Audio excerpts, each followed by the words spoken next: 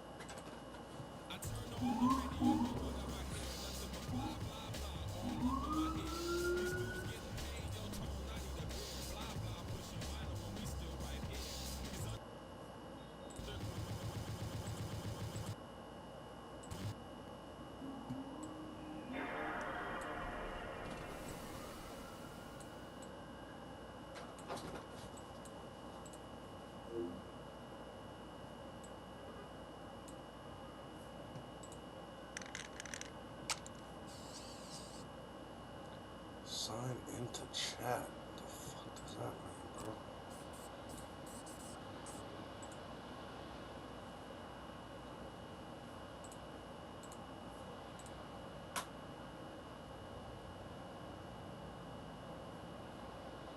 There we go. Hey, Warheart.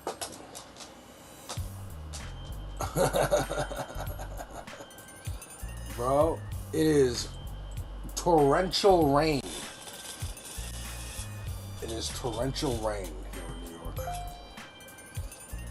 After a week of smog and fucking wildfires, now it's rain.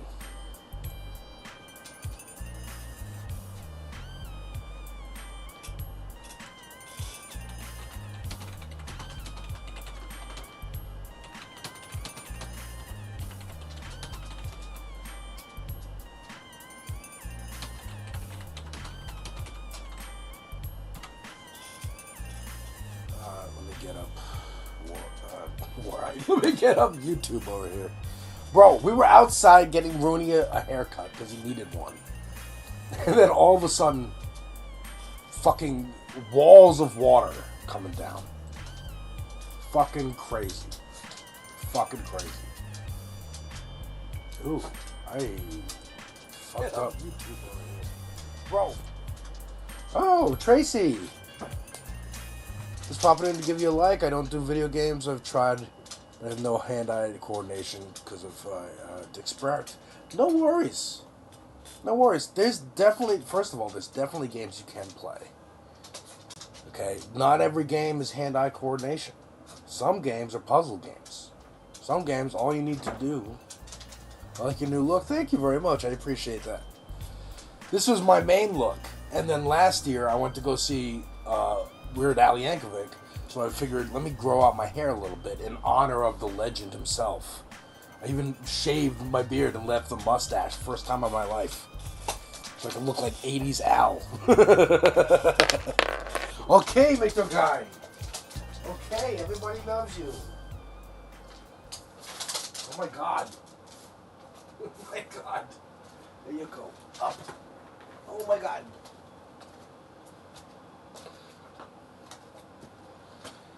Thank you, Tracy. I knew! I remembered when you followed me a while ago. Because you were one of my first followers.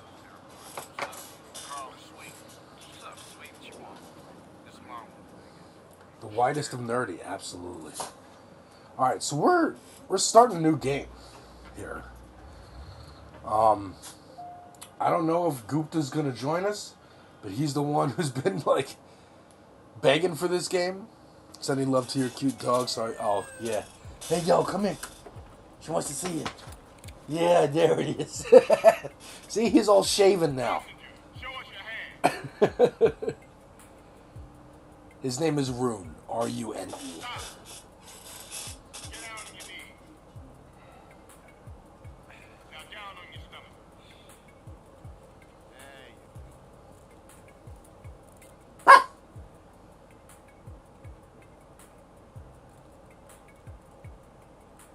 I'll take that, Hernandez. Hey, that's my paper, man. That's money.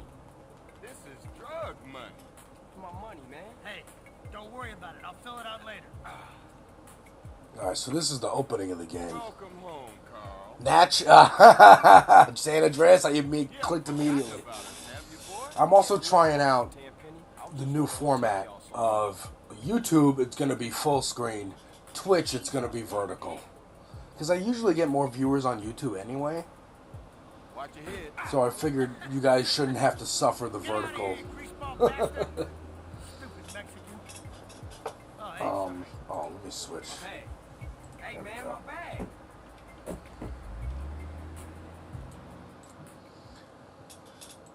Okay, and we might, you know, be watching some videos and stuff here as I do. How you been, Carl?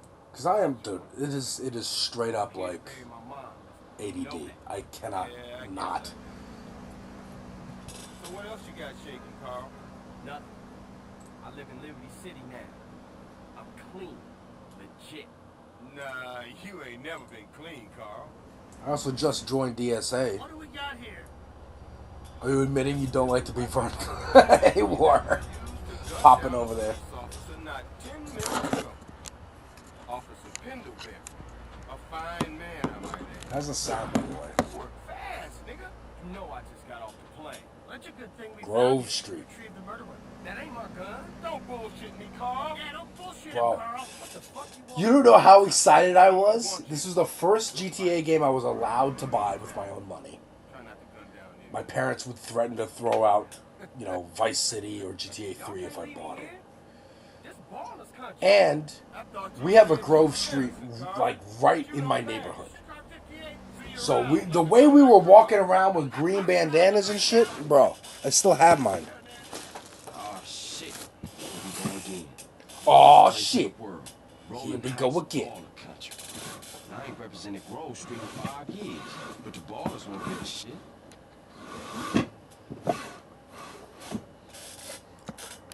Alright, well now, okay. I gotta find my shit, yo. Ew.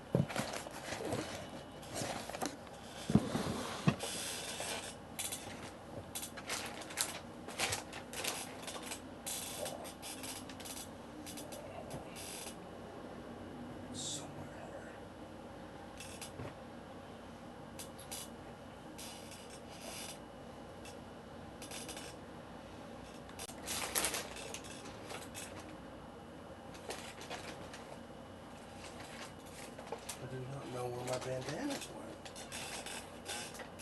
Well, hold on.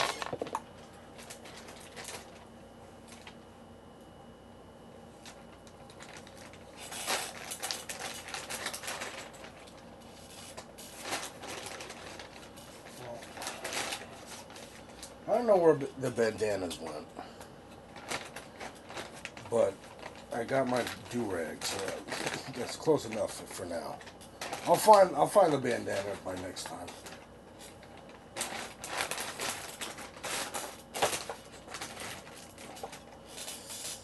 Vice City. Well, the first one I played was GTA 3 at friends' houses, right? But then a friend of mine got GTA 1, which was on Game Boy.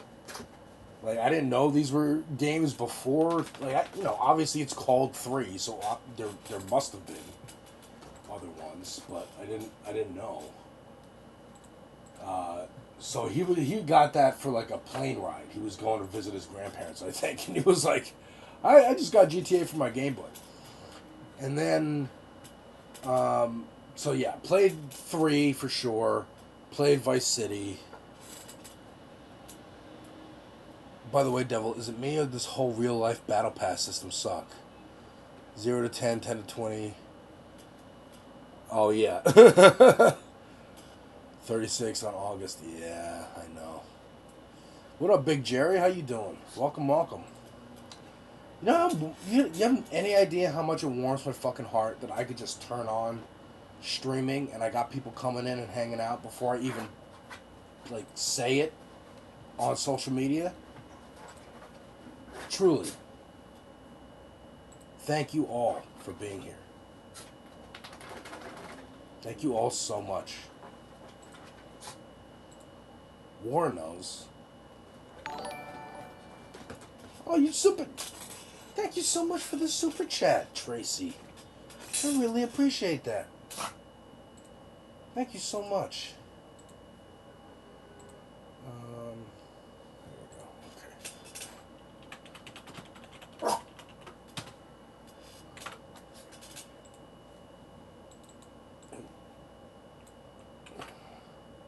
Solidarity. Solidarity to you too.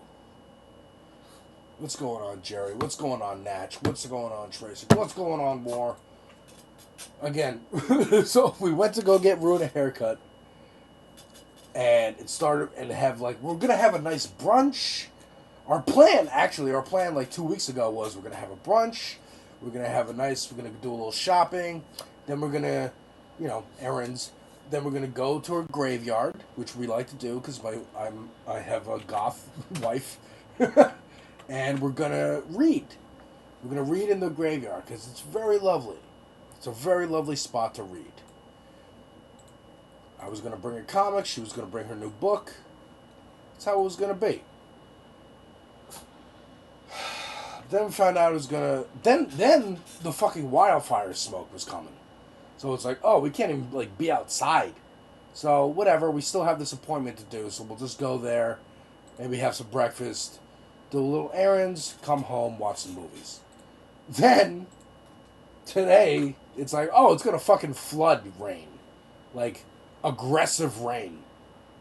They're like, all right, I guess then we're just coming straight home. Fuck errands. Fuck all of us, I guess. Let's see here. Usually here, last few days I was bedridden. Oh, sorry, brother. I have played GTA San Andreas, GTA 4, and GTA 5. Yeah, me too. I didn't like 4, though. I was excited because I'm like, well, this is... I played 3, and that was also in New York, but I couldn't own it. But this is the first one I can own, and it's in New York, and it just did not click with me. Especially, of course, we all know the cousin calling constantly. Nico, come on, let's go bowling. Which, honestly, I didn't find that bad. I was more annoyed with another character that gets this kind of criticism.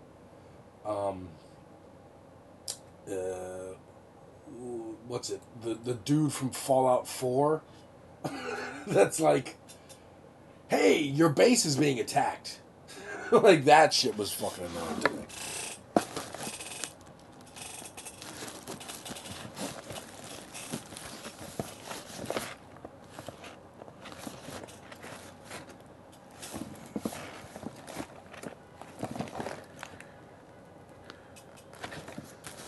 I'm still looking for my bandana. Where did it go?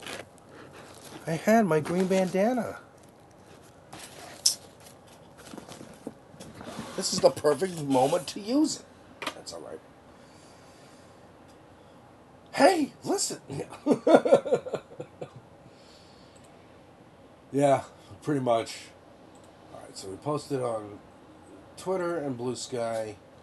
Let's go post it all the Discords that we're in. And then let's get into it. And find something to watch. And yeah, how is the sound, by the way? Let's see.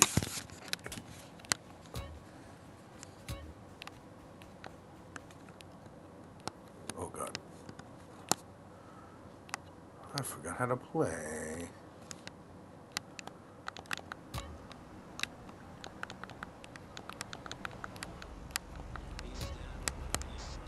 Yeah, it's gonna have this weird shadow thing going on. But whatever. I don't care. It's not that obtrusive.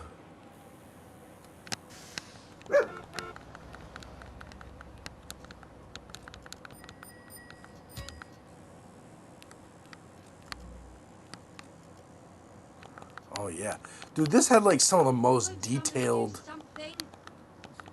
gameplay. I mean, the fact that you can eat and gain weight, or go to the gym and lose weight, and like learn different fighting moves, and it's totally arbitrary and doesn't really matter, but you can do it. I love that. I love that. Yeah. So how's the sound? Is it all right? Can you hear it? Should I turn it up? It does look very trippy. I played it a lot, did 100% a few times. I watched it. I actually never. Big Smoke is the best character in this game. I actually never beat it. I got to the last level, and I couldn't beat that last level. And I refuse to use cheats trying to actually beat it. You know what I mean? Like, I'll use cheats when I'm like, hey, I'm just going to turn it on to run around and, like, blast people.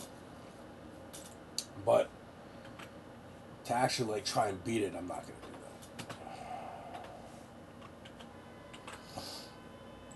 Because I ain't no cheater. I ain't no cheater.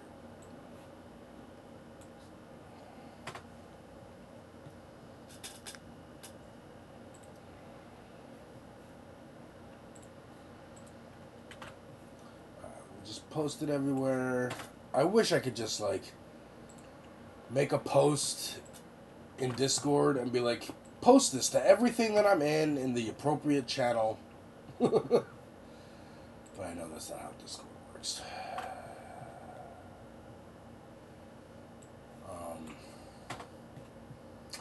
So what's this More Pegasus guy? Who's this, and why is Hassan threatening, like, shipping lanes? Whatever with that.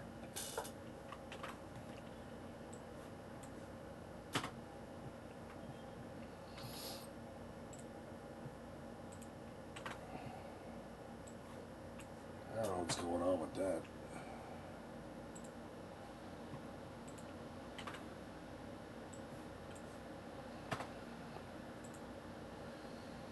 They do have great radio. I used to love doing that. Fucking, what was it? K-Dust. K-Dust was my favorite. KDST, baby. Just driving around, like, the country area. So nice. Unfortunately, I don't think I'll be able to do that on stream because the copyrighted music will get me dinged.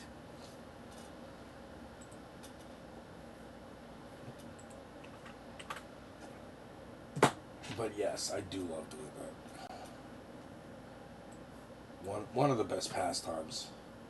I did make a decision today and go like, okay, well, I do have some time to stream. We're just gonna chill here. You know, my wife's gonna read her book when she's in the bath right now. She's reading her book. She's gonna write and do her own thing, and then later we'll watch some movies together. But I thought, you know what, this would be a good opportunity to hop back at the Crimson Desert.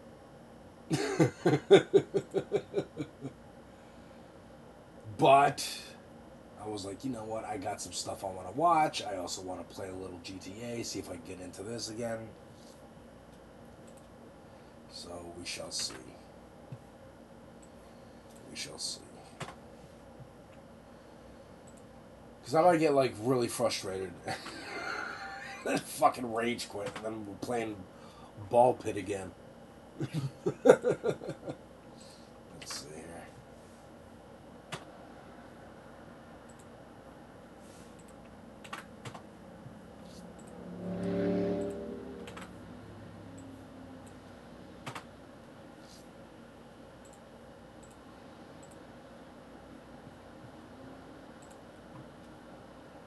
Yeah, so Crimson Desert is coming back soon.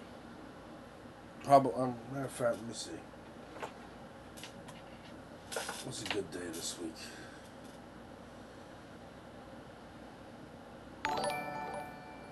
What was that? Thank you for the resubscription. Oh, War. Appreciate you, brother.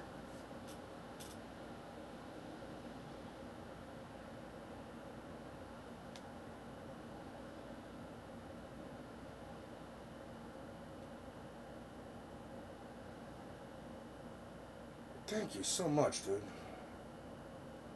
Why did I pick up my phone? Etch! YouTube stream is not started. There's two. One of them says upcoming, and then there's another one that's live. I don't know what I did to make that happen, so I think I screwed up. Thank you, War. Appreciate you being in both. Yeah, I saw that too when I went to go look at the chat. I was like, wait a minute, why is there... Why is there two? It's like when you go to hit go live, there's an option to create an event, I think, and that's maybe what I did by accident. Yeah, I'm also switched, so y'all on YouTube got the full screen. Everybody on Twitch got the vertical, because I usually have less people on Twitch anyways. Etches in both. Etches in both. He popped over now. Alright, hold on. Let me just finish going live. See, I don't have a starting soon screen. I have this. This is my closest thing. Where is it? I have my Be Right Back. Right? But, I don't know. I still am not, like, good at streaming. I gotta set up, like, you know, the alerts and like, hey, y'all wanna, you know, some streamers have like little characters like Pokemon or something at the bottom, and y'all in the chat can be playing Pokemon, I guess.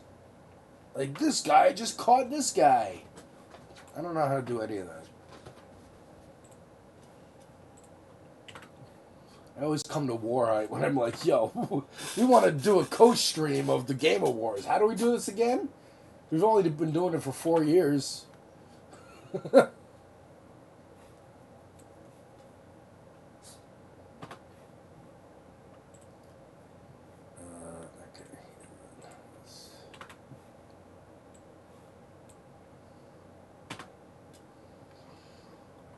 Okay, now we're live. Now everything's live. Cool animation on the logo. Thank you. I made that in high school. I made this in high school, and I've saved it ever since. I was interning at a computer graphics animation company called the Frame Store. The Frame Store is most famous for creating the Geico Gecko. So I was an intern at that place. And it was very cool.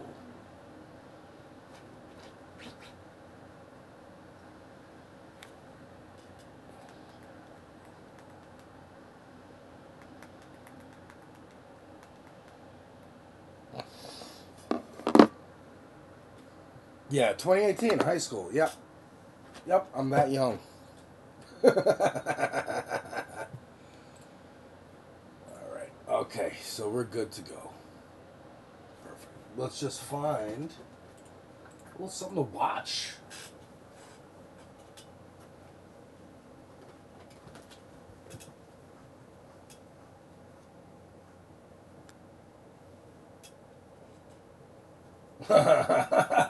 Okay. Alright. I already got some stuff I want to watch. This. So I was on Gina Bonanno's show yesterday, Raw News and Politics. She was out, feeling under the weather, so I did the whole show alone. And I talked a little bit about Jay-Z, kind of, I think, in my opinion, trying to renew his reputation. I wouldn't even say like trying to cleanse his reputation, because it's not really that bad for most people.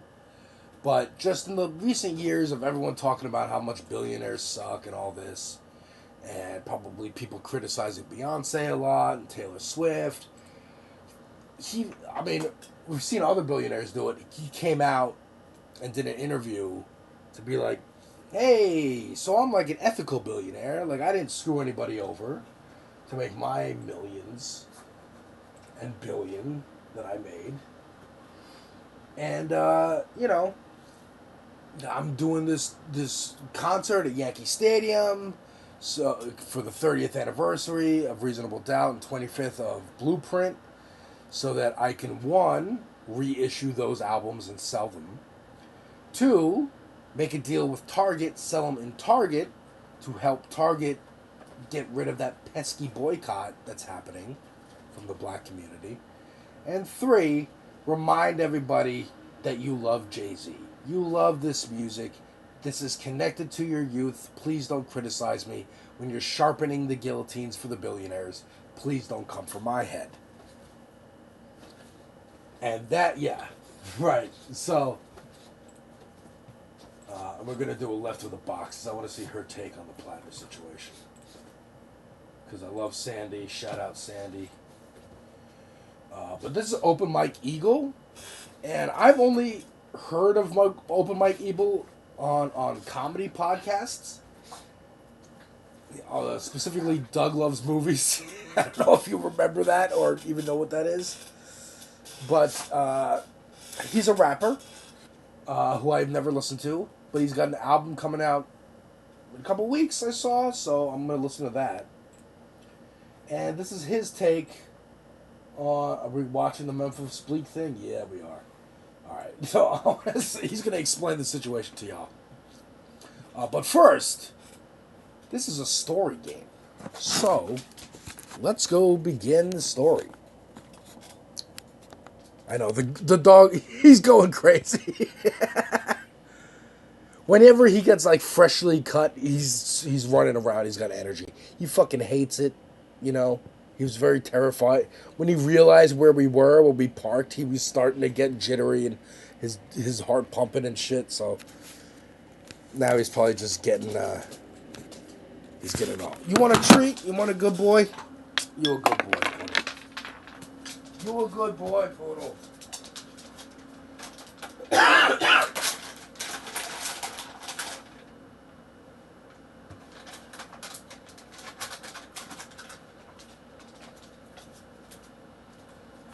Whoa.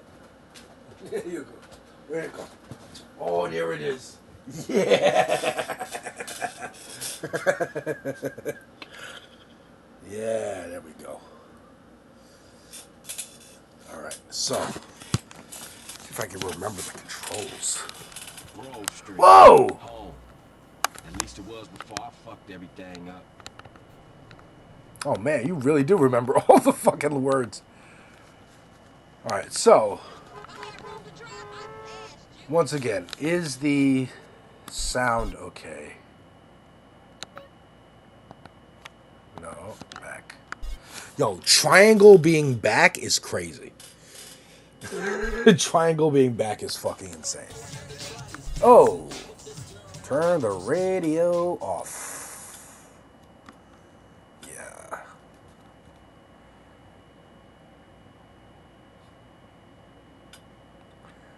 Yeah, sounds alright. Alright, let me just take a look-see in my volume mixer. I'll turn that up to 30, 40. Alright. So yeah, a little more game-heavy stream today. Which, oh, that's what I was doing on my phone. I opened it for a reason. I always fucking do this.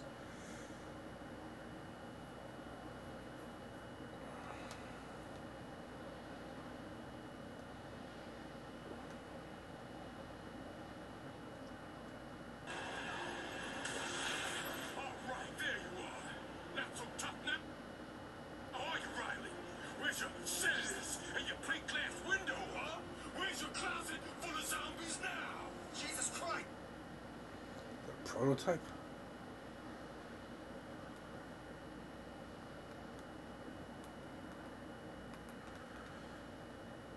I'm already got distracted again. Okay. Monday. I'm working from home. Could do Crimson Desert. Tuesday, got 2 interviews. One before this space starts, because that's the only time she could do it. Second one during my show.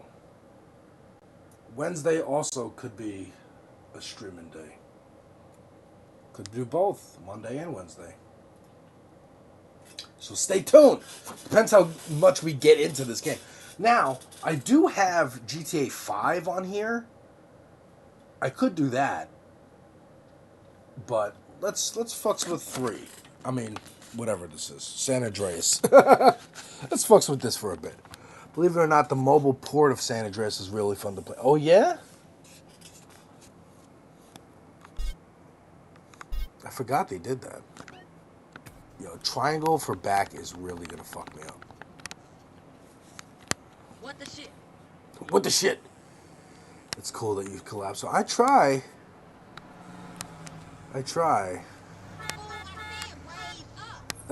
Look. I have a director's brain, similar to the letter hack. I think I had the same idea of like, let's just get all these people together onto one platform and we can unite and really be a fucking force. And that's what I'm doing. I'm like, you would do great if you talk to this person. You would do great if you talk to that person. Alright, so let's get off. Okay, we do have a modern camera. That's good.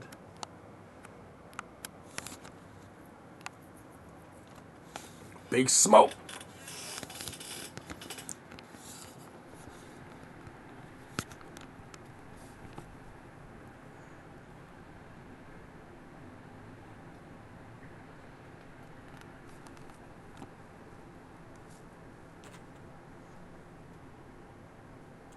Wow, man. PlayStation 2, huh? Crazy.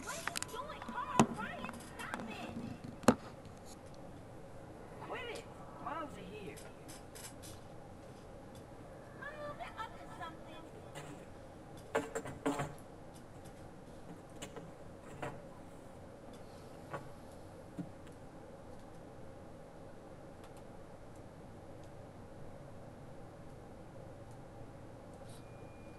You picked the wrong house, fool! Hey, hey, Big Smoke. It's me, Carl. Chill. CJ. He really is the best character. Oh, my dog! What's up? 55 burgers, 55 fries, 55... Sorry, if that was too loud. Hey, I don't know why this had to happen, but I promise you, I'm gonna find out who killed your mom. The streets is cold, dog. Like it says in the book, we are blessed. They underpaid the voice actor for CJ. I'm sure What they did. fucking book? Same Young things Melee. make us laugh, Interesting. make us cry. But right now, we gotta take care of our business. Go see your brother at the cemetery. Come on, let's bounce.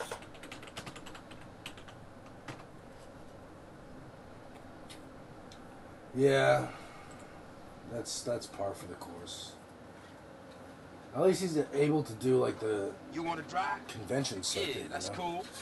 Nice car. Yeah, I Smoke. know. The policeman is Sam Jackson. That was the big draw Keep the value and as a keep kid. it real. Like, holy shit. They got Sam Jackson in a video game? Sweet and Kendall. Hey, Pinker. What's going on? Welcome, welcome. I miss you these 5 years, man. You're gonna be real happy to see you.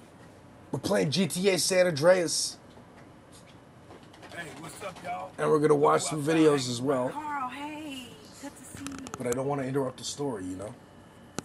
It's been a long time. I can't believe she gone, man. That's another funeral you ran away from, fool. Just like Brian's. Hey, she was my mama too. Not for the past 5 years, she wasn't, nigga.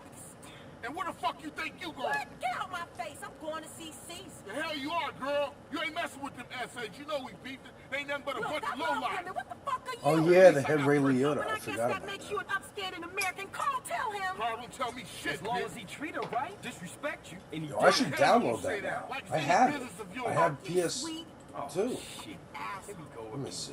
Shit's real fucked up. Everything. What you mean? What, apart from your mother being dead? Things are going real bad. Here, let me show you one thing, man. Tony's buried over there. Little devil over there. That big devil over there. Man, it's just crazy. Everybody blasts on fools first. Yeah, I then should ask really get questions some second. of Vice City. Hell yeah, you're cleaning? Word.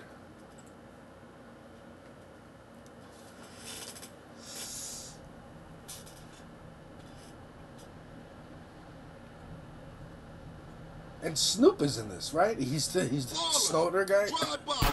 Incoming. We gotta get back to the hood. Around here. Grab a bike and pedal. Either you ain't forgotten that. Follow my lead.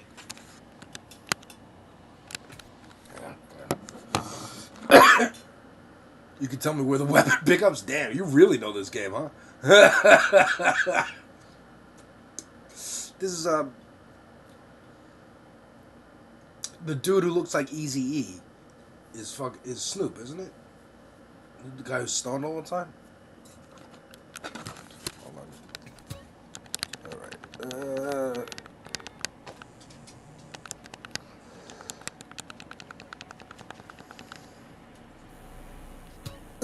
No. I should bunny hop. I forgot about that. Oh my god. Get up. Get on the bike. It's not Snoop. Okay.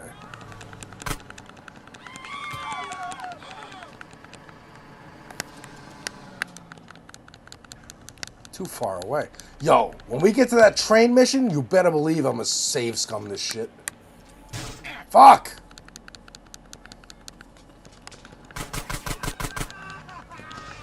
Get on the bike. Ow! Hey. Hey now. Hey now.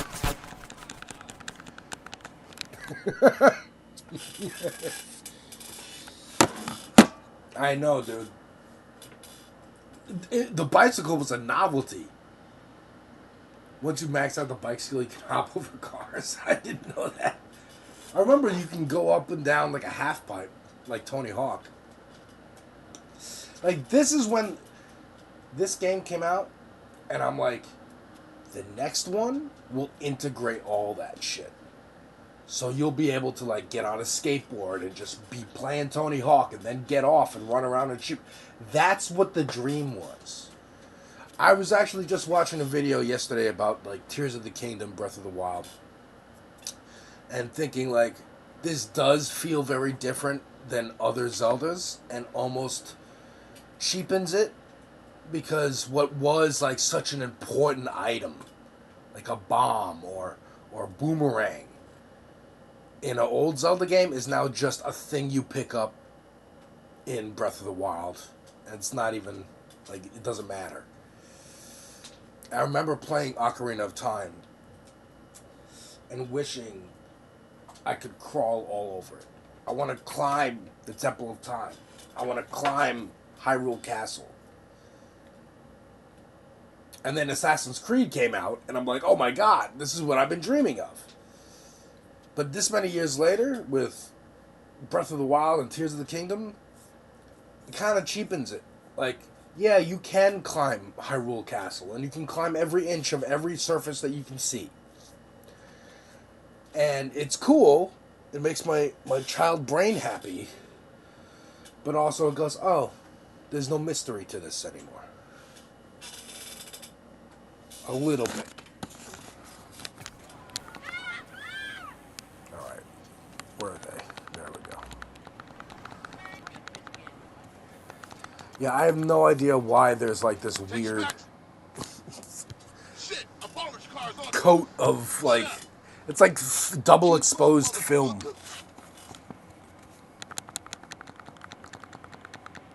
Yeah, solving the mission is half the fun. I mean, again, Zelda, I love Tears of the Kingdom. Just a liability, CJ. Why you bother coming back? I love the idea of you can kind of choose how to solve the puzzle. Was it this bad before you left?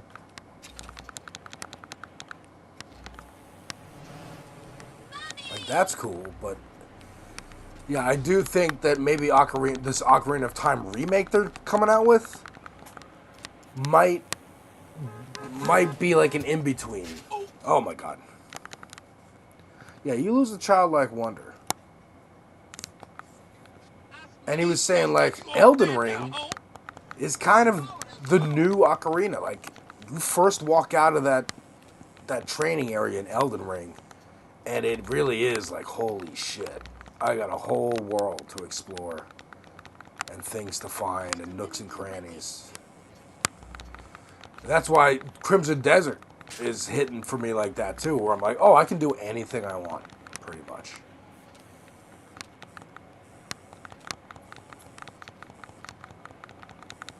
And this game world, disable shadows. What video is that paused? I thought you were streaking with a guest for a good. Sorry. No, that's Open Mike Eagle. He's talking about Jay-Z and the kind of the stuff that's been coming out about that recently. You'll like it. It's funny. Let me see. Display.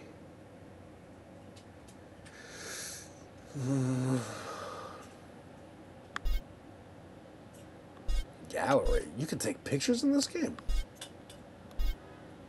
Controller. I don't know. This is just stats. I don't think you can disable shadows in this.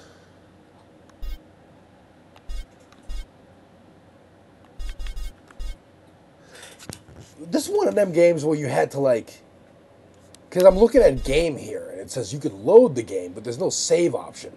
You had to go in the house, right? It still worked like that in GTA 5, no? You have to save like in the house. Once you're at Grove Street, there's a gun pickup behind the left corner house. Okay. I love how you keep, you're just like, I know this game backwards and forwards. It's going to be very helpful, Natch. Oh my god! Oh my god.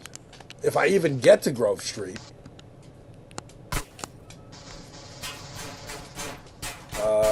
Excuse me. I like how they're just shooting at me with fucking Tech 9s as I like slowly back up my bike. One of these houses is the girlfriend where you can fuck her, right? And that's the hot coffee controversy. Move it, CJ. Went back. I swear to God. Hey, yo, puny. Got with them motherfuckers, though. Showed them niggas who's gangster.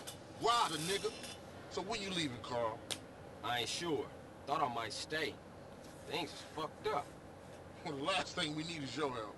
Ah, man, I won't let Oh, you right, down. you gotta lay in a Swear. bed. Yeah. Hey, we gonna call some hood rats and chill the hell out. You want some? I got a whole lot going on. Tired. I'll catch y'all later. Hey, yo, just drop in. We all hanging out. Chill. And get yourself some colors, fool. And a Oh, haircut. yeah. It's embarrassing to be seen with you. I like that this is the first mission. Go get a haircut. And some new clothes. Oh yeah, there's a dildo. You ever play, what's the other one? Saints Row? Where they just lean into that shit? Saints Row was fun. Oh yeah, look. The save file.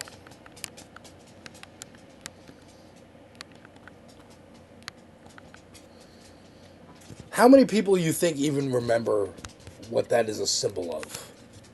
To save the game, pick up the diskette icon. Saving the game will advance time by 6 hours.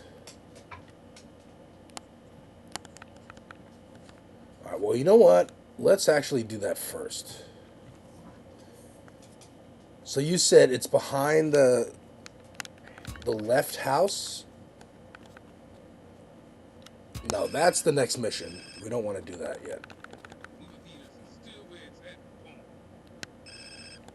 Yeah, there's a dubstep gun. Saints Row was crazy. I love that shit. Alright, answer the phone. Hello? Hey, thought I'd explain some shit. Sweet. Hey, what's up? Since you've been away, shit has changed around here. Grove Street families ain't big no more.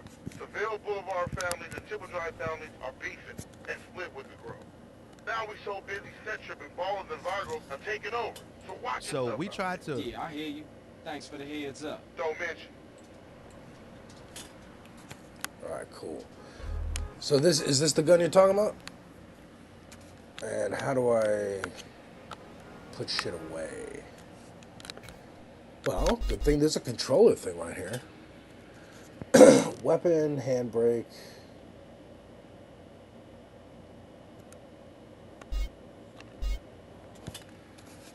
Oh, on foot. Oh, gang active mode. Positive talk, negative talk. I forgot about all that shit. You can talk to people, dude. This game is so fucking cool. There was so much ideas in here. I can't wait to see GTA 6. I hope it's not a fucking disappointment. They took out some of the shit that I wanted. Like, yeah, GTA 4 and 5, I wanted them to be able to get fat and skinny and you go to the gym and shit. I guess playing 3 characters, that would be kind of tedious. Like Crimson Desert. But, okay. How do I put weapon away? Is my question. How do I scroll through weapons?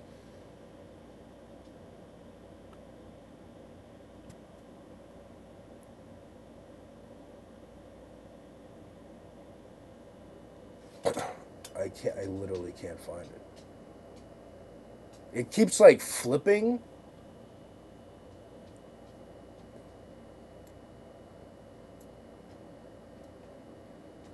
Weapon cycle right. Oh, there's no weapon wheel. I've never played 5. Would recommend? Oh, absolutely. Absolutely. First of all, GTA 5 came out fucking a long time ago. It's just been around because GTA Online is making so much money. GTA 5 came out in 2013. Originally on what? PlayStation 3? Yep. PlayStation 3. That's how... Oh, fucking 13 years ago. And it's just gotten, like, updated. So long ago that in the cover here... You can't see it. It's too small. But there's a dog, right? That's the main character's dog. He can... Last new game I played was Skyrim. That was 2 years before this came out. 2011. There's the dog, Chop. And you could get an app for your phone where you, like, play with Chop. Like, it's a Tamagotchi, kinda. And it would reflect in the game. So that was kind of cool. Where, like, if you didn't take care of him like a Tamagotchi would, it would poop all over the place. And your job was to clean up the poop. If you didn't do that, when you played the game and you went to where Chop was in the house, there'd be poop all over the place. If you walked him a lot and he was happy, then he was happy. Like that, it was a whole. I remember it being advertised. I don't know if you could still play that. Oh, there's a Lindsey Graham and Hell game. I might play that later. But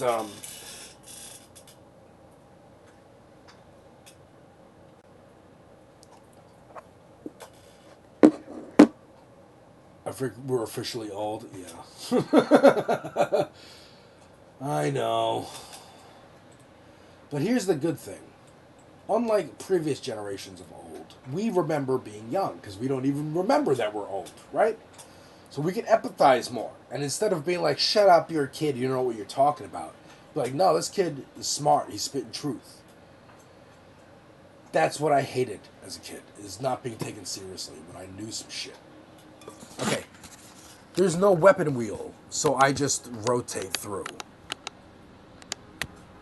And is there aiming?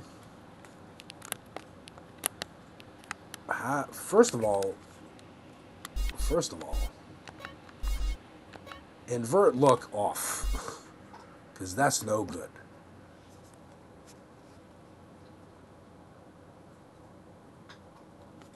Hold up.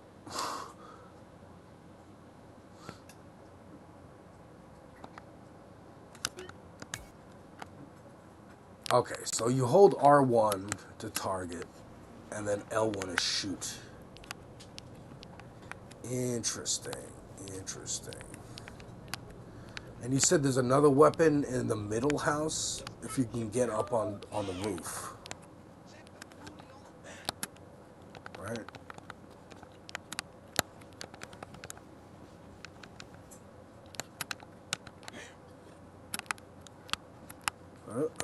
How do I get on the roof?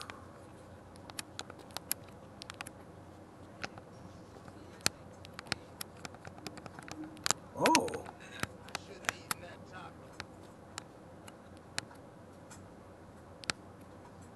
Well, I'm on a roof. Aim assist? How do I do that?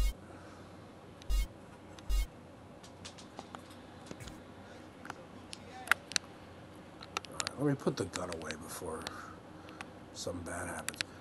Which roof is it on?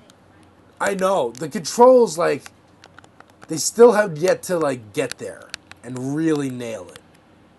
Oh, there it is. Okay.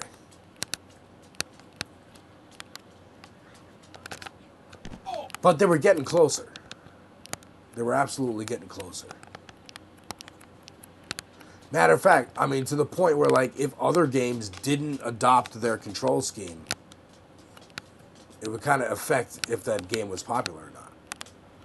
That's how influential these were. I will put on the video in a second. I just want to make sure. I'm burning fat.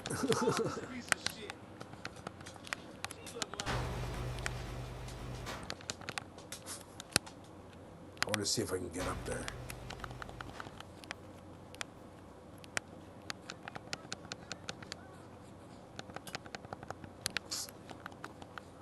Alright, fuck it.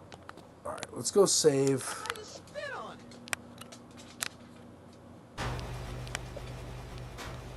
Oh, right, the garage, because you can save cars.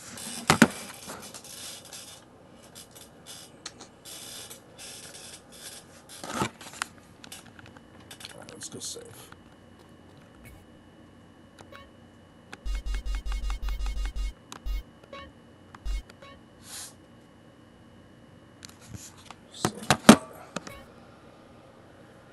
Okay, and now let's actually save the state. Let's make another save state. There we go. Okay. Rooney, what do you want? There you go. You want the handkerchief off? Is that what you want? Oh my God. Listen, we love you, buddy. You're okay. Dude, his heart is pounding.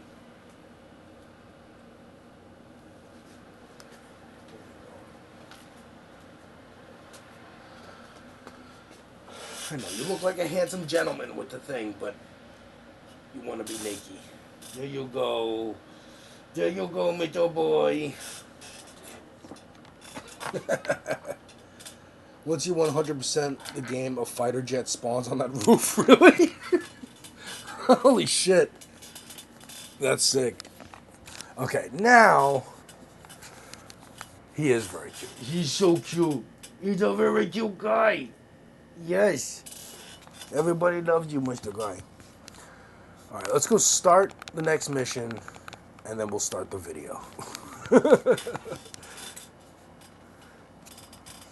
And then you guys, again, let me know if I'm too loud, if the game's too quiet, if the video's too loud or quiet.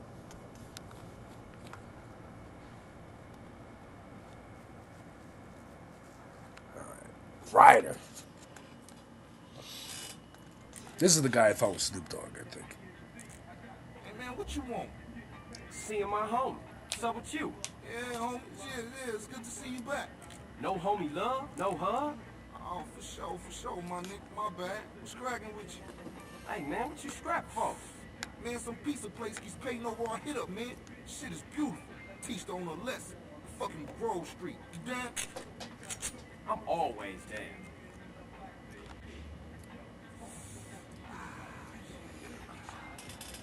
Let's go, bitch. What did you call me? Hey, show me how they drive on the East Coast, homie. When you set up the needle. Well, Hey, old Reese still run the barbershop? Like a raggedy ass motherfucker. He popped his membrane years ago. The way I let that old fool in my head. I'll press Yeah, I think select. I'll get cut up. Whatever. You got Push 5 left minutes? analog to I'll raise or cut you lower. like a DJ. So when you running off again? I'm not. I'm thinking of staying. Why? My family, the homies is here. We were always here, fool. Yeah, but now I'm back, and I know what I've been missing. Ah, Don't expect me to kiss your ass or nothing. You still a buster to me.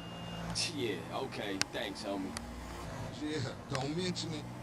Get out.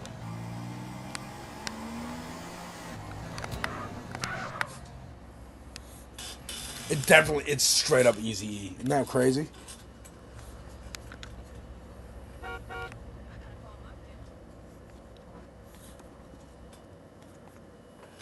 Sit down, CJ. Now it's time to get a haircut.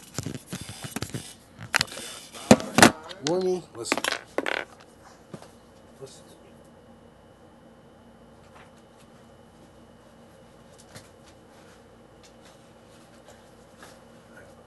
Let me just hit the bathroom real quick.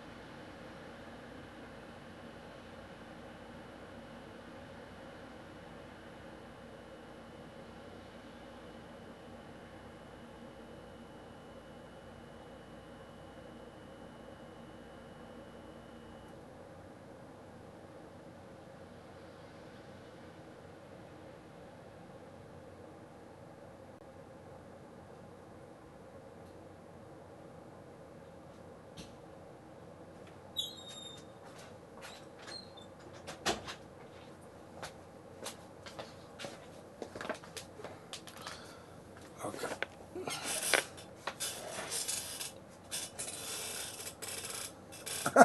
I know what Ryder's gonna say next. I'm sure you do. Listen to Jay-Z's freestyle, the one that he did on Friday at Yankee Stadium. There was horrible audio quality, so we couldn't make much of it out. I did come to understand in the following days that part of it was him talking about Colin Kaepernick. So basically the whole thing was him going at people who are mad at him for making a deal with Target when Target is actively being boycotted by some people, you know, in black leadership, black political leadership, especially in the South, have been trying to organize boycotts. So there are people mad at Jay-Z that he did this deal with Target. So part of Jay-Z's freestyle was trying to respond to people who are mad at him because he's going against the boycott. And so his freestyle this time was a lot of whataboutism, because it was about Google owning YouTube and Kaepernick taking money and signing a non-disparagement, because that apparently has got something to do with Jay-Z and Target. Colin Kaepernick might have gotten some money 10 years ago. I don't know. There's a lot of whataboutism in Jay-Z, I guess, trying to defend himself. Really strangely, Memphis Bleak was on this. All right, so he's talking about. Can you hear him, by the way?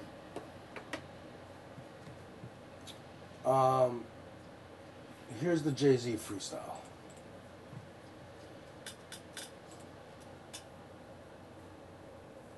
also want to see this. I saw this recommended to me too.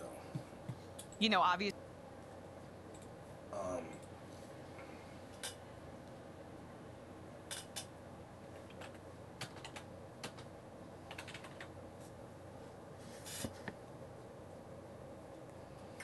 See this too.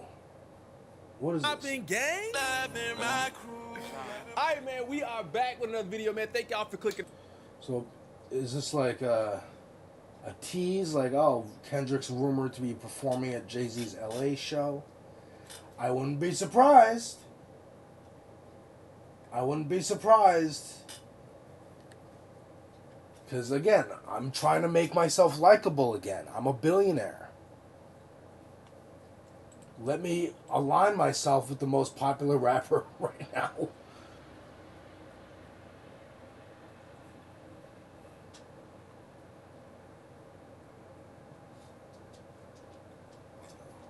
I mean, we could watch TYT Sports. No, it's higher learning.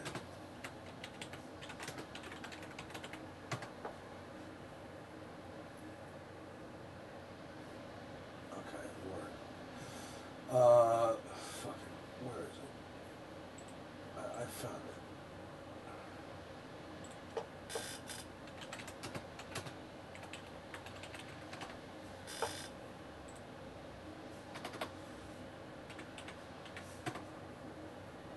So this is the freestyle. Exclusively, I'm a target. You ain't, don't miss that target. No exclusive, they only doing what Apple and Walmart did. Well, look, Kendrick Lamar would absolutely do the show because he loves Jay-Z. Most rappers love Jay-Z. No, most people don't see anything really wrong with being a billionaire. It's just like Elon Musk and Bezos they don't like. You know what I mean? And even then, it's like, well, you know, we can negotiate so long as they're not supporting Trump. It's business. It's money. So Kendrick would absolutely... Kendrick brought out Dr. Dre at the Pop Out concert. He worked with Dr. Dre, Good Kid, Mad City. Like, you know, Dr. Dre hit women. It's a lot... Dude, one of my favorites, Eminem. Horrible to Kim. Insane. Mutual abuse? Sure. But also, you're the man, dude. And you're older than her.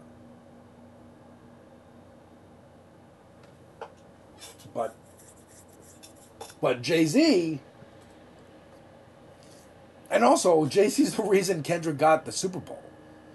He's working at the NFL. Working at the NFL because years ago, after Kaepernick did the kneeling, and it was like a couple years later, Jay-Z did some interview and he's like, enough with the kneeling. I don't think we need to kneel anymore. Well, and listen to this freestyle. He's talking about Target, right? Target has a boycott because they acquiesced to DEI. We're going to get rid of our DEI stuff. Because, like, I don't even think Trump, like, made hit them. I think they just did it to, like, get ahead of it, you know? I'm a target. You ain't, don't miss that target. No exclusive, they only doing what Apple and Walmart did. You shopping at Amazon or you boycott? You posting on Instagram? That's meta, boy. Stop it. Basically, hey, you criticize me for making a deal with Target, but you're using Instagram. And that's meta. Stop it. You buy from Amazon or you boycotting it. And it's like, well, obviously, you going to Target and buying something because there's no other stores in the vicinity is very different than him making a deal with Target to sell his records, old records, reissued old records, making a deal to put them in Target stores and make money. A lot of money. Very different. Very different. Basically like, well, you should be recycling that plastic bottle. And that person telling you to do that is a multinational oil company or plastics company. What I hate is that I still like his flow in the freestyle. Y'all know Google owns YouTube. You picking and choosing and politicking as usual.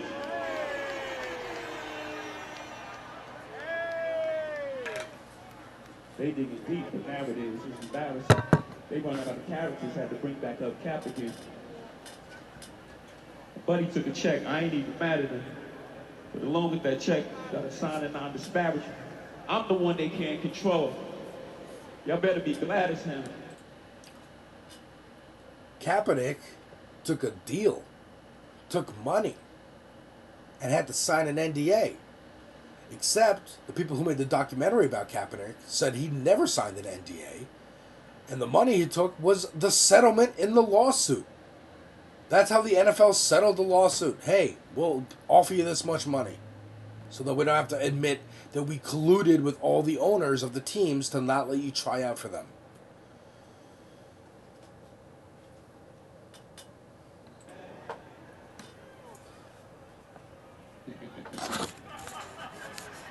Yeah. I'm the one they can't control. You better be glad it's him.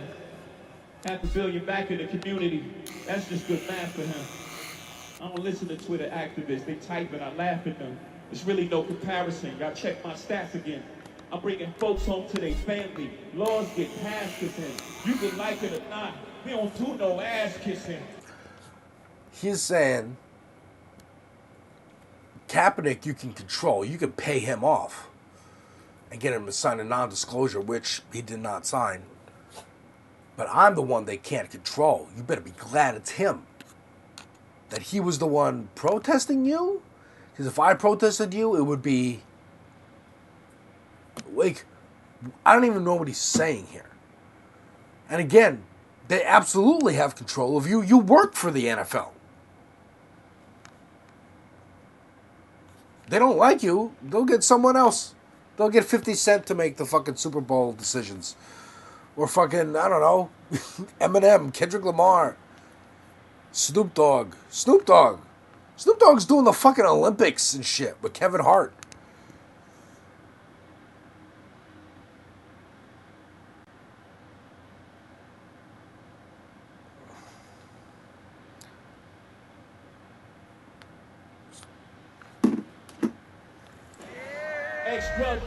And also, I got some people out of jail, so I'm helping the community. Who'd you get out of jail? Artists on your label? Artists that can make you money if they're not in jail? Okay. Are you sure I'm not too loud? It looks like I'm peaking on my Streamlabs. Ex-drug dealer, you might not like the packaging, but my presence is the president. My gift is rapping. Oh shit! Okay. So that's the freestyle he did. And this is him. This is open mic talking about it. Podcast that I've never heard of. This is my first experience, what I should say. And they started asking him about some of the stuff that Jay-Z said. And, you know, he got real defensive. But one particular thing he said was very funny to me. Here's an article here. Memphis Bleak gets heated in defense of Jay-Z's Target deal. Don't worry about us, he said. I guess he's in the deal. I don't know. I don't give a fuck about that activism shit. Crazy. Memphis Bleak told Mouse Jones was already had me laughing at somebody. Man, what's this? Shit look ridiculous. No respect for the hood. All clean as shit. Yeah, Snoop did do Trump's inauguration. I'm gonna finish this. Then I'm gonna take care of business. If you do not eat, you will lose weight and eventually energy. The red bar shows how much energy you have. When you eat, you gain energy, but eat too much and you'll become fat. Funny to say that. I could just see him in the 60s. I don't give a fuck about civil rights. People understand what it is that they're saying when they talk sometimes. If Jay-Z's freestyle at the Roots picnic was divisive, his acapella at Yankee Stadium certainly missed the mark. The rapper basically scolded Twitter activists, a term used by elitists to silence the average person voicing social concerns, for criticizing his decision to partner with Target, a company still facing boycott for rolling back DEI programs for the reasonable doubt violence. Ultimately, Jay, they spelled it in all caps with the umlaut, tried to call his critics hypocrites with his whataboutism freestyle, while the internet just scratched his head as his attempt to flip the narrative. Those closest to him will still go to bat for him regardless. And this is all from the writer here. These are all their opinions, and I'm glad they're very opinionated. This is Aaron A. He's very opinionated here. I appreciate it. During a recent interview, Bleak commented on how people will continue to use certain narratives against Hove, even if they're proven to be false. That's when Mouse Jones, I guess, is. It ain't me, fool. No one else is that small. I feel sorry for your dad. Shit, you crazy. Let's get up out of here. Same old CJ. Buster. Straight Buster. Oh, shit. Run.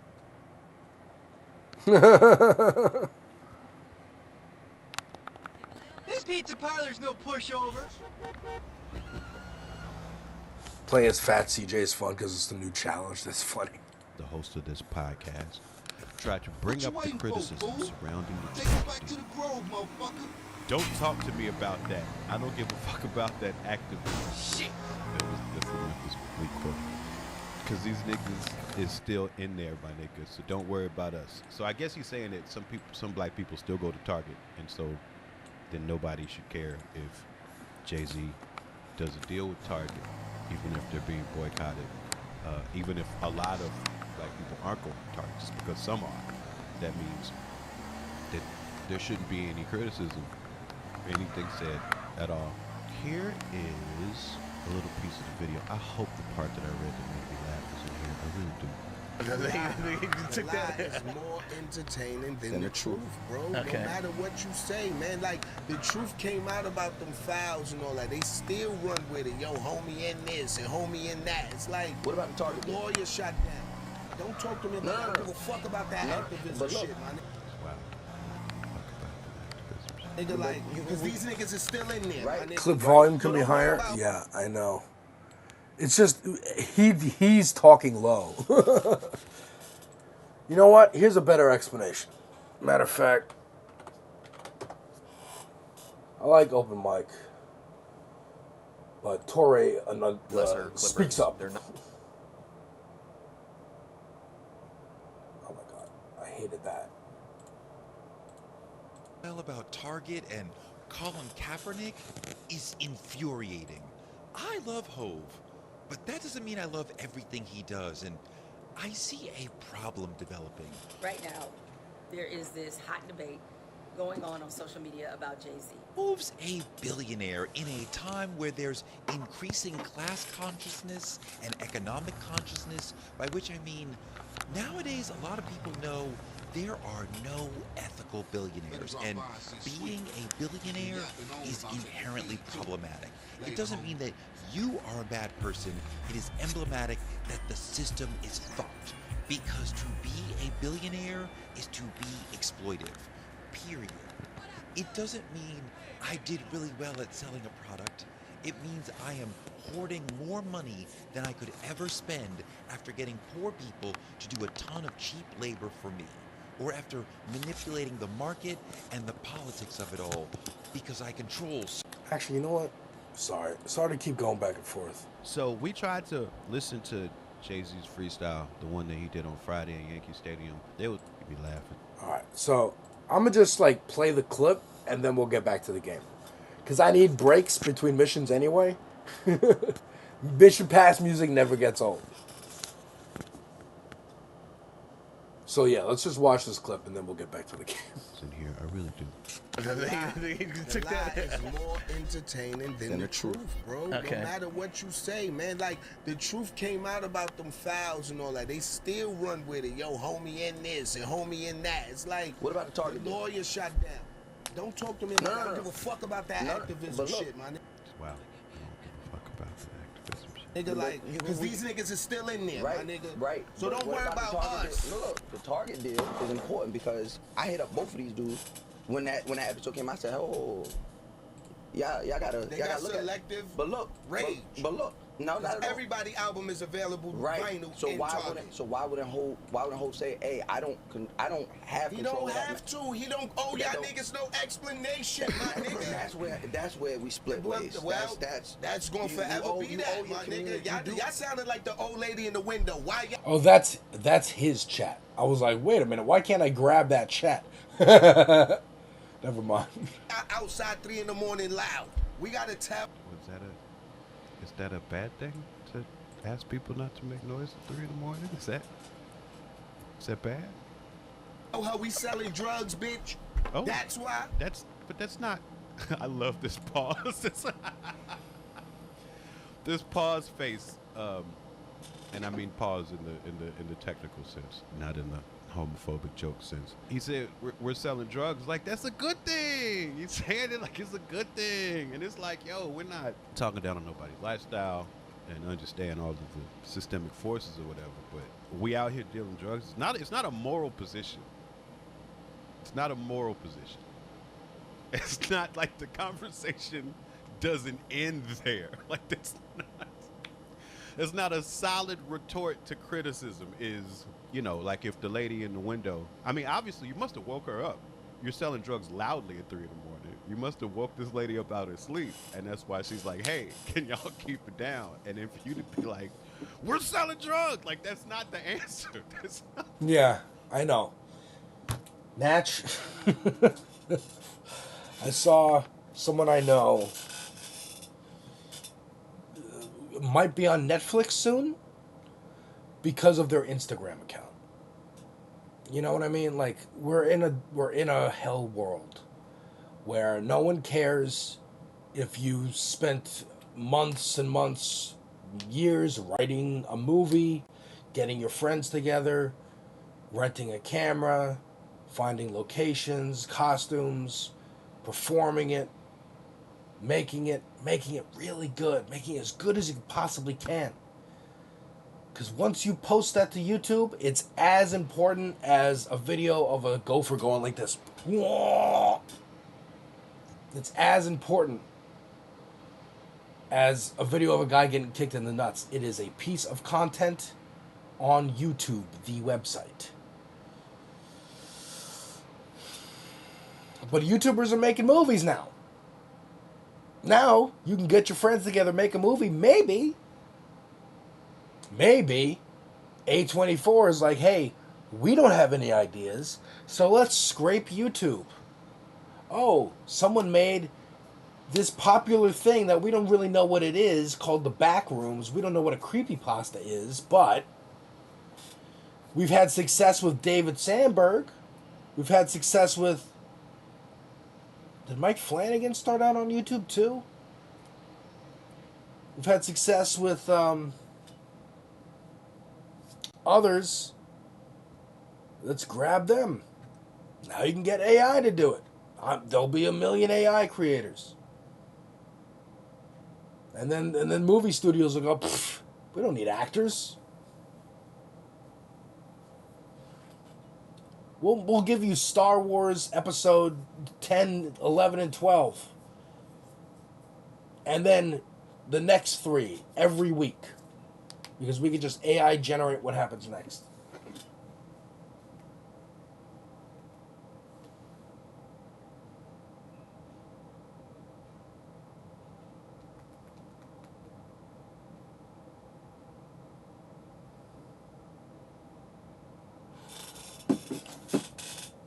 So, yes, I'm reacting to someone reacting to a video.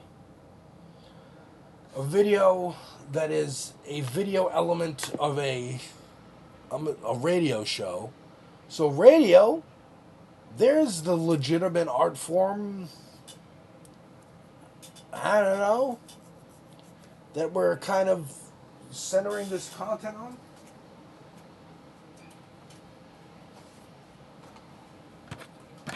I like the candle.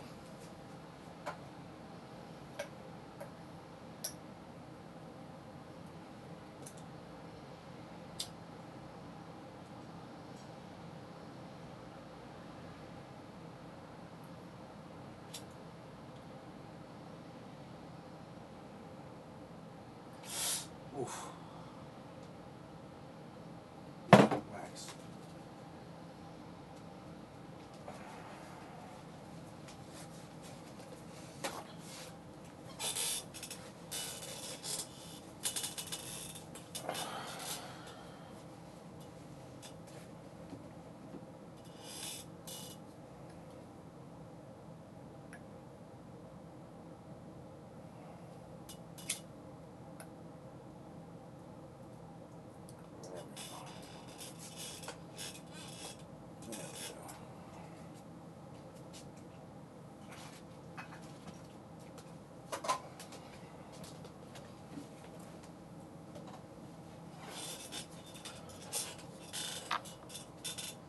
I'm adding value. Let's hope so. Let's hope so. Maybe I'll get on Netflix. I'm doing Twitch streams. Hell, fucking Mr. Beast is a billionaire, right? For doing this shit. Oop.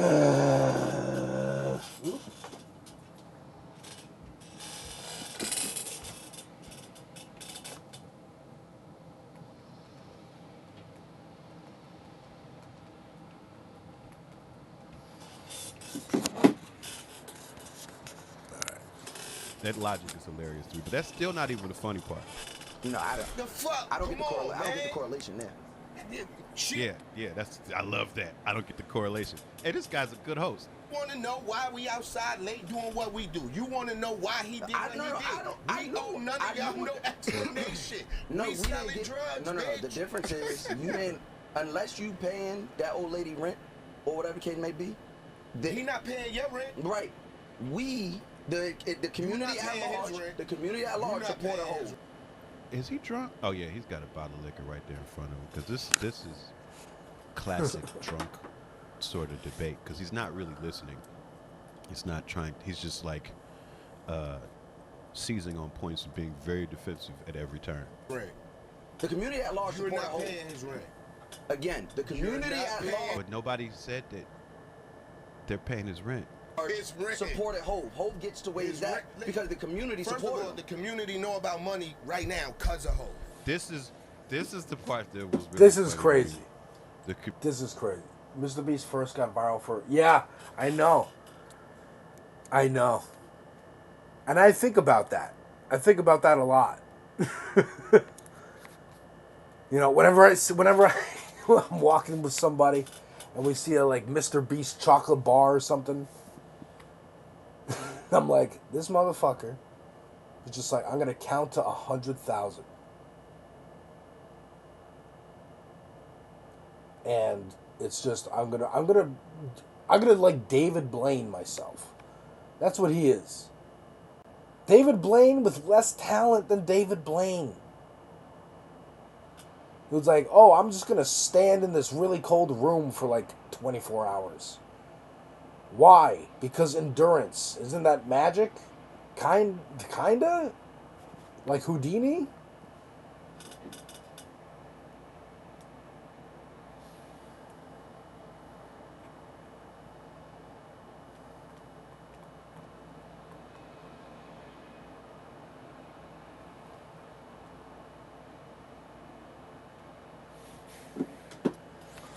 That's crazy. He just counted.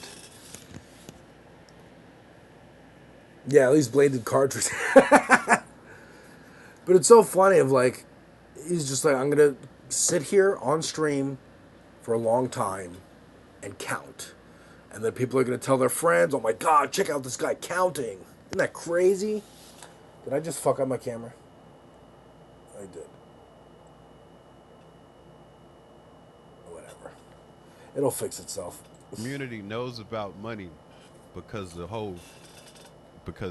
I mean, you know, me personally, I didn't know what money was. I used to try to buy stuff with playing cards. I used to take a deck of playing cards to the store, and they wouldn't give me nothing. When I took my playing cards into the store, they wouldn't give me nothing. But then I saw on Rap City, I saw Jay-Z's Dead President's video, and then I knew what money was.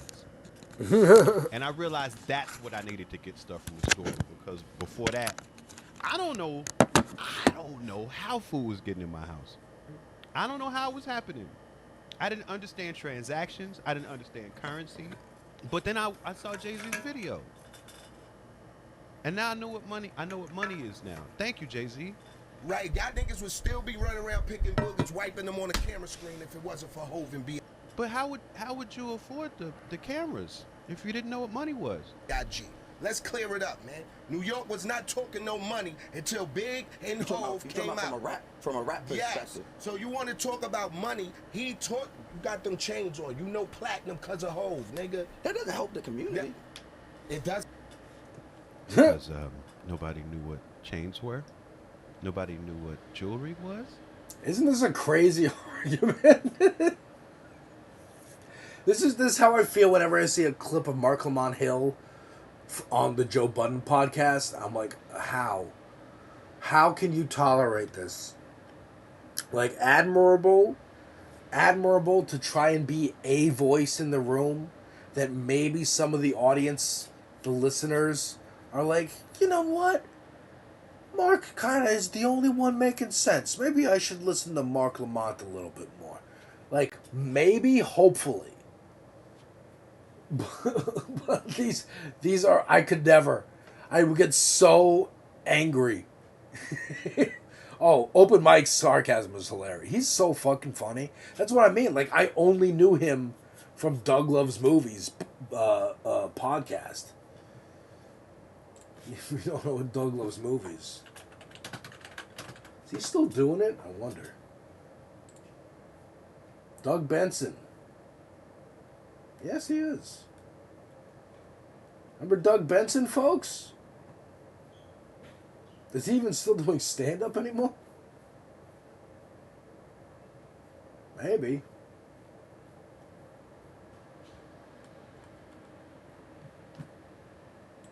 But yeah, he would come on there a bunch, so that's how I recognize that name. Until Jay-Z. Jay-Z taught us all about money and jewelry and precious metals. And not by very intentionally making any song or doing any interview where he explained any of these things. It's just because he had them and we saw them. Suddenly we knew what it was too. Thank you, Jay-Z. How that doesn't help the community? That doesn't help the community. How to get money? No. Y'all niggas wasn't worrying about getting money. Y'all niggas was wearing mother. Nope, because we didn't know. Bro, this right here. This me, man. This me. I gotta explain. I don't even know if I have the language to like help this person learn what he's saying is fucking stupid. You know what I mean? Other than be like, you're an idiot. You're an idiot. No, wearing chains is not helping black people get out of poverty in this country. Helping your friends get out of jail is not doing anything to stop the carceral system in this country. Just like Kim Kardashian is not a fucking like activist. Maybe she could be useful. Like the Hulk, if you aim him properly, maybe. But that's if he can be aimed or she can be aimed. Thank you, Jay-Z. So we couldn't worry about how to get it because we didn't know what it was. How could we try to get money if we didn't know what money was? Because it was before Jay-Z. So Memphis Bleak does make a good point there. We couldn't have been talking about getting money. I like this comment. If you can't defend me like Memphis Bleak, I don't want you. Because the concept hadn't been explained to us at all. We were trading goats and shit. Rakim's big-ass chain sitting in the corner begging to disprove the statement. I thought Lil Wayne taught us about the bling bling. Eazy-E talked about hustling all the time. Because the concept hadn't been explained to us at all. I'm sorry, I'm not paying for YouTube subscription. Dude, I couldn't afford to even, like, pay dues at DSA. I joined DSA, by the way. Hey, you can get a waiver. You can get a dues waiver. I didn't know that. Fucking Dickie suits. You was wearing Carhartt jeans. You was walking around with farmer jeans. Niggas ain't teach you how to get fly and go in them board meetings and get that back. All right, now I feel that we're completely different planes here.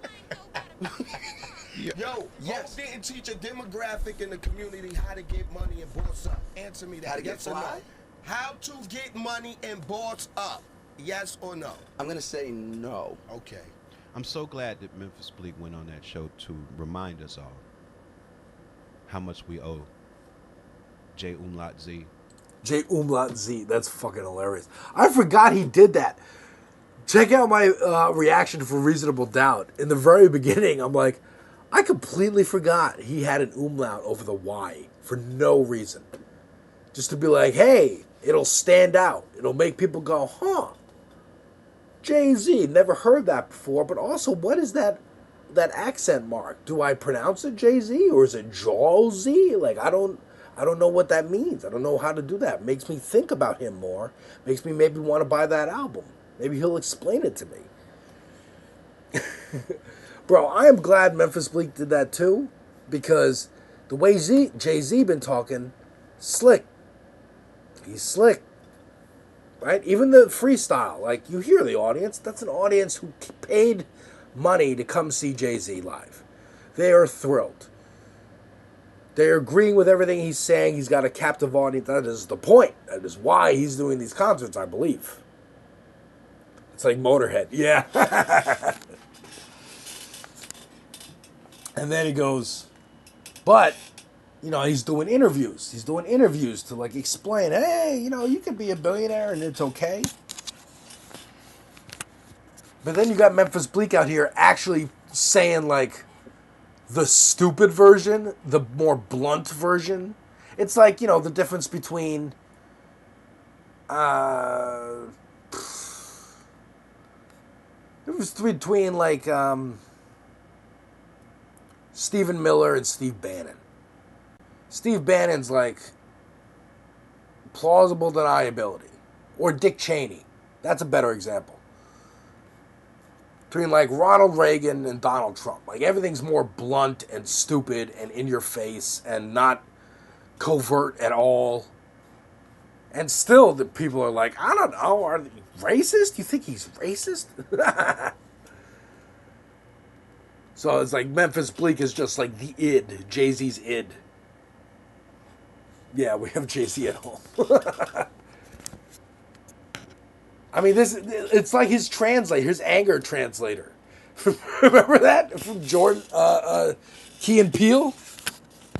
That's who Memphis Bleak is. He's Jay-Z's anger translator. Why y'all questioning me? I'm Jay-Z. For teaching us all how to get money and boss up, because I, for one, I had no idea. I didn't know how to get money. I didn't have no camera to wipe a boog on. I didn't know how to get fly. I didn't know what platinum was, even though I do think maybe there was a science teacher in high school that showed me the periodic table, but it was like in one ear and out the other until Jay-Z showed me how to identify platinum. I'm still working to get there. I guess I need to listen to more Jay-Z albums. I think that's the problem. Because I think when you get to like your 50th listen of Volume 2, you wake up the next day and your chain will turn platinum. I think that's what he's saying. And I think that's why I'm still so far behind. Is because I haven't done the prerequisite amount of Jay-Z listening. Obama was a lib, but the speech was great. Exactly. Real John Lithium, what's going on? How you doing? Welcome, welcome. We're hanging out. We'll play some GTA. To improve my life. Natch apparently has a encyclopedic knowledge of this game. So they're gonna help me get through it. To get money, get fly, boss up, be able to identify platinum, and understand what money means. I've not done enough listening to progress through the courses and arrive at the and even at the Memphis Bleak level of boss updom. Like and subscribe, homie, friend. It's free. Stop.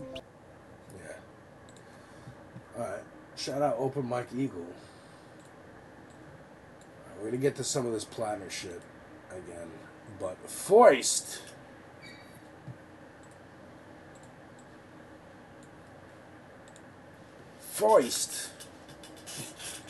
Let's do the next mission. Just lurking today. Hope everyone's doing great. Yeah, we're chilling. It's raining like a motherfucker here in New York. I was thinking maybe I'll go see the Odyssey solo because my wife has no interest. And then we just got back from getting the dog like groomed, and the answer is nope. I ain't going nowhere. Stay low, fool. You have a good day now. Come on, fat boy. Watch out, fool. Come on, fat boy. Watch this, Fat watch boy, this. look at. Look who's here. It's running man. What you think, you back on the set? I told you that, bro. Your word don't mean shit around here. Come on, man. Give me a break. We gotta go hit up the hood. Hey, CJ. Let them know you back on the set. The Johnson brothers is rolling again. Take this paint and go hit shit up. Start with our own set first. Later on, we spread out, take the whole hood back. You already spreading out, fat man. Oh yeah, Let's play. wow. Let's see what you got, pork chop. Hey, wait up. Nah, thought you'd hang with your brother, huh? Oh, You're in ease up, England, little man. aren't you? Come on, it's been difficult. So it's always raining in England. Yeah, for sure.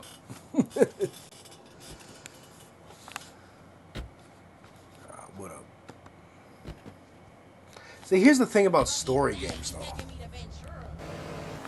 Like, I realized this when I tried to play, it was one of the newer Tomb Raider games. Because I liked the first one. I played that one. It was great. The first Tomb Raider I enjoyed. And then I wanted to play the next one, and I'm playing it, but I got to a point now where I need to be watching videos at the same time as playing a game. So now I can't concentrate. Oh, you're in India. Oh. My bad. I saw the little pound sign. I thought it was the pound sign. I am an American. I don't know different currency symbols. My bad. Forgive me for accusing you of being in the imperial core of England. So now what I'm saying is like I can play this game, but also if I have a video going at the same time, the voices are, what do I pay attention to? Because I forgot all the talking that happens when you're driving around.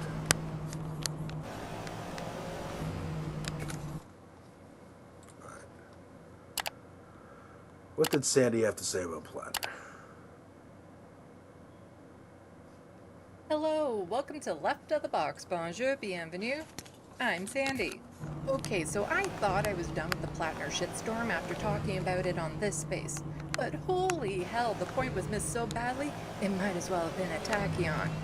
I'm not talking about my video based on the comments I've read. People got where I was going with it. It's more the general discourse around the fallout. This isn't something I was planning on making a video about, but it's so frustrating how something like this rips the left apart instead of being something we can learn from. I also feel there's important nuance that's being overlooked in the other videos covering this topic. Yeah, I have like a lot of ADD, so I gotta be doing something with my hands. You go get them, and I'll keep the engine running. Like when I was a kid in school, they let me play with clay because I loved clay. They let me have like a little ball of clay so I could be doing something, sitting in meetings and shit. On the left, we need to learn how to have difficult conversations and arguments when people are hurting. We need to listen to each other and stop attacking and stop getting defensive. It's embarrassing to get things wrong, and it'll happen to all of us. And it hurts when you realize you've hurt the people you were trying to help. So it's important to dig through the layers and get to the root of the conflicts so we can heal from them. Has anyone actually made it to level 4 before? If you're slightly congested, Use level 1. First, I'm going to defend Emma from a comment she made. I feel the heat she's getting from it is unwarranted, and I'm having a hard time sitting with seeing people castigate her, especially because there's something I remember. After that, we'll get into my criticisms of her and other leftists. Of the people who are deifying Plattner like he should be the next president, from what I've seen, Emma's the only one trying to make amends. I'm not saying she's nailed it, but she's trying. Because of that, she deserves a lot of grace. She has apologized, which I'll get to later, and she's gone on to shows to have challenging conversations. One of those appearances led to this viral clip. I don't really care if, say, like, Bernie Sanders or AOC go home and they're a secret Nazi, but they go out and they vote for the right things. Like, we're talking about politicians as... Come on, let's I mean, I don't know about that. I'm like, that's I think these are the lines that people are talking about. Some people care about that exact thing. But why would it matter if they're public officials and they're doing the right thing in public? That's an extreme example to essentially say that these are politicians who are people that they're levers of power and they're tools. I'm not here to say that they're like, you know, the greatest person on the muscle planet. memory is slowly This is coming about back. a representation of the values of a party platform, about taxing billionaires, about bringing material differences to people's lives and changing their lives. And that's what I value more than anybody's individual conduct. Ooh, this is so bad, but she doesn't care if they're Nazis. This was in poor taste. Of course Emma would care if Bernie Sanders and AOC were secret Nazis, if they were espousing those beliefs and doing things to harm others, and they were working towards fascist policies. It wasn't a blanket statement that secret Nazis are fine. And I think people know that. She was using an extreme example to make the point that how a politician votes and the policies they advocate for is more important than their personal character. And chances are, the reason that analogy came to her head is because Sam made it a few years ago. Yeah. Is the Hydra cheat code that I still remember in this game by muscle memory? Supporting Platinum has a massive L. It happens. Time to move on. Keep fighting. Yeah. Hydra cheat. What is the Hydra cheat? Oh, is that the vertical plane, the VTOL? Or is that weapons? Because I remember there's like 3 different weapons cheats for like different weapon sets that you can get.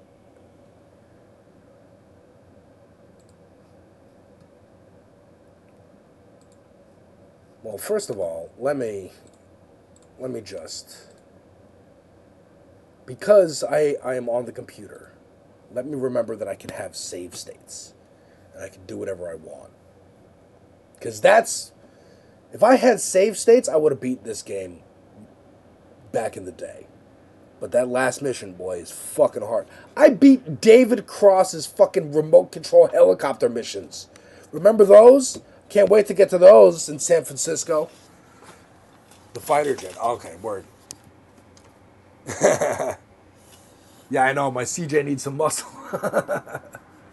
I'm having a good time. But yeah, the Plattner discourse, I know we're kind of over it, but I appreciate Sandy putting out this video because people are still making videos about it and kind of using that controversy to make a name for themselves and stir drama. Particularly one channel that I came across. And that's why I have this video up, because I want to see if they're trying to do the same thing.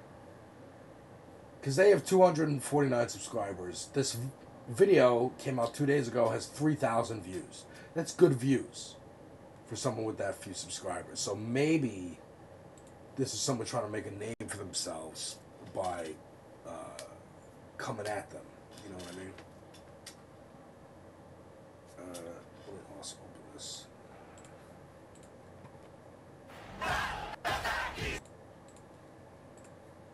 And this is...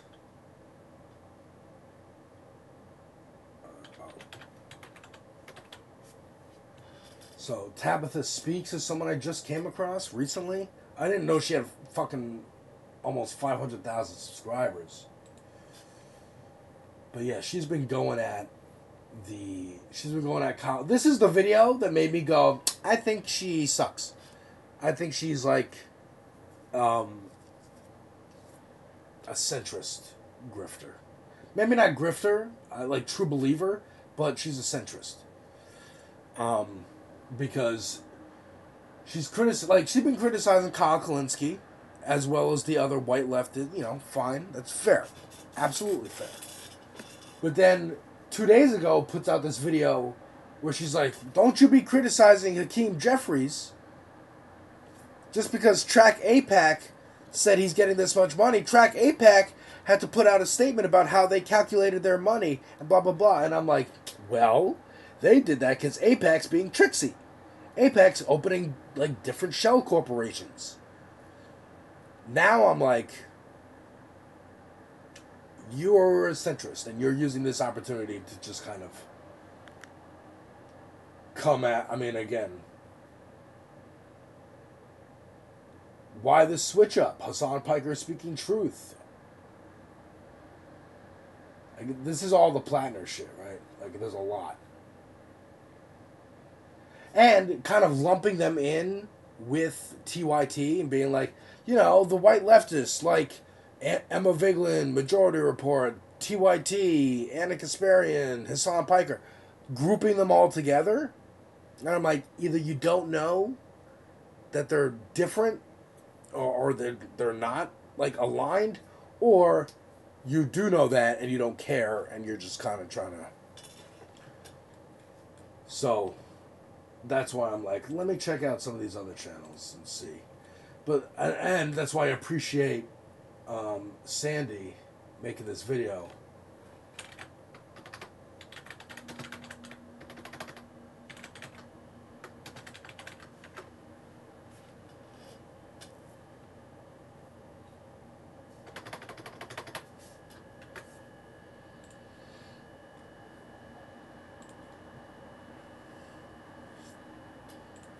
And while she might not have remembered that moment, it left an imprint.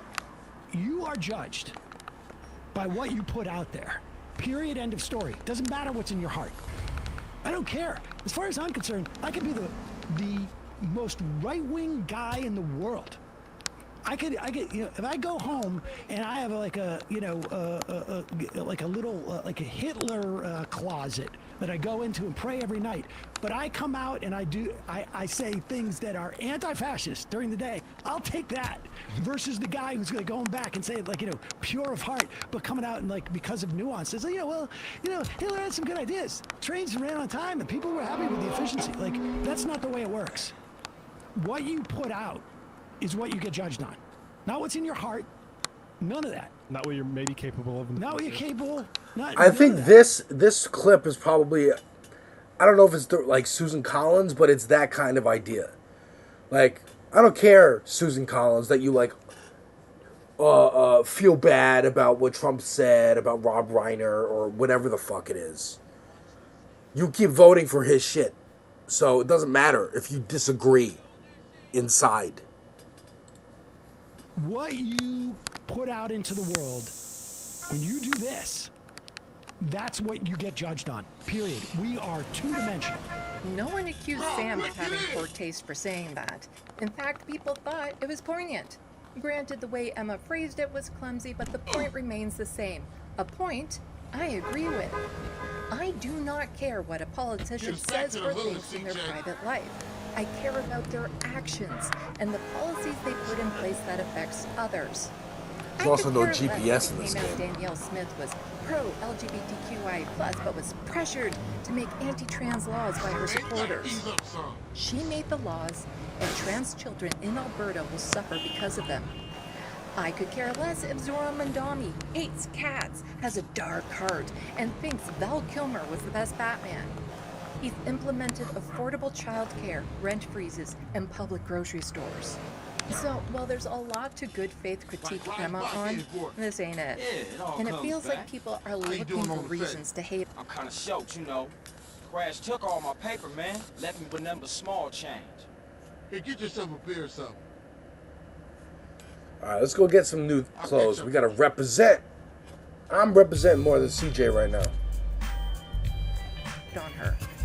I'd like people to take a moment and ask themselves if the anger they feel towards Emma is disproportionate to the anger they have for others who were just as guilty as she was for promoting Plattner. It feels like she's being extra scrutinized, so any little misstep is being latched onto and blown out of proportion, whereas if a man were to say it, not so much. If you fall into that category, check your internalized misogyny. Now let's get on to the critiques of the leftist commentators who were Plattner-pilled. I heard Emma say it's not their job to vet candidates. Hold up. Carl, Get a it's phone call. Officer Hernandez. Who? Officer Hernandez. I work with Tenpenny and Pulaski. Oh, the bitch. What the hell you want? Hey, show me some respect, boy. Go fuck yourself. You just a bitch. You watch your tone, boy. Now listen, I've got a message from Officer Tenpenny. Don't try and leave town. That would be a big mistake. You hear me? We're watching you. Whatever you say, bitch. Damn, you must be as hell, Loke. Sure, not. Val Kilmer deserved a better script for his Batman movie. For sure. For sure. Technically, but yes, if you're going to endorse them. That endorsement is a reflection of your judgment. I don't endorse candidates, and I've even stopped outright endorsing parties. I used to, but I've learned my lesson. I endorse policies. As an example, I like a lot of what Avi Lewis is saying as leader of the federal NDP, and I would like for that party to get into power to see if they follow through. But I want that because of the policies, not because of Avi. He may turn out to be just as big of a disappointment as pretty much every provincial NDP leader. And I want the policies he's expressing to win, even if he loses. With Plattner, people got so caught up with the messenger, the message took the back seat.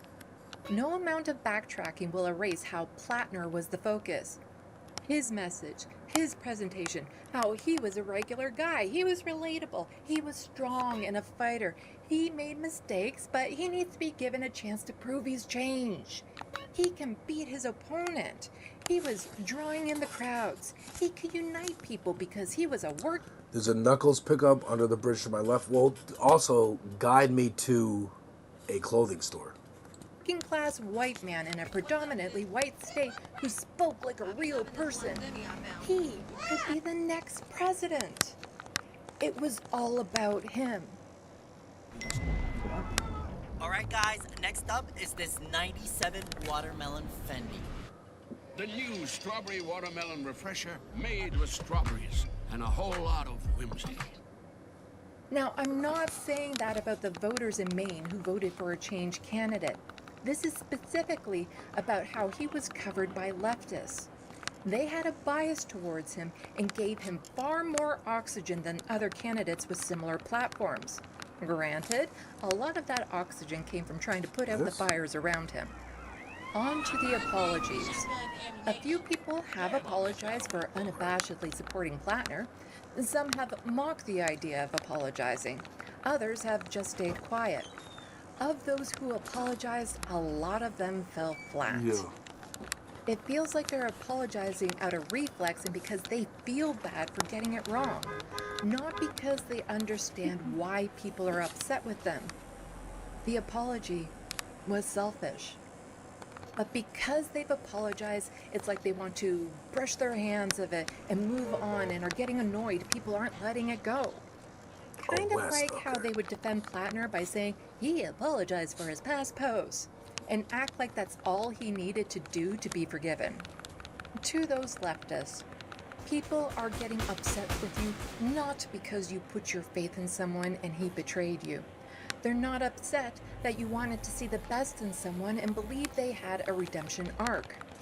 They're upset because of the constant dismissing of their concerns, refusal to look at Plattner without favor, the willingness to excuse and justify every single red flag, the condescending and scolding and accusing them of dragging down the left, and your continued refusal to listen to what they are trying to say, and by doing so, you're making it worse. 1 or 2 red flags can be looked over, but with Plattner there was a pattern of those flags popping up which goes towards his character.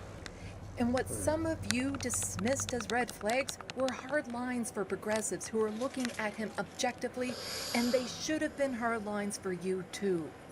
The idea that the Political article about the woman who alleges he raped her was the line, but you were fine with everything leading up to it? That's some bullshit. No, he was not ideologically aligned with the progressive left. The words he was presently saying were, his actions and passwords Not here? were Okay. not. I'm a ride Come around. out I'm a about fine him one. I didn't know the full scope of until recently, and maybe you didn't either, but that doesn't let you off the hook because you were the ones endorsing him. Messages of him have been found where he's talking about how much he enjoys killing people and how he wished he could have participated in genocides, and how if someone were to break into his home, he'd rape them for power reasons, no gay. That's not a red flag, that's a fucking line. Wanting to kill and rape people means he was not ideologically progressive. Every time people tried to bring up his military service and that he signed up for multiple tours and that he killed people overseas, it was dismissed. He lied about his past, dismissed. He lied about being in Blackwater, dismissed. He lied about the privilege. Where on the map is it? Let's find it. Okay, so here's CJ's house. Here's Grove Street. It's 1 lane removed from the pizza place. So like right here-ish.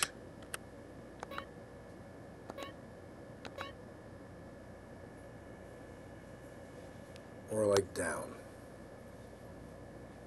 Alright, well, let's go back there anyway. She had dismissed. He lied about when he knew his tattoo was a Nazi symbol. Dismissed. Your American military exceptionalism blinded you to who he was. Yes, I believe people can have remorse and be rehabilitated, and I understand the desire to find someone who represents that. Okay. But when Plattner was done a tour, what did he do to rehabilitate himself? Right, he went back to potentially kill more people. And then he did it again and again and again. The excuse that it's hard to get a job after the military is bullshit, especially someone with his privilege and connections. If he was an ICE agent or an IDF soldier or had killed Americans, you would not have hesitated to have called him out. Just take a moment and try to understand how it must feel to the people who have roots in the countries he served in when you dismiss his actions there. Being in the American military doesn't give them a pass to kill people, especially when they are legally obligated to disobey illegal orders. Progressive principles were tested and many failed. Believe all women. When the first women came out alleging Plattner was physically abusive towards her and locked her into a room against her will, her claims were dismissed. Sure, the Times did a shit job reporting on it, but enough was there to question his character and to start treating him like the least worst option and to stop promoting him. It doesn't matter if she wasn't a great person. Bad people can be victims. Was she in a relationship with him? If the answer is yes, it should have given people pause. Hey there, future me. An example popped in my head of how leftist... The kitty cat. I saw another graffiti. Oh, shit.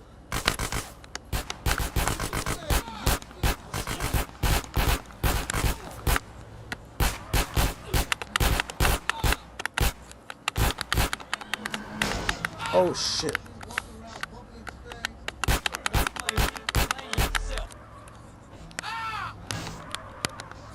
Listen. I need this more than you, I think. Give me all that money. Is you want Sherm? Don't go right. Okay. Hang on. I gotta go to the pizza place to get some more health. But I got another gun, though. And I got some more cash.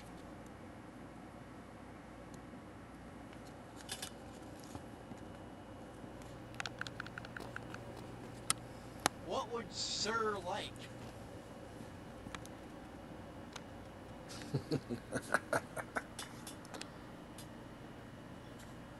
Enjoy, What glitch? sir.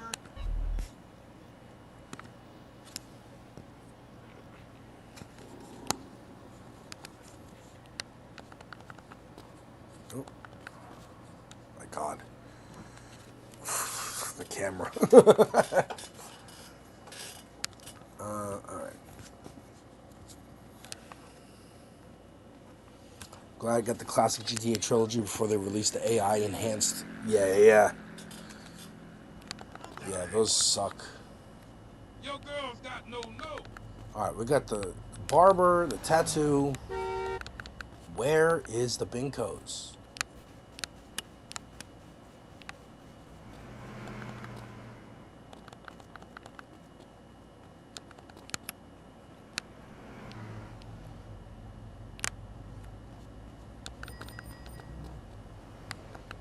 So it's more west than here. One lane to the right. Oh, this way.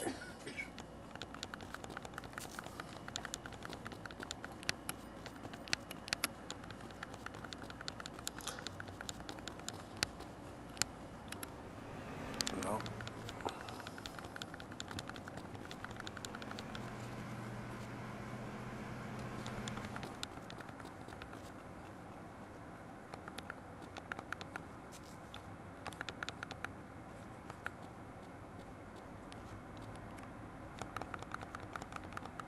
This way.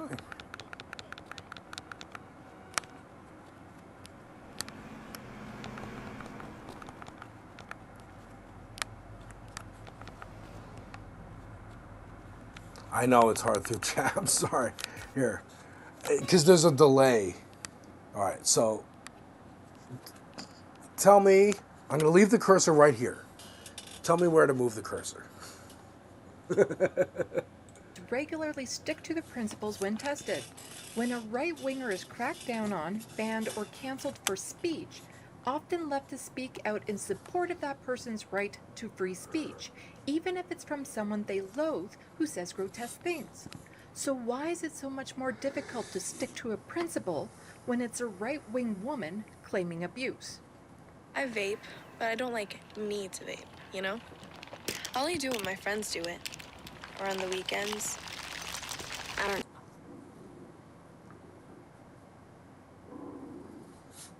Up and to the right. Like here or here. 1 or 2. 1 or 2.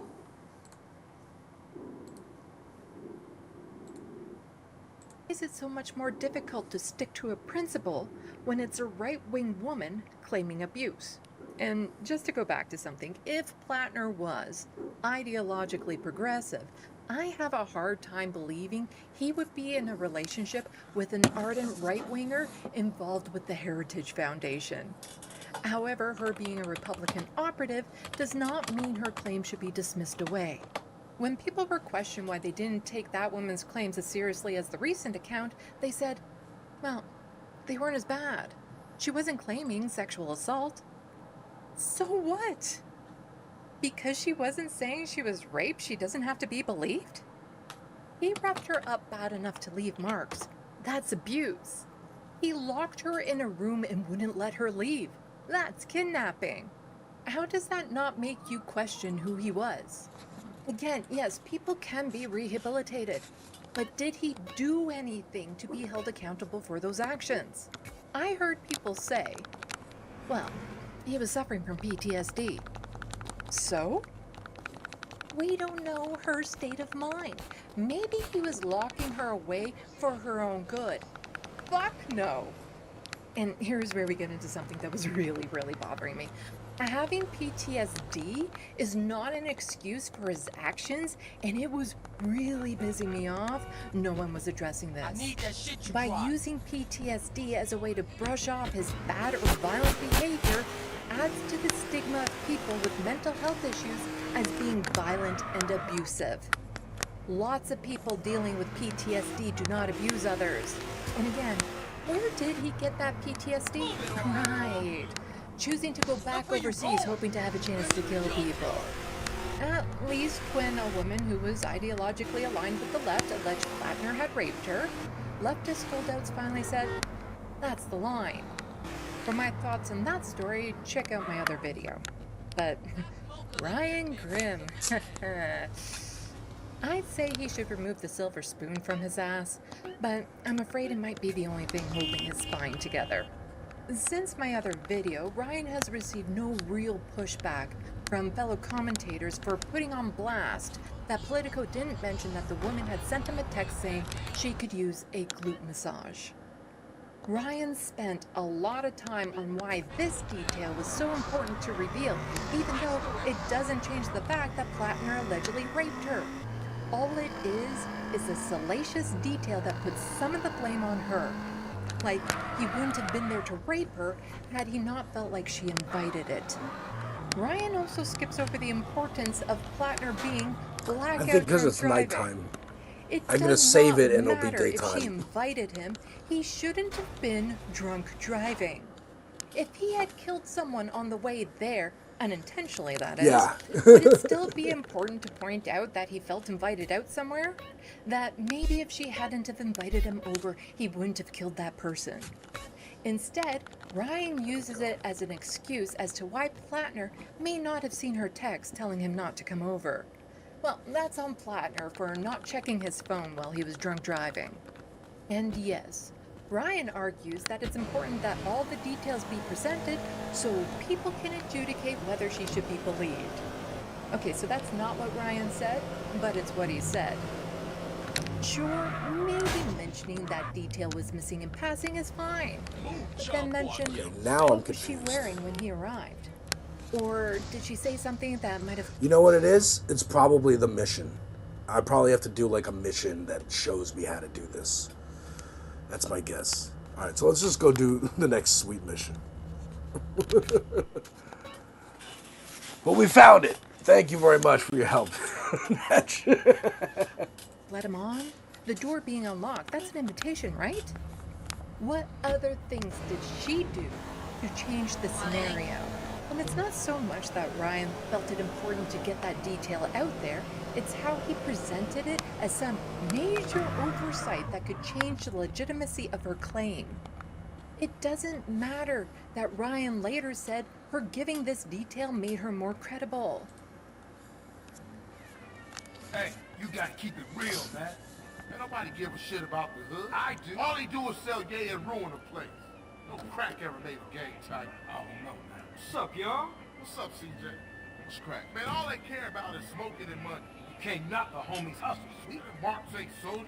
They idiots trying to be business. Yeah, but they down with us, man. All they down with is money.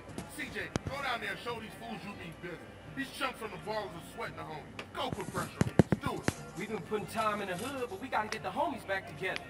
Like the old days. Yeah, you right. You and Ryder go handle your business. Man, they're slang to their own mama. They don't care about nothing. You're naive, my friend. We gotta keep our focus. We need some backup. You seen Beat Up? But him and homeboy Bear, they good to have on our side. Oh, Big Bear? Yeah, them bass slangers gonna be sorry now. This is like Dutch. Big Smoke is like Dutch. Beat Up is only a couple of blocks away. The hood's all messed up, huh? Yeah, you try to get any of these crackheads to help you out.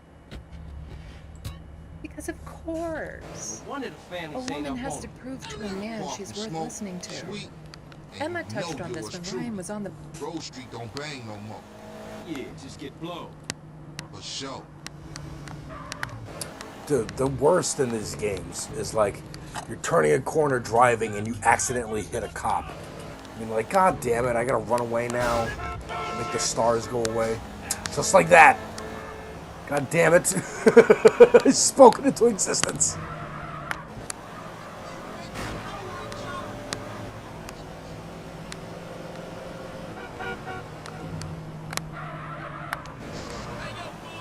I make these turns.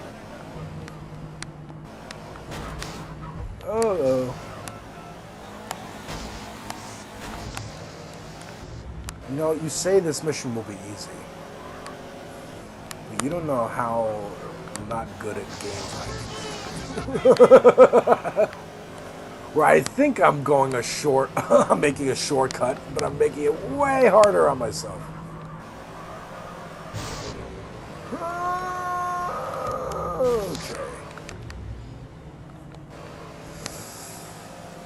Okay.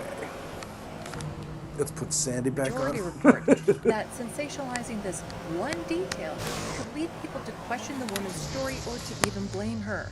But Ryan said there were 2 different scenarios, and in the end, Plattner still allegedly raped her.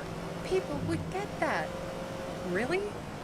Try telling that to Jank and Anna, who made another fucking horrific video, lying to their audience of millions about the details of the story and accusing her of doing this as part of some nefarious Israeli plot to take down a good man. And they used Ryan's reporting as supporting evidence. Still controls better than Cyberpunk. Hey, Ryan, you might want to say something to them. Maybe call them out. Another thing that's keeping people angry is the argument that we need to win at all costs. And if that means looking over a field of brown bodies, red flags, so be it.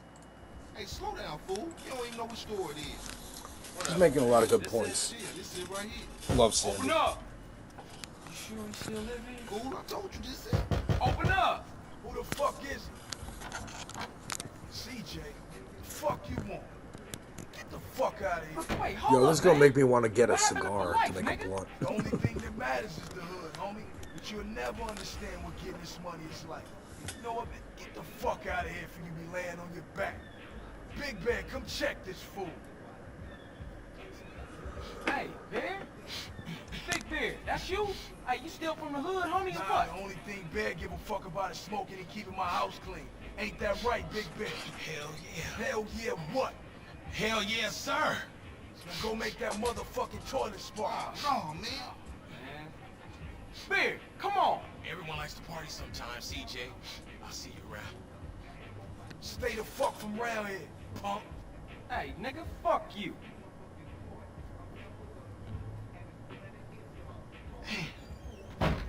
It's just fucked up. I see what you mean now, man. If Crack can do that to Big Bear, turn him into a base slave, the average motherfucker ain't got a chance. Damn dope fiends and drug addicts everywhere in the city. Piss me off. Look like it's up to us then. Let's just cruise through the hood and find us somebody selling. This is an anti-drug game. Like this, like for real. I forgot how much of the plot is about crack and it fucking everything up. And then, of course, the big twist at the end. The smoke.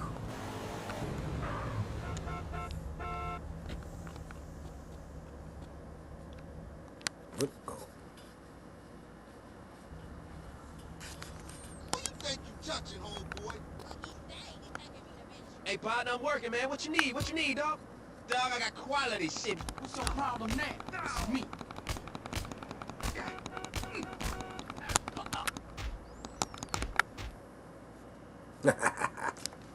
Motherfucker. Man, I know this cat.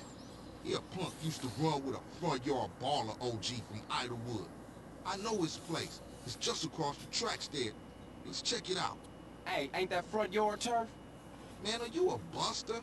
Nah, I'm down, homie. The stomp. Grab hold of that bat over there. Yeah, where's the bat? There we go. Let's get it. Man, we on a serious mission now. Oh, I forgot about blocking and special. Yeah, because you can learn like different fighting styles from the gym. Also a very cool thing that should have been in GTA 5. Ooh-wee. Man, you can smell the crack den a mile away. Yeah, let's shoot through and introduce ourselves. I mean, beating up the junkies is not going to help. Good afternoon, ball of dope pushers. Grove Street OGs come to do damage. Fuck them Grove Street fools. Grove Street going down. Ninja these motherfuckers. Forgot how bright the sun is? Yeah. Ah. I'm trying to block. No. Hey, man, you... Stomp, stomp. Get down, get down. Come on here, homeboy, hit. There you go. What you want? What you want? Is there anything else in this house? Probably not. Get out of my way.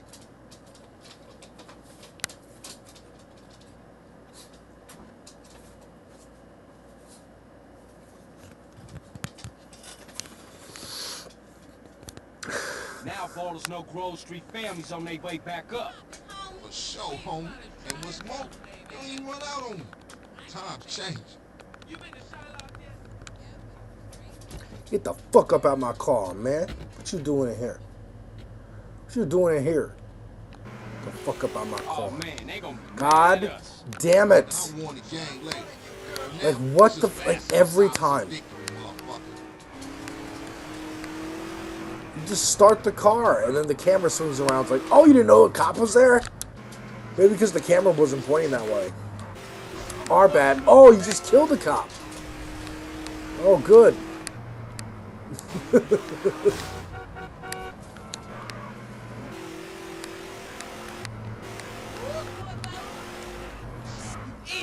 Forget how slippery these cars are.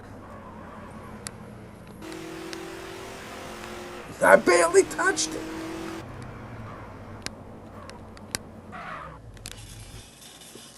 Now that the base ain't getting pushed up in their faces, maybe these fools should be up for some real bang. Yeah, Grove gonna get back on his feet now, for sure, though. Later, homie.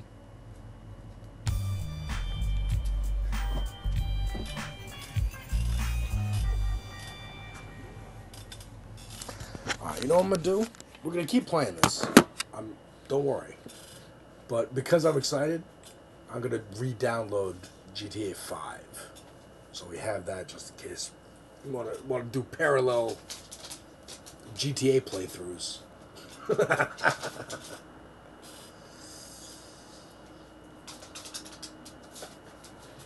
So let me open up Epic Games.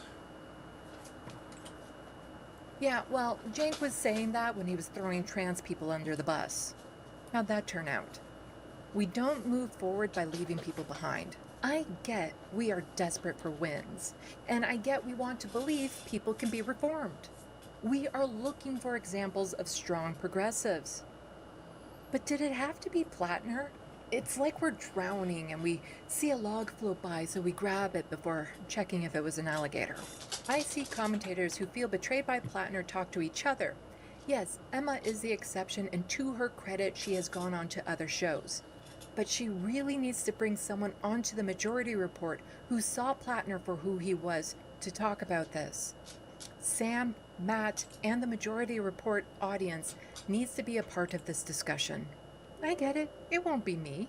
They don't really know me, and American politics aren't in my wheelhouse. But why not Lance from the Serfs or Mike from the Humanist Report? They know them, and they were right on the issue from the get-go, and they're more than capable of having good faith, nuanced conversations. But my further critique to prominent online leftists? Start supporting marginalized communities. I hear from them all the time saying we need more people who aren't cis white males in the space. Raising Cane's is celebrating National Chicken Finger Day. Hang on. I have two copies. Hang on. GTA 5 Premium versus Enhanced. While Premium focuses on boosting your initial in-game economy with the Criminal Enterprise Starter Bag, Enhanced version, also known as Expanded Enhanced, is a graphical and technical overhaul. Okay, so we want that one.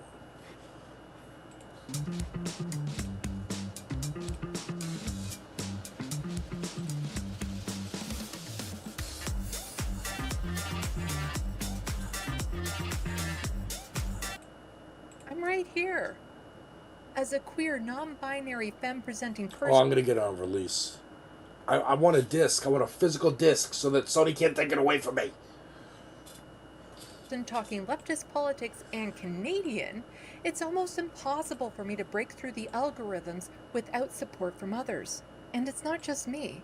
I rarely see people from marginalized groups with tiny channels being promoted by larger channels. It feels like big leftists will pick a couple tokens to promote every now and then pat themselves on the back for being good lefties. But they don't include us in the conversations where they take what we have to say to heart. They don't include us unless it serves them, like if the person from So that's said installing in the group background. already has a large following. I've seen too many conversations between people about trans issues, I'm mental having health, a blast reproductive with rights, this. issues around race that don't include the people from those groups.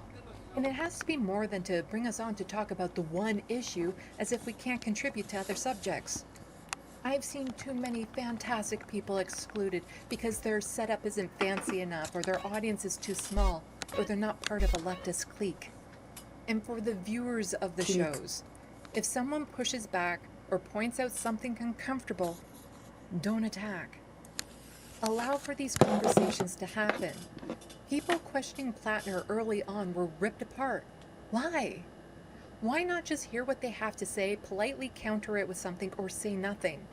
We're on the same fucking side.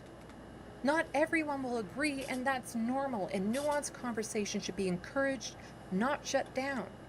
The creators also need to call out their audience if they're being abusive, even if it means they lose a couple subs. The people I've criticized in this video, I mostly love their work, and I'm a big fan, and I find inspiration from them. I'm doing this because I want the left to be better, so we can do better. I really hope this... You haven't backseated a game in a while? Well, welcome to it. I'm glad I can help out. And this wasn't even your request. This is a Twitch subscriber, also in India, actually, called Legit Gupta, he's in school, he's young, he makes a lot of inflammatory comments, but ultimately I think he wants to get on the right path. So I leave him in my chat. I didn't ban him. But he's been begging for San Andreas. I'm like, I'm going to do it soon. I feel the need to talk about the Sad platinum he's shit on my missing channel. Canada is on fire and Carney is fanning the flames. I'd like to focus on the fires in my backyard. That said, I'm still working on my TYT essays. They'll be done sometime. I don't know when, sorry. And let's just say, well, it's a doozy. I try to do news live streams every Sunday evening, but sometimes, if I'm busy, let's say making a video I feel the need to get out there ASAP, I might move it to another night. I'll be working on clipping live streams and making shorter video essays when the TYT project is done. You see that right there? That's a drawing I did. This right here, this is a book I wrote. Necroplasma, Vampire Horror. I love this book so much, I can't wait to get back to it. There are prequels and sequels planned. But that TYT video essay is holding me back. As soon as that's done, I'm going to jump right back into these. Until then, you can subscribe to my other YouTube channel, Sandy Lovis, for art, writing, and all things creative. There's almost nothing on it. TYT essay. There's almost nothing on it. As soon as that fucking essay is done, I'll be able to focus more on getting content up on there and up on this channel. Until then, you can also go to my webpage, sandylovis.com, to learn more about my art and how to purchase it. You can follow me on social media as Sandy Lovis and Left of the Box. You can help out financially by becoming a member of this channel, by becoming a patron, or purchasing something off my Amazon wishlist, which is linked in the description box below.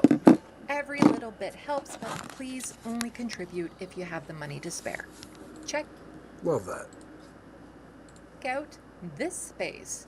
It has the goal of becoming a 24/7 YouTube channel of leftist content creators. I make appearances Wednesday at 4 p.m. Eastern, but please go check it out, subscribe, and discover other wonderful, fantastic leftist content creators. Salut, à la prochaine. I do that too. I'm glad to see that she does that. I throw it out, especially when I'm talking about, like, when I get heavy into politics on a video. Then I'm like, if you want to see me talk more, click on this space in the description. Alright. So let's go back and forth between these two. This is about Snoop Dogg. But first, let's do this mission. Let's see what up. Drive through. Uh-oh. What's happening with you, Ryder? Respect has to be earned, sweet. Just like money. So what you saying? You don't respect me? What I'm saying is, speak up, nigga. I'm hungry. Man. Hey, Man cannot live on bread alone. I know. I tried that shit. Carl, you look a little thin, man. You gotta be hungry, man. Yeah, I what could you eat. fools trying to eat? That's What about wrong. some tacos? Tacos again? Hell no. Chicken, man. No I don't discussion. want no chicken. Yo, this will become one of the best lines in the game coming up. Carl, you dry. Smoke look like he gonna pass out. Yo, why is it suddenly stuttering?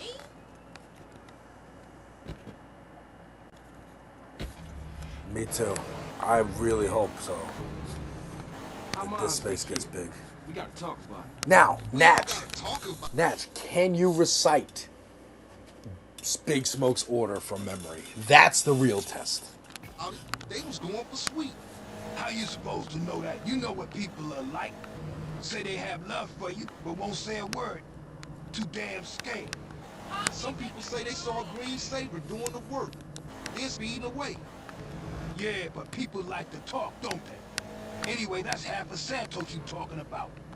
Yeah, you right. My bad. Hey, bruh. They had sprayed the house. I ain't seen shit. This is my guess. 55 burgers, 55 fries, 55 chicken sandwiches, 55 hot dogs, 55 potatoes.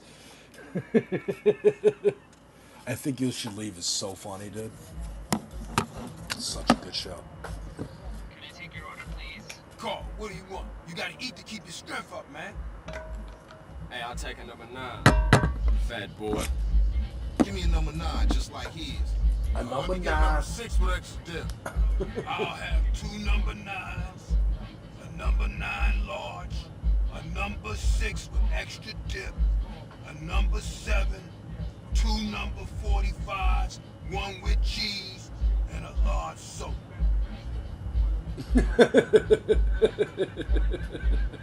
Hey, sorry, bro. You know I gotta know about mine. I know, CJ, I know. I'm just trying not to think about it, so. I mean, I didn't know she was hit until it was all over. Yeah, right. Let's eat. One of these days I'll splice in Big Smokes with DMX instrumentals. I didn't know you make music, man. That's cool. You've been getting into it with these fools. I can't stand cold food. Unlike you, I ain't never ate from the trash can. Oh, there's a graffiti right there. Trash can bitch. Pass me my food. Hey, look. Kilo Trey scoping us out. Damn, Ryder, you a jinx. Shit, them motherfuckers headed to the hood. Drive by. Oh shit. Stab out of here, CJ. Go. Hit the gas. You gotta ice these niggas. Why you ain't blasted, Smoke? I'll stew them when I'm done eating. What is happening? Quit stuffing your motherfucking Speed mouth. up a little. Let's go. Shit. I ain't stuffing, homie. I'm enjoying my meal. I kill that asshole. Shit, this is great sound. Smoke, move up, stuff in your face and start popping balls. Yo, it is stuttering. It is stuttering. Hang on. I ain't gonna say I'm I trying know. to enjoy my food. And those fools are trying to enjoy our death. Now come on, Smoke, shoot! Hey, I'm just finishing my fry. I know, that is foreshadowing, isn't it? Interesting. My special. Hey, Oh shit! Got ketchup all over the seat. business at hand, motherfucker. The business at hand. But these was clean pants. Oh my god. Stab out of here, CJ. Between the car physics and just the lagging.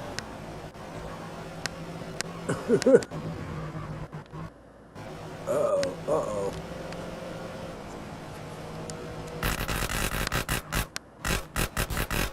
CJ, watch the damn road. Chill, motherfucker. This ain't a Sunday drive situation. My soda. There's so all once we're done. Cause keep your eyes on the ballers on. Oh my god.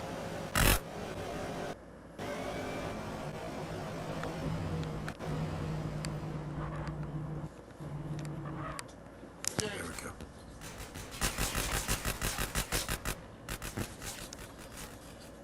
Don't tell me we failed. Oh my god.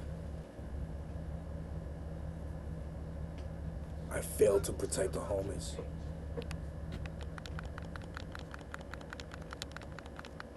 Oh, yeah, the frames was dropping big time.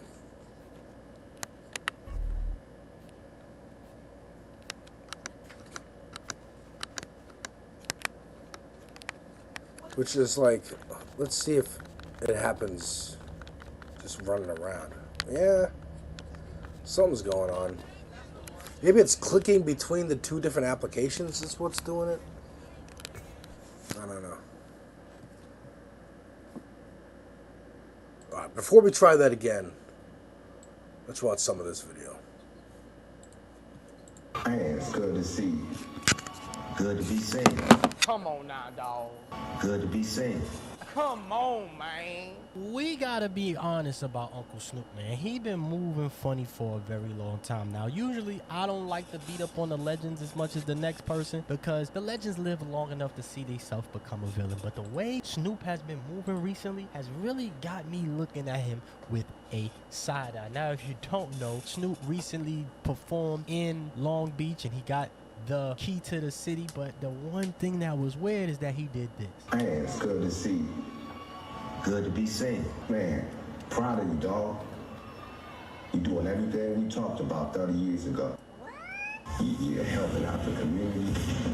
You doing things with your family. You done became a grandfather, and you keeping it gangster.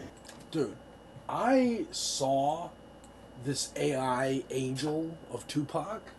I did not know he made an AI voice of Tupac telling himself, Snoop, you're doing a good job. Like, that's fucking crazy. That's a level of crazy I did not know Snoop was capable of. Family, you done became a grandfather, and you keeping it gangster. What? I love that. I respect that. Appreciate that, God. But dog, remember what you said 30 years ago when I asked you about politics? Huh? Yeah, I remember what I said. Do you remember? How? Hold on, bro. How? Yeah, nigga, I remember clear as day. You told me I ain't with the Republican Party and I ain't with the Democratic Party. We do not care. I represent the motherfucking gangster party. Ain't nothing but a gangster party. Do me a favor, please. Get out of here. Get out of here, man. Now, I He personally used that as an intro to Gangsta Party. That's crazy. That's crazy. Hang on, let me hit the bathroom real quick. Jesus Christ. Oh my God.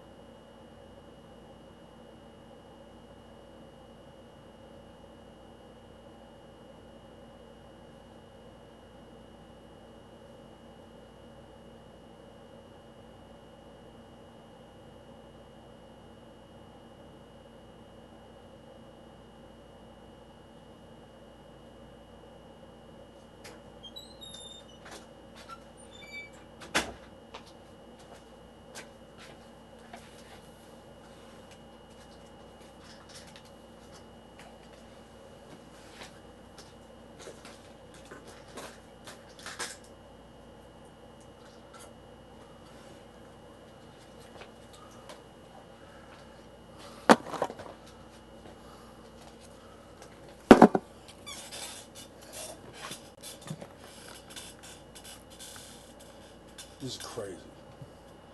We have a huge problem with AI, and more specifically, AI used for reasons like this. Why would... And you know what? Honestly, this is the same thing that like Memphis Bleak was saying about Jay-Z. Like, what are you doing? Are you helping the community? Are you doing this? Motherfucker, we're selling drugs. We're making money. We're making money regardless of who it affects and the harm that can come from it. We don't care. I'll perform for Donald Trump's inauguration. I'll perform for Obama's inauguration. Either way, I get money. That's the only thing that matters, is getting money. But they use that man's likeliness to say something that nobody knows if he really said or not. Also, I believe he been using pop to get his credibility clean, to get his better PR and better press. Even though Snoop Dogg, one would say, is the most popular rapper in the world, really, let's keep it real. He ain't popular because he's a threat to the establishment. He's not popular because, you know, he's still that same murder was the case Snoop Dogg. No, he's popular because he is extremely visible. He lends his likeliness to anything. He will do just about anything for $1. Introducing Tostitos strips. I'll take it from here. Oh, I thought I was going to another Snoop Dogg thing.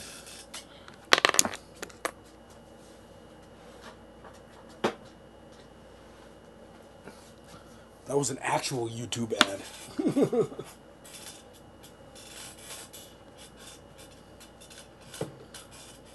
Because I wouldn't be surprised to see Snoop Dogg in a PetSmart ad. Or whatever it is. A few clicks away. Meet iBit.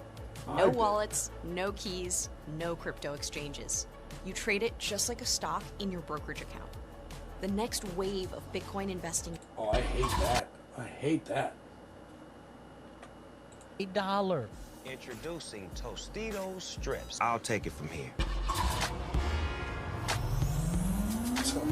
So who's thinking small now? Gotcha. Solo stove fix 5. They took out the smoke. Clever. A Corona and palm trees. Hey, Snoop. Wrong commercial. Let's go. Where we going, Jack? You'll see. Hey, Martha, pass me that big Easy Reach lighter and that bowl. Bowl of strawberries. Pepsi to the max, so let's drink all of these. What's Snoop doing here? Honestly, like, I get it.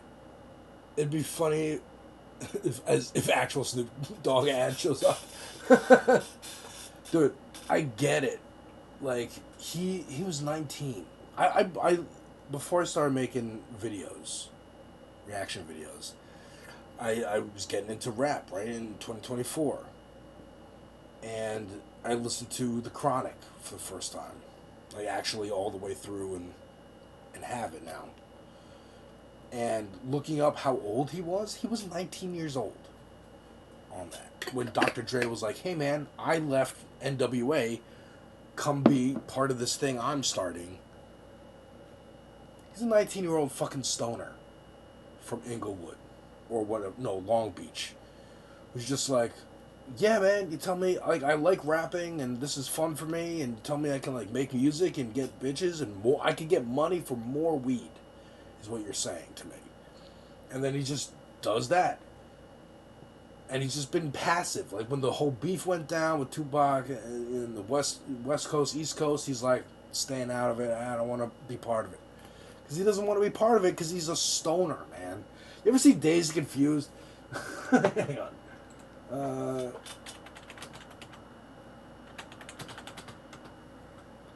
One of my favorite movies of all time, Dazed and Confused. This character, in particular,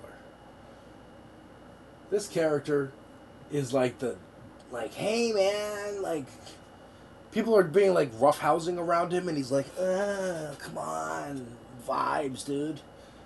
That's who Snoop Dogg is. Snoop Dogg doesn't want controversy. He doesn't want, hey, I just want to smoke weed and get money and bitches. Like, that's it. It's literally his ethos. And so, like, any of this, like, politics stuff, he's like, it's too complicated. I don't know what it means. Are we the good guys or the bad guys? Like, he doesn't care. Jay-Z, more active. Jay-Z's not the stoner. He's soberly choosing to sell crack to his community. Because that was an easy way to make money. Sell crack to addicts of crack. Doesn't make you the smartest businessman to do it. You know what I mean? Like, I give Snoop a little bit of leeway, but still, you're an adult. You're a grandfather. Hey, Snoop, how do Grow you up do with it. all this stuff? Skechers, baby. Shoes made for all walks of life. I love Snoop. I know what he does for the community as far as his football team. I grew up watching Snoop Dogg, the reality TV show. I love that. Run's House. What? It was really good. I like the behind-the-scenes stuff, so I know he a family man, even though, you know, there's been accusations of him doing certain things. You know, it is what it is. That ain't got nothing to do. I've watched this man raise his family, grow up, do his thing, but he would do just about anything for $1, and bringing Pac with you when y'all wasn't on the best of terms. Week before he died, we was best of friends. 2 days before he died, I don't think he liked me because we was in New York and went and did an interview and was asked, how do I feel about Puffy and Biggie? And I was like, I like them, I want to do some music with them. And I just rubbed Cuz the wrong way, like, fuck them. If them niggas tried to kill me, shot at you, and you tell me you want to do a song with them. I wasn't thinking about his emotions. I was thinking about the way I felt at the time. Y'all wasn't on the best of Right, terms. he wasn't thinking. That's the story of his fucking life. The Drake Kendrick shit goes down. Drake puts out the tailor-made freestyle, which was AI voice of Snoop Dogg and Tupac. And Snoop Dogg retweets it. Because, hey man, somebody made an AI thing of me. That's fun. Not thinking, oh, this is a larger beat. Oh, I'm more aligned with Kendrick because we were on the Good Kid, Mad City shit. Oh, yeah. Now, it goes into it. I've heard of this in the last couple of years about researching this stuff. Yeah, because, again, he's just thinking, like, yeah, sure, man. I do music with them. They're good. They're popular, right? I can get more money and more bitches and more money for weed. A few days before he passed, because you the biggest fence sitter around. Pac was like, yo, I'm not rocking with those dudes. They might have had something to do with shooting me. Even if they didn't have anything to do with it, they dropped Who Shot Ya, which allude to having something to do with it. Why you rocking with those boys, right? And look who's right in 2026 with not rocking with Diddy. You know, shout out to Biggie RP, but he was right to not rock with that man. But look, fence sitting, oh, I like them. I like being, you know what I'm saying? Doing the thing that Snoop do. And of course, he said this, I'm not with the Republicans. I'm not with the... And if you watch that 50 Cent Puffy documentary on Netflix, he alludes to, like, maybe Tupac and Biggie, like, one-on-one, didn't really have a problem with each other. And actually maybe Pac had made Biggie realize that his deal under Puffy wasn't a good deal. You know, he heard about, like, how Biggie wasn't happy with it. It was like, hey, once you get out of that deal, we'll make music together, blah, blah, blah. And maybe Puffy called the hit that Biggie got too, you know what I mean? First time I saw Snoop was in Get Him to the Greek when I was a kid. Oh my God. You a baby. You not old. You a baby.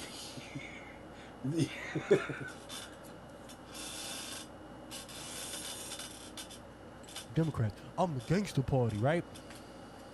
Great cleanup, great PR, but it ain't working because you use the AI pop. A lot of this stems back to Drake AI usage of Snoop when it comes to, you know, the tailor-made freestyle, which I still to this day think was terrible. It was flat. There's no emotion in Drake's voice. So him, like, I would have been better if he tried to just mimic their voices than using the AI voice of them. But this all stems back to that. Like, was he cool with it? Did he approve it? You know, Snoop owns the rights to Death Row, and he's been real chummy with the Tupac estate. Now, the Tupac estate is, white folk, they've been under fire from the Tupac family saying that he stole money, he's been embezzling, he's been doing all of those nefarious, negative things that, you know, rich people do with businesses. You know, using this to sell that, using that to sell this, hiding it over here, right? His family and his sister, right, his living relatives think that, you know, he ain't been doing what he's supposed to be doing. He been frauding them. The real person to pay attention to here is Tom Wally and the issues that he's having with the... Shout out Curtis King.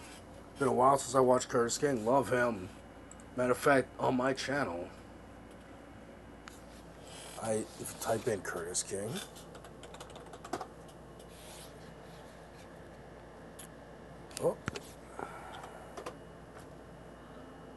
with 2 S's, he made a song. He's a rapper himself. Curtis King Time, it's called. featuring Phantom Threat. It's really good. He's all about direct-to-consumer music. Fuck record labels. I'm selling it to you. Person who wants to hear music, I got some music to sell you. Surviving members of Tupac's family, specifically Sechuwa Set Shakur. In his article on Billboard in 2022, Tupac's sister says that trustee Tom Wally embezzled millions from mother's estate. Tupac Shakur's sister is suing the executor of the late mother's estate, Tom Wally, accusing him of having embezzled millions and refusing to hand over personal items with tremendous sentimental value that belong to the hip-hop legend, including gold records. Snoop is real chummy with them. Now, we can all go and look at them and say, why y'all keep approving this AI stuff? They just want to make money off Pac. Regardless of, oh, the guy signed him first, so he did this. Nobody care about none of that. Them millions trying to make money. I don't care about what they do. That's what they do. That's their game. But looking at Snoop using him in these instances, putting him in a video game. Yeah. Also, yeah, go check out Warhite was on this too. The Game Awards, not the Game Awards, the Summer Games Fest a couple weeks ago, months ago. All these video game trailer reactions. There's the one with Tupac, Stranger Than Heaven, which is like a Yakuza game. Very weird. Very weird. It was weird when we were watching the trailer. Matter of fact, fuck it. It's my stream. I do what I want. Let's watch my reaction. Me and Warhite's reaction. Stranger Than Heaven. Stranger Than Heaven did look good though, but I'm good. What is this? I don't do the what's that shit called? Yakuza games. I'm not a fan. Never have been. I'll tell you, I got into the Kiwami game. I like that one. I finally understood it. And I'm like, okay, it clicks. This is really fun. I get it. Yeah, I'm not big on the Yakuza style games. I never have been. Matter of fact, folks, subscribe to Twitch. I'm gonna keep playing it at some point. Yeah. That's true. I am going to keep playing that Yakuza game. It's a lot of fun.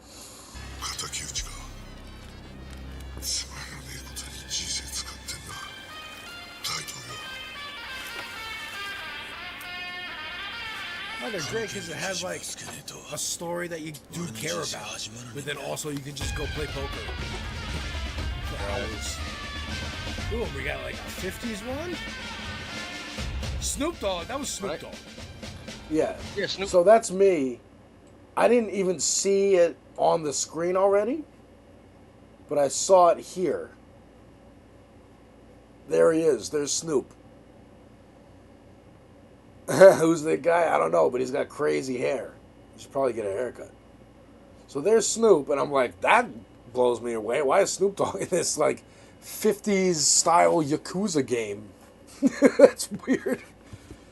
The food looks real. Yeah, that's true. Once you do a find a payphone mission, you instantly become a fan. Oh, of Yakuza? I don't remember that mission. I don't remember that mission. Snoop Dogg, that was Snoop Dogg. Yeah, Snoop Dogg's in the game. Oh, I didn't even read the fucking thing. I just saw him. Oh, I know that when they revealed it, like 3-4 months ago, that person. Oh boy, look at it. That's crazy. And unethical. That's highly unethical. So, yeah, you even hear me in the moment go, that's highly unethical. That feels weird. I'm like, what? Tupac?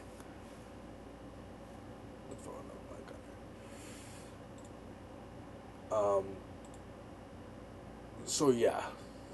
I'm like, what the fuck is this? Why is Tupac in this game?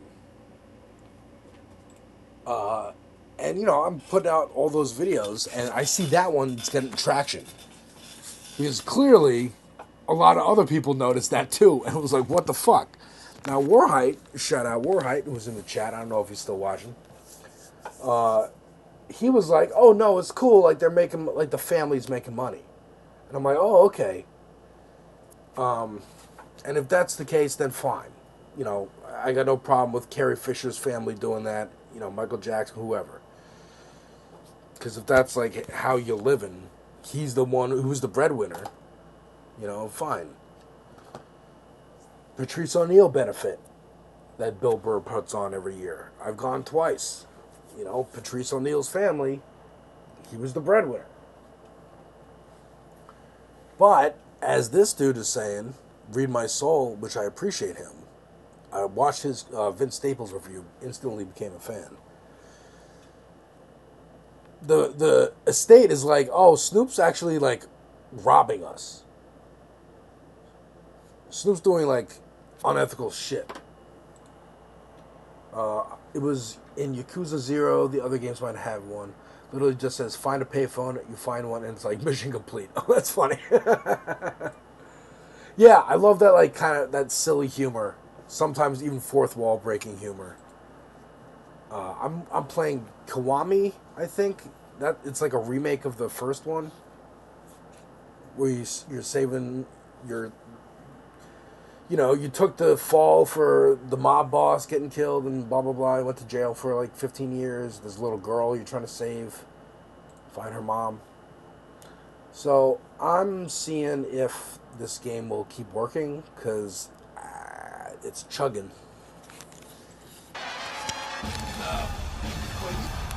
With hundreds of job skills you can apply right away. Whatever you want to do in your career, now you can. What are the benchmarks? Smooth, creamy, rich. Sounds like my ex-husband. Are there any synergy? Man, this is nasty. Using him for a video game, I can understand a little bit more, right? Using him and his likeness for a video game is dope, right? Because video games do stuff like that, right? You got Michael Jackson and Knockout Kings, right? You got all these different type of hit-to-be unlockable characters. But usually it's done when those people are alive. As a gamer who love video games, I don't want to see Tupac in a video game. I want that man to rest in peace as best as possible. And it seems as though Snoop ain't allowing him. He keep trying to do these narratives, and he keeps using Pac to get his soul claim. Like, let's keep it real. He using that man's name to get his soul claim.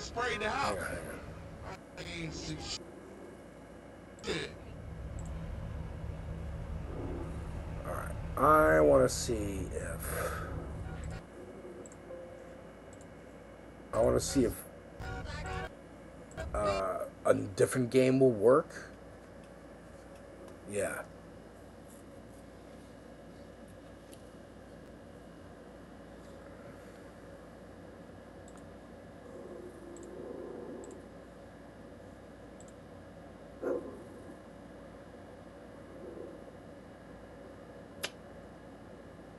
Uh-oh. Alright. Now nothing's working.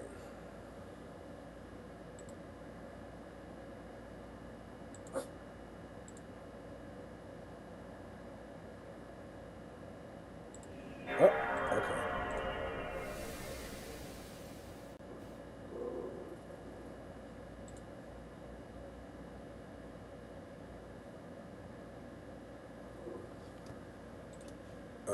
Okay. Alright, Tony Hawk works. Let's see. Is it gonna lag? Knowing that as a fence sitter, knowing that as soon as he passed, he didn't blink at the opportunity to work with the East Coast. I believe personally that if Snoop was from the East Coast, if Snoop was Jay-Z, like, I feel as though the way Snoop be moving, he be moving how they be thinking Jay-Z be moving. He will lend his likeliness to anything to sell a product, right? Him and Shaq are in a face-off of where they can put their face at, right? How can I get my face on more product? I mean, for real. He's not lying, dude. Shaq is in a million commercials, too.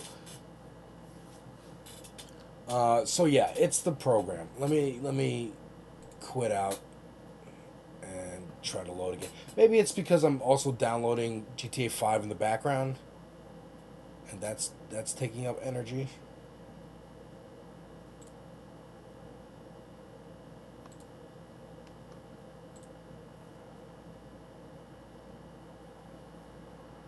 I mean, I have a lot of things open right now, I guess.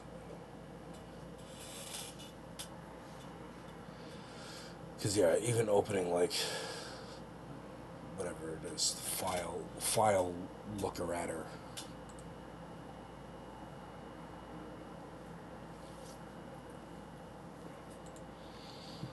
He's taking up energy.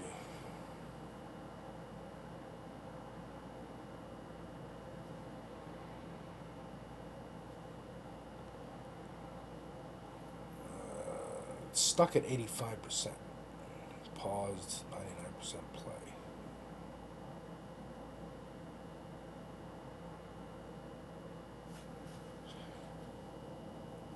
Alright, hold on. Let me take this video back a little bit. And blink at the opportunity to work with the East Coast. I believe personally that if Snoop was from the East Coast, if Snoop was Jay-Z, like, I feel as though the way Snoop be moving, he be moving how they be thinking Jay-Z be moving. He will lend his likeliness to anything to sell a product, right? Him and Shaq are in a face-off of where they can put their face at, right? How can I get my face on more product? Him and Snoop and Shaq in main competition. And listen, I love when a black man getting his coin. I love when a black man getting his chicken. That's not what I'm here to do. What I'm here to say is, damn, can you, like, this is how you getting it? Like, damn, like, this is the no ethical billionaire argument right here. Using Pac's face and likeliness to push an agenda at a concert so you can save face for doing things for money for a different political party. The rapper speaking out on Instagram after reportedly losing over 500,000 followers on the platform. A move triggered by angry fans who aren't cool with Snoop performing for 47. That's the age-old Jordan. Republicans buy Jordans too. Republicans buy sneakers too. You know that fencing and shit. Do anything for $1 shit. If Snoop was from the East Coast, they would have his head. He would be Jay-Z times 10. And if Jay-Z was from the West Coast, he would be a king. The loyalty on the West Coast protects Snoop Dogg. The disloyalty on the East Coast doesn't protect Jay-Z. Snoop is being protected by the loyalty that the West has, by the codes and the rules that they have there. But let's keep it real. I disagree. As an East Coaster myself, as a fellow New Yorker, as Jay-Z, I say fuck Jay-Z. I've been saying fuck Jay-Z since 20 years ago. I never liked Jay-Z. You know what songs I like? Honestly, dude. Again, I'm fair. My comments on those videos in particular, there's some angry people. And I'm like, that's fair. I'm being very mean to Jay-Z in those videos. And Kanye on those films too. But I got some people who are like, you know, hey, I really don't like the way you talk about it. I can't wait to see what you say on the next album. And I'm like, all right. And I'm even trying to be nicer. I'm trying to be a little nicer. But I will throw out a Jay-Z met Beyonce when she was 16. We'll throw out a there's no ethical way to be a billionaire. You know, billionaires shouldn't exist. Exactly.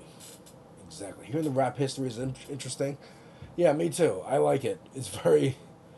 Because this is all shit that I lived through that I was just like, oh, I'm not paying attention. Hell, I didn't pay attention 2 years ago until when Eminem came out with his new album.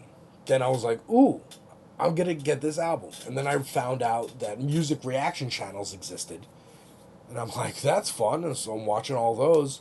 And then I keep getting recommended this music video for Not Like Us from Kendrick Lamar. And I'm like, okay, I remember that beef happening earlier this year. Because the album came out in like July.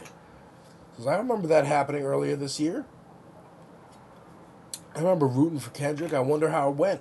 And I played the music video. And me and my wife were like, oh my God. Oh my God, a nuke just happened to Drake. And then I started watching more reaction channels. Blah, blah, blah. GNX comes out. I've made a couple videos on my channel. And I'm like, ooh, I love reaction channels. I can make a reaction video.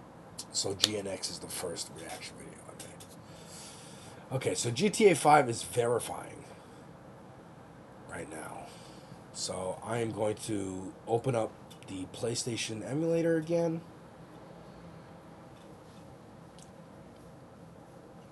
And see if we cannot... Because this happens to Tony Hawk as well. So it's not new. I'm like, all right, this. You saw when I was playing Tony Hawk, you could see like the skybox through the ground. That happens. So then I got to restart, and then we're okay.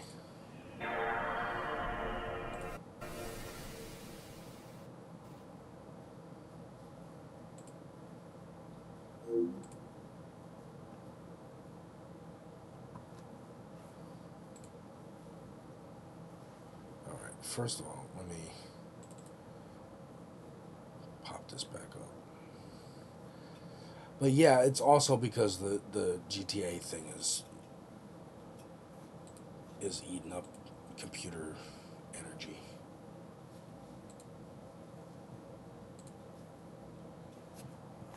And let me also turn down the volume for Tony Hawk.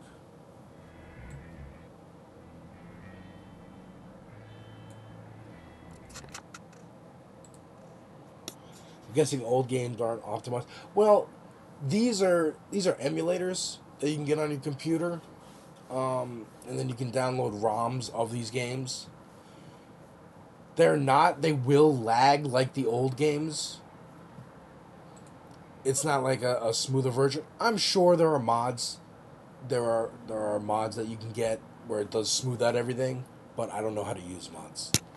Man been moving funny for a very long time, and they got something against Tupac. I don't care what Glasses say. Shout out to Glasses. Good dude. Love him. Very smart, educated brother. But they got something against Pac. I could just hear it, how they talk about Pac, right? You could just hear that they feel about a way about Pac. He's not from over there. He wasn't a gangster. You hear all of these different rhetorics. Oh, he got with us. He thought he was a gangster. He thought we was it, but it's always a gangster everywhere, right? You buying more problems, cuz. Gangsters is everywhere. They make them everywhere. And I think when he got with us, he got to the mind state that we the motherfuckers. It ain't nobody like us. Always people like us everywhere. They have a problem with the way Pac was moving and the way he was.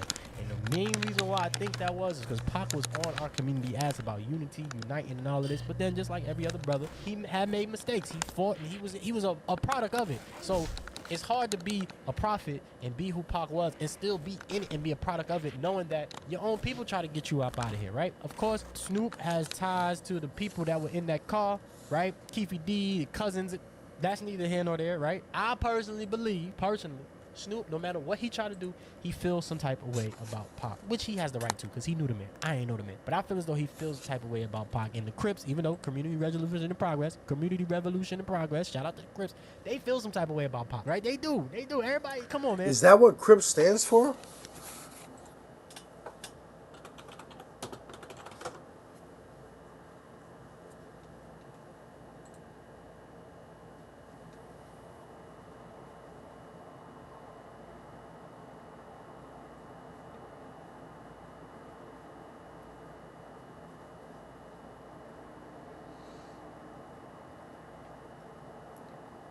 Common Revolution in Progress.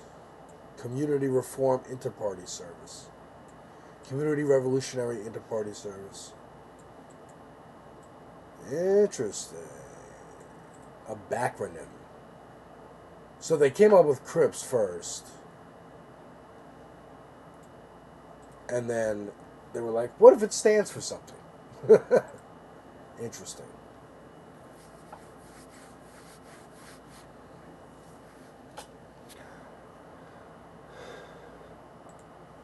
You can't lie to me. They may love him, respect him, but there's always a but there. And so the way he been moving with Pac name is nasty. Let this man rest. Using him on Coachella, that was nasty. Everybody was like, that is weird. And it's always funny. I think, who said it? B.O.B. said it the best. And how to create a clone, or how to create, was it how to create a clone? He said, is it just me, or is artificial intelligence mimicking melanin? What if melanated people was somebody experiment? They hid the ancient tables and they blamed it on aliens. NASA was a symbol of an African tribe, and they treated it like they got it from, and the government act like it fell out the sky. Listen, EMF through your body, ooh, ooh, ooh. Silicon through your body, similar to robotic. I put the chi in Fibonacci. Artificial work at an artificial job, paying artificial taxes to an artificial god. Listen, every time they push this AI, it seems like they just come in the hood first. Let's start making rappers. Let's make AI R&B singers. Let's make AI gospel singers. Let's make AI rappers. First thing first, we see holographics is of Tupac. See, now he's right. Now, yes. Yeah, this guy's great, right?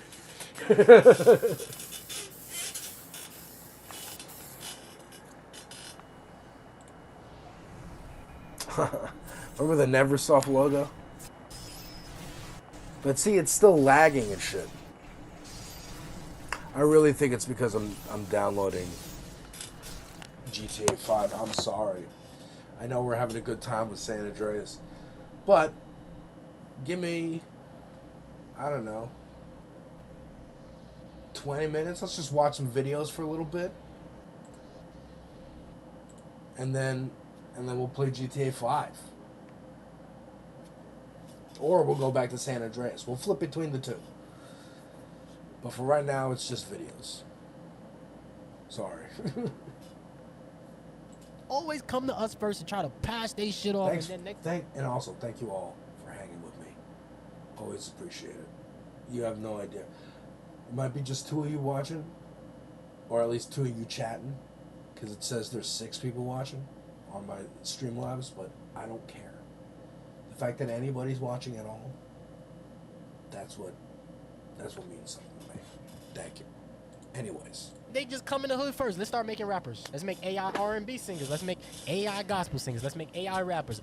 First thing first, we see holographics is of Tupac. Always come to us first and try to pass they shit off, and then next thing you know, you see niggas voices and likeliness being used for criminals and all different types of stuff. This is the start of the end when you start blowing reality and don't know what's really going on. I hate AI. All you niggas that's using that AI fucking font and them AI thumbnails on everywhere. Papoose just used it on his goddamn on an album artwork cover. You niggas using it, y'all. Papoose? I've only heard of Papoose because earlier this year there was the T.I. versus 50 Cent beef. And Papoose jumped in to be like, also, I hate 50 Cent. No worries, I'm chilling. Might have to sleep at some point where it is weekend. We're chilling. It's raining outside. We're chilling. The worst, bro. You could do all of that shit yourself. You don't have to cheat it. You don't have to. And them shits don't make me want to click. But this is where we at. And so I'm looking at Snoop like, bro, he lucky he a West Coast member. He lucky he Uncle Snoop, and it's funny he a weed smoker. Yeah, he the most popular rapper, but let's keep it real. Snoop is only popular because he lends his likeliness to everything. Snoop endorsements don't sell well. Snoop is funny. I like him on the Olympics. He's the man. Like I said, I like Snoop.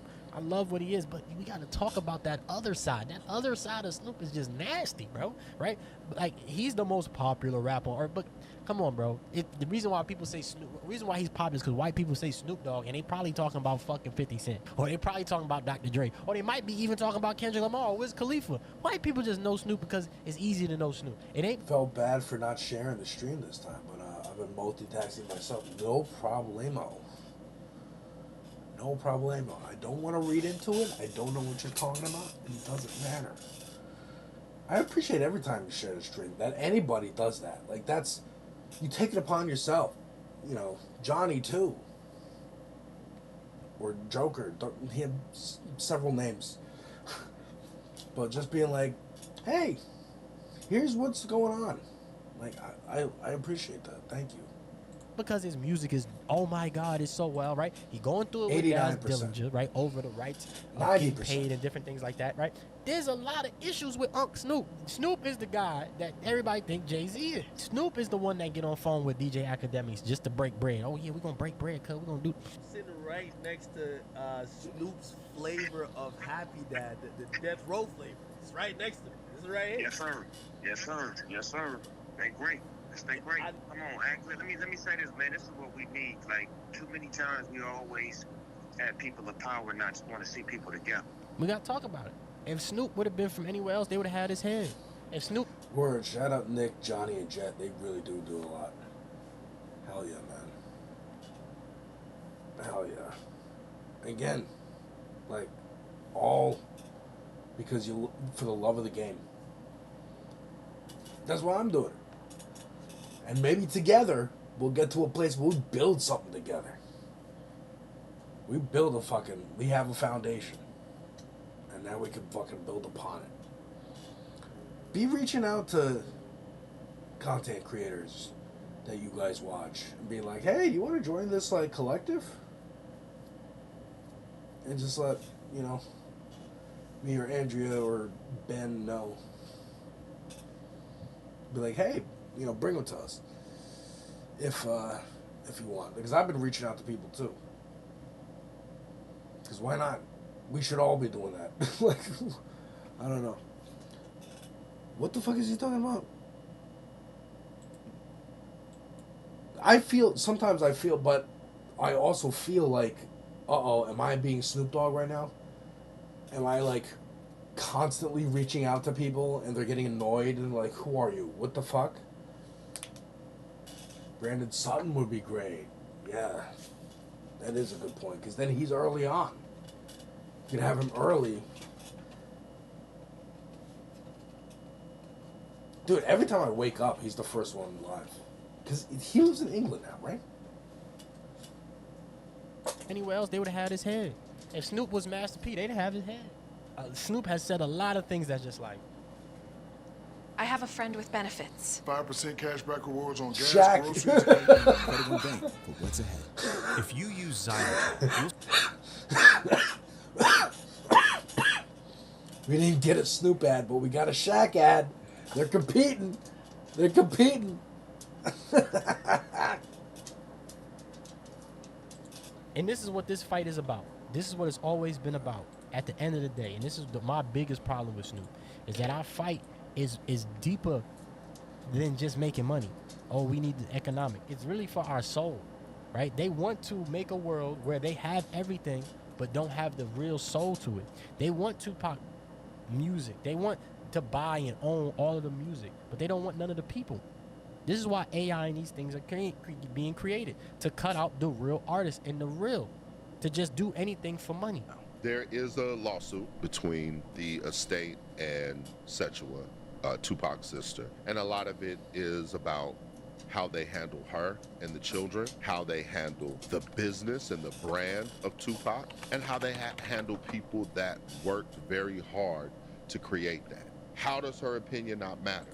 There's a whole bunch of people that love Pop, that love Defani, that knows that they should be treated fairly and with respect. And he's not wrong.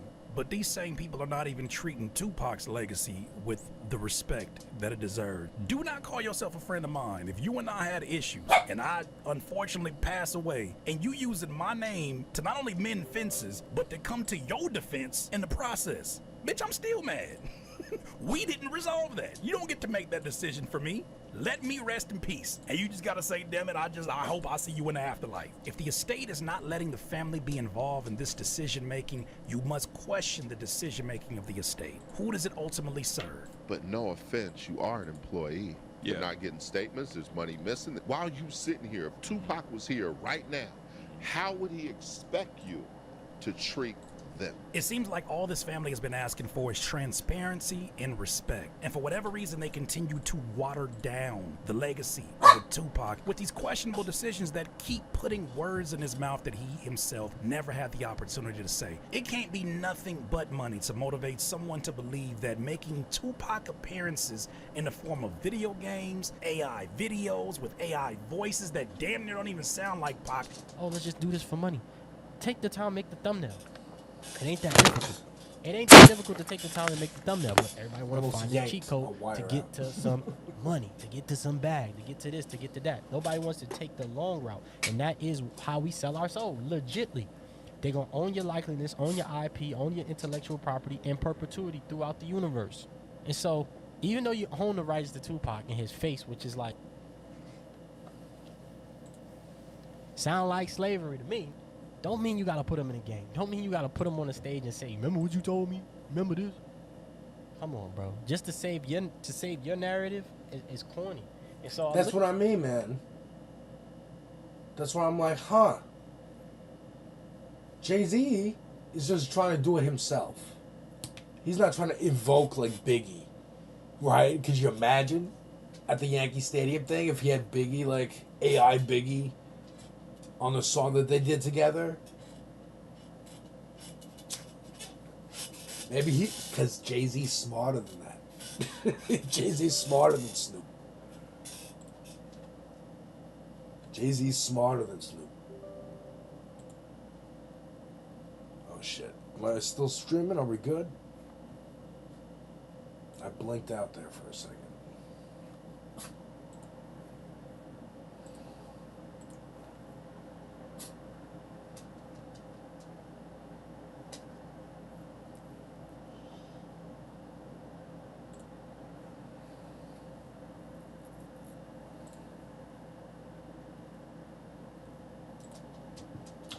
Oh yeah, because it's making me download the Rockstar launcher. So that's why, like, because it's going, do you accept Rockstar making changes to your computer? You know, and that shit. That's why it's blinking. Sorry. Okay, that's running.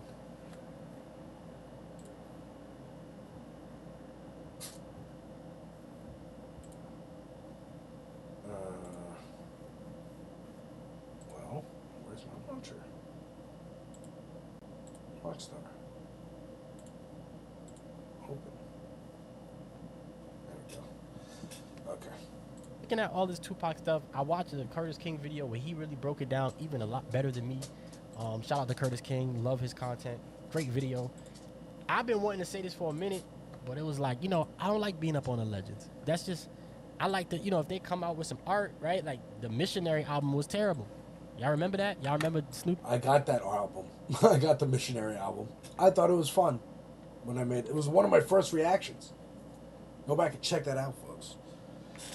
There was a lot of just, this feels like a sequel to Doggy Style, and it's funny that you called it Missionary. But yeah, it's just that again. Much like dude, Kingmaker. Exhibit came out with an album in 2024 called Kingmaker. And I couldn't tell you one lyric off of that. At least Missionary had he had Sting on there. And that song's fun. Dr. Dre doing a Missionary album, y'all buying that gin and juice they selling? Right? Like, let's keep it real. Snoop is just a face. Like, he don't move the needle. He don't want nobody. You know what I mean? Seeing him and Dr. Dre at the Super Bowl was dope. I love that for Snoop. Uncle Snoop crip walking and doing his thing up there. Shout out to Snoop. Love him. But yo, some of his movements is real funny money, and like having a legacy live on is I get when people say, oh, people want to. No, his legacy is strong enough. I don't need you to create new things. I'm winding down a bit if I stop chatting so I'm packed up. No worries. Thank you for hanging out. Next Dem administration should abolish these third-party game launchers. I know, right? Well, you might, Nat, you might fly off to dreamland watching GTA 5. And then you're going to want to buy it tomorrow because it's going to be in your subconscious. I'm going to incept you. Without his approval to further his legacy. His legacy is strong enough. The interviews, the music is strong enough. We don't need to see him in the video game as an unlockable secret character. No, I'm good. That's ridiculous. And I knew when Afeni died, we was going to get to this point eventually. Because that's how this system is. That's how this system is. It's so cannibalistic. It's so barbaric. It's so inhumane where we at in society right now.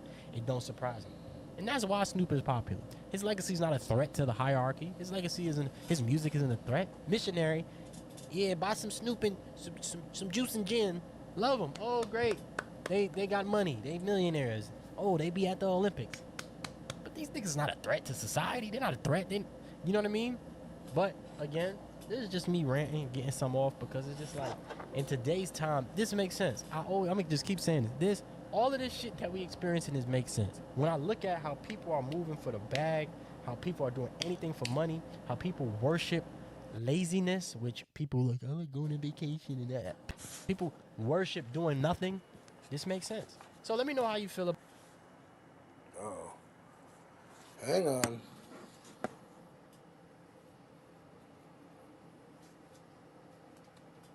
About it in the comment section, man. Uncle Snoop, man, I don't know, man. To me personally, Snoop music was never that good. Like it was like Drop It Like It's Hot, dope, beautiful, dope. Murder Was the Case. He was, to me, his music was never like, oh my god. He got way more bad albums than he has good albums. That's just how I feel about Snoop. Doesn't take away from his legend. Doesn't take away from the person he probably is. Like Snoop does seem like a genuine person, but oftentimes it does seem like he's a genuine idiot, and he just, I'm just trying to make money. You know what I'm saying? He does play the fool sometimes, and I'm just like, come on, Snoop, you smarter than that. We know you smarter than that. The way he been moving with Pac is nasty. But leave your thoughts in the comment section. Comment, like, subscribe, ring that notification bell so you'll be notified whenever I release a video. Donate to the Cash App to help the channel over here. Anything is appreciated. Link is in the description to join to be a member. I already know who about to be in my comment section, but it is what it is. Let me know your opinion. The conversation continues with you in the comment section. I'm out. Till next time. Peace. Walking in the sunshine, sing a little sunshine song. Off for adults and kids. Fragrance-free and non-greasy. Mosquito and tick repellent, you both can agree on. SC Johnson.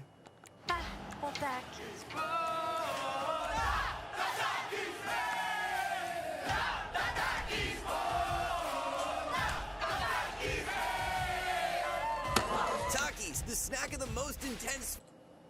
All right.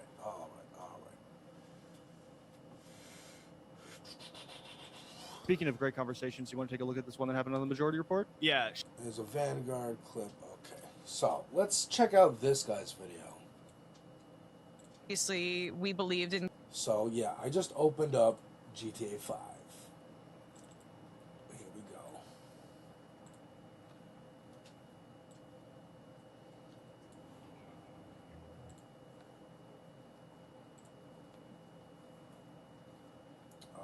Ooh. Let's put that there.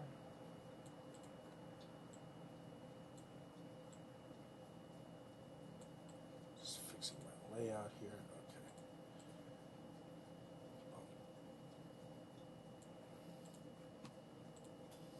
Okay. Oops. There we go. Okay. Oh, we're excited. We're excited. Okay. So the thing with this game is else outside the screen unless I hit Alt-Tab. So that's kind of annoying. But we're good. Graham's politics and his platform, and that is what I want to put first as opposed to, anybody's personal character, because it's all a guessing game for the most part. Unless we knew Graham completely personally, we just have to judge him on his public positions. Yeah, we didn't know that he posted on Reddit a few years ago that one of the biggest reasons he joined the military was to kill people, which might explain why he signed up for tour after tour and then signed up to be a private military contractor for some more adventurous violence. We didn't know that, even though we actually did know that, and many people in our audience have been telling us that, but we pretended they don't exist and just focused on his Nazi tattoo instead, because that's more ambiguous than his repeated confessions about wanting to kill people, and how he viewed killing people as a fun strategy game that he was really good at. You're never gonna get a perfect.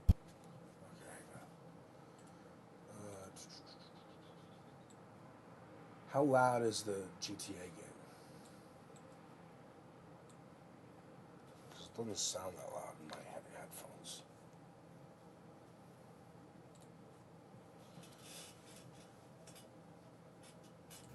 Let's see.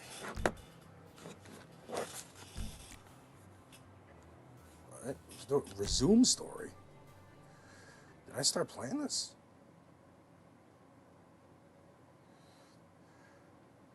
Because I have this on a physical disc on PlayStation 3. Like, I beat it back then, and I haven't played it since.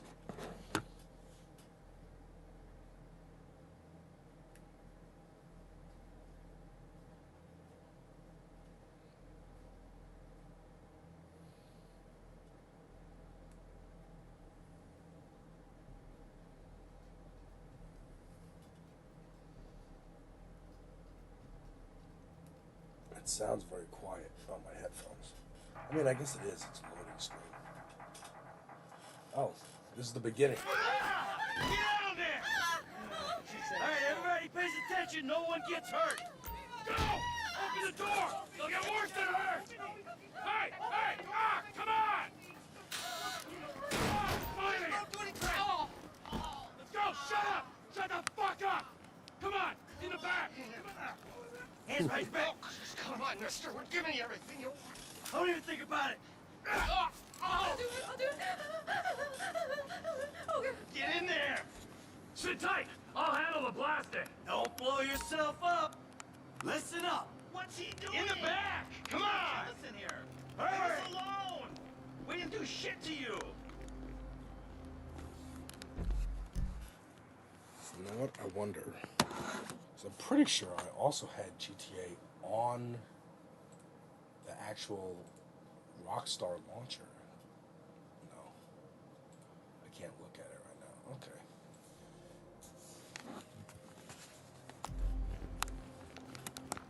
All set! Phone it in! I'm making a call.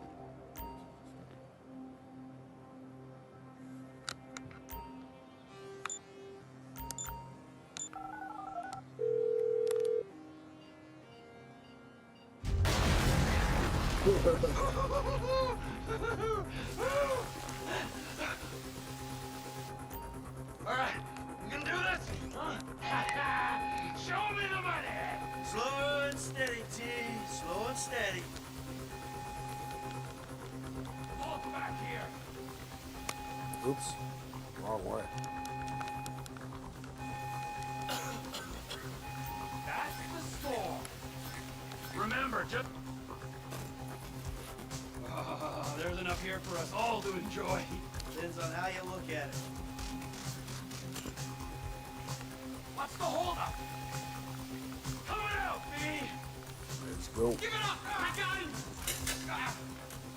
I saw your face, I'll remember you. You forget 1,000 things every day.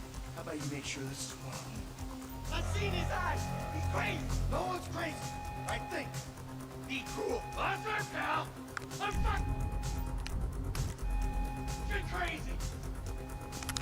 Fuck! You didn't have to do that! Let's get going! There'll be time for grieving later! Yeah, you got that right. Come on! Yeah, it teaches you right away that you can switch characters.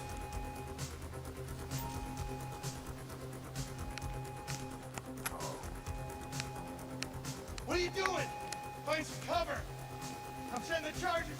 They're on a timer, so brace yourselves!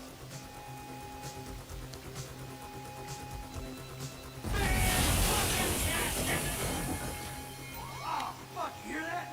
Siren! Fuck the cops! D, hit the shutter switch!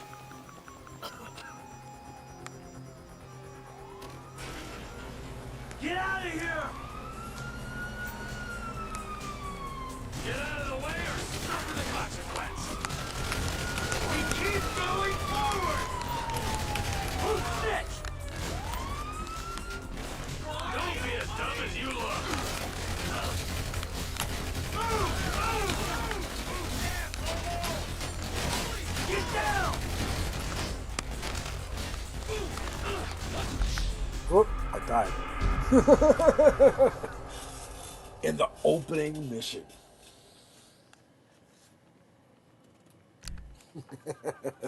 It looks great, right? PlayStation 3, 2013 this came out. Blame the pricks who called you out here! We bring it to them! Drop it, prick! Get out of the way!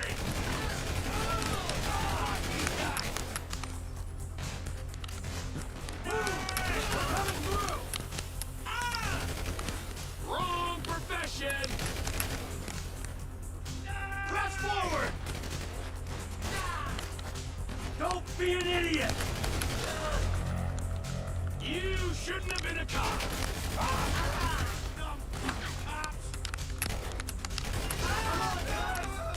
Let's move! Come on! They answered the wrong call! I ain't laying down for them! Car's up here! Let's go! Move! Come on! Kid might have failed! This wasn't in the job description! Get out of here! Back the fuck down! Get in their faces! Hey, Rebecca. Welcome, welcome.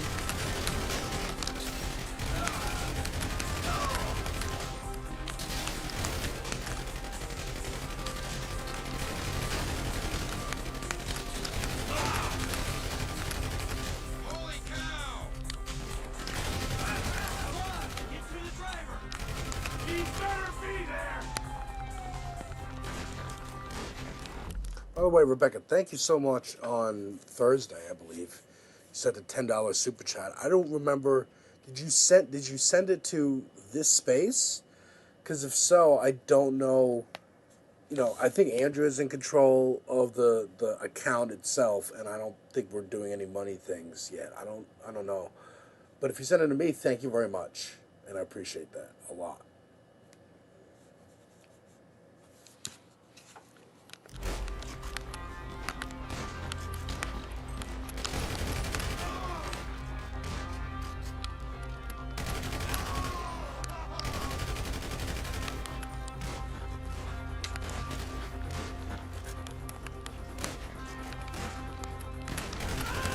We got a window. Let's go. Every man for himself.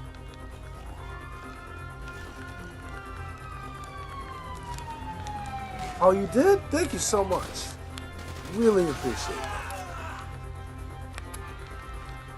I did not want you wasting your $10. I appreciate you. Thank you. What took you so long? And welcome. How was your Saturday? Fuck up and drive. Woo! Did you see that shit? Fucking put that bitch's face against the glass. Did you see that? Yeah, you're a real stout.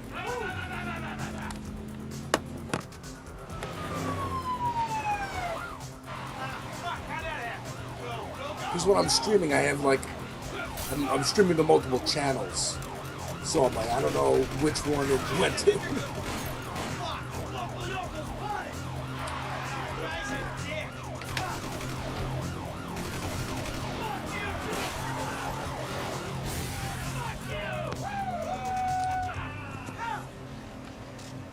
Come on, let's get to the chopper. Right, and the driving's different in these. We're getting there. It's Sunday for you. Wow. When I get eyes on it. I hope you're having a good Sunday. Coming our way. Be cool. They ain't made this car yet. Mike? I say there's a chopper, there's a chopper. We stick to the plan, we're home free. Shit, shit, shit! Roadblock! Go right! Beat the train, man!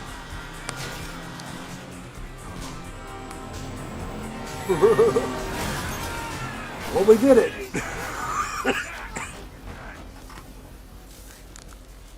You guys alright? Fuck! Come on! Head to the chopper. No! Hey! Stick to the plan! What? Stick to the fucking plan! Come on!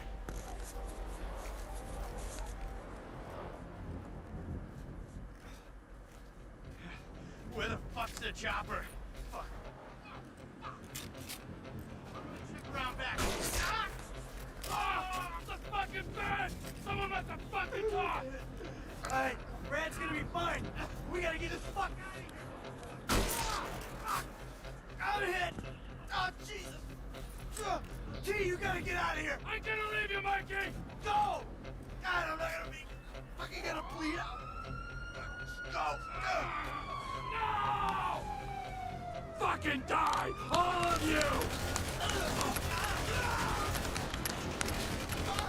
Kill me, you pricks! This opening is awesome. I forgot how cool this is. This is the beginning of the game, folks. Die, you cocksuckers! You fucking cocksuckers!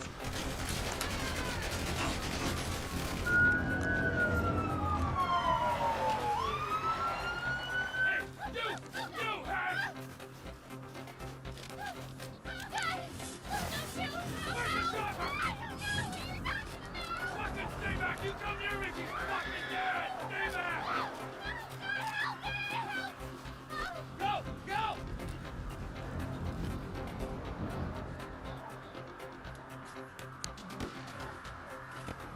Hobo rage activated.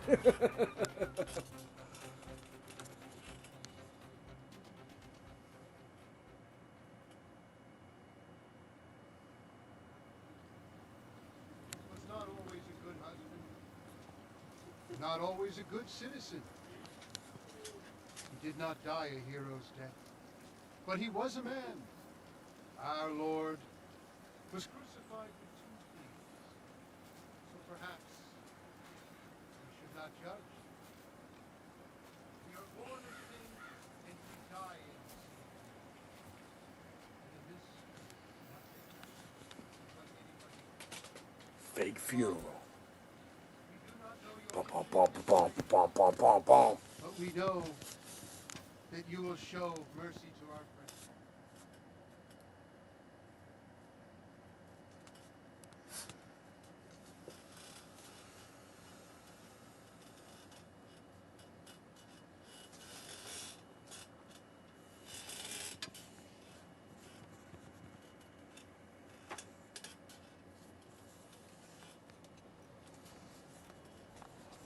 Your son, James. He's a good kid. He's a good kid? A good kid? Why? Does he help the fucking poor? No. He sits on his ass all day, smoking good dope night. and jerking off while he plays that Good night, fucking Natch. game. Thank you so If much. that's our standard for goodness, no wonder this country's screwed. Have a good night. Sweet And dreams. what about you? Dream about GTA. Yeah. Hey. We'll be playing more of this for sure. I don't have the advantages that kid has. By the time I was his age, I'd already been in prison twice. I robbed banks. I ran whores, smuggled dope. And you consider Wait a minute. them You mean you have achievements? records? These were the like, opportunities you broke I had. records? At least I took them. And where did these opportunities get you, Michael? They got me right Oh, they go in a record. fucking here. Oh, like, The oh, end that's of the awesome. road. Like the soundtrack. That's so cool. A big house and a useless kid, and I'm stuck talking to you because no one else gives a shit. Oh, I'm living a dream, baby. And that dream is fucked. It is fucking fucked. Let it all out. I think I just did. Oh. Well, I think that's all we have time for. The same time next week? I guess. Oh. I gotta tell you, I ain't too sure this shit is working for me. Well, a sense of overriding futility is a vital part of the process. Embrace it. Whatever you say, Doc.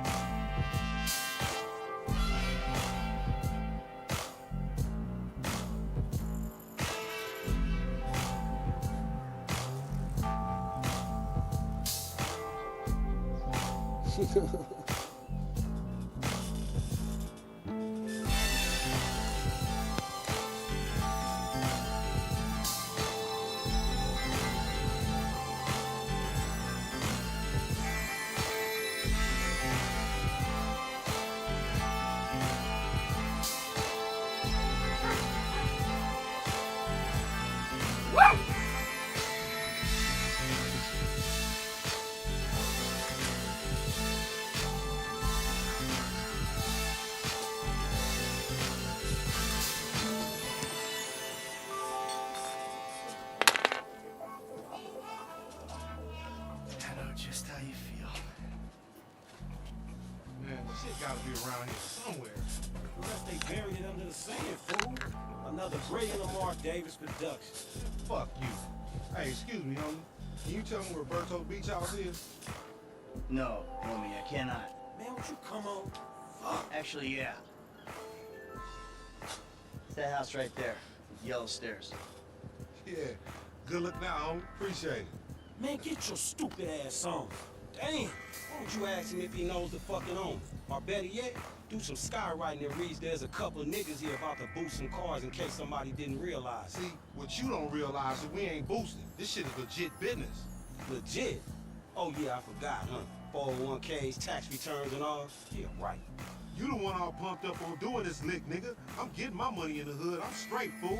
I'm cool. You cool? Cool what? Slinging dope and throwing up gang signs? Yeah, right. Whatever, homie.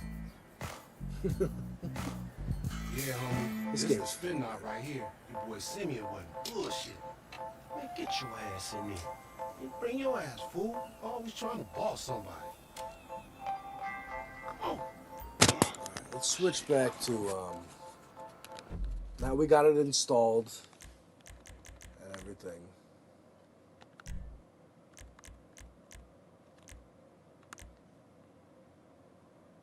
Downloads it. Can I? Yeah, let's go back to GTA San Andreas. It's super real. I know, and watch, we're going to go back to the old one now. And you'll see how far they've come.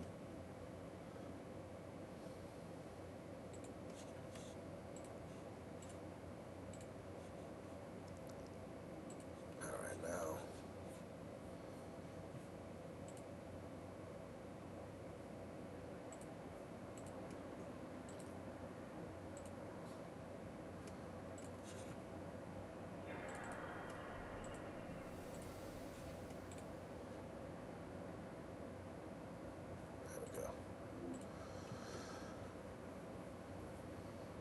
Yeah, we just started GTA San Andreas, and I was having so much fun.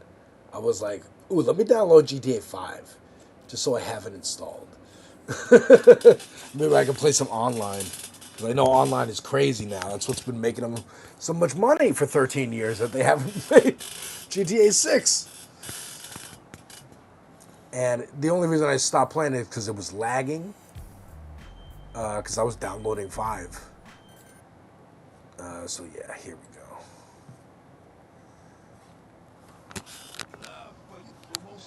Yeah. All right, we're doing the drive-through mission.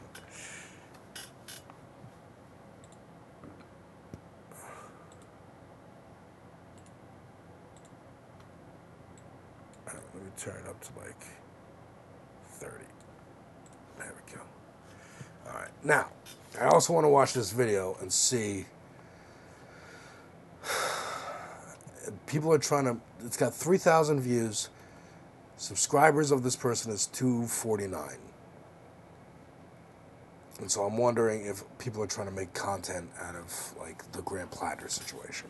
Politician. I mean, if you're going to exclude white people from running for office in America just because they once viewed killing brown people as fun, especially when the brown people are overseas, who in the hell are these perfect people we could actually vote for? He said the right things recently, so who cares about his entire life supporting a completely different picture of who he is? Or yeah, that is what this is.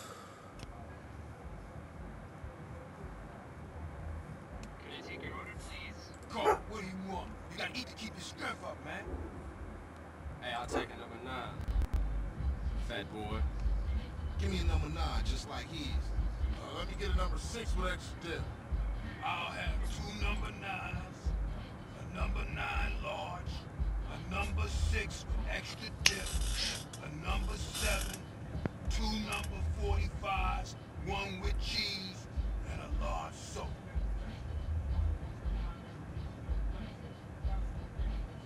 I love that. We gotta pause everything for the big smoke order. A number 9. A number 9 with no cheese.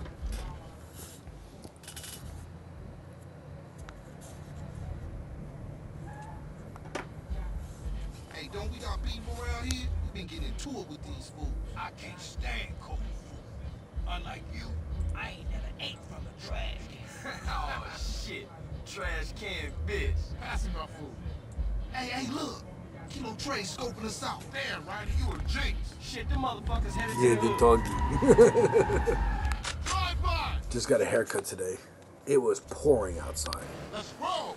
Hit it. Go, go, go. Hit the gas. Now I keep big. Why you ain't blast? The smoke? I'll shoot him out of here, Jack. Quit stuffing your motherfucking mouth. Let's go. I ain't stuffing, homie. I'm enjoying my meal. Hey, kill that asshole. Beat up a little bit. This is great sex. Smoke. Stop stuffing your face and start popping them balls. I'm trying to enjoy my food. Oh, I have to shoot. Move the clothes, smoke. Shoot. Hey, I'm just finishing my fry. I see. That's what I was getting wrong. I wasn't shooting at all. My special. Oh shit, you got ketchup all over the... Oh my god. Alright, this is why we make save states. Because Jesus Christ, I fell down. You have rain there to do? As well? That's crazy. But won't say a word. Too damn scared. Some people say they saw a green state Across the world. Then speeding away. Yeah, but people like to talk, don't they? Anyway, that's half of Santos you talking about. Alright. So let's skip the cutscene.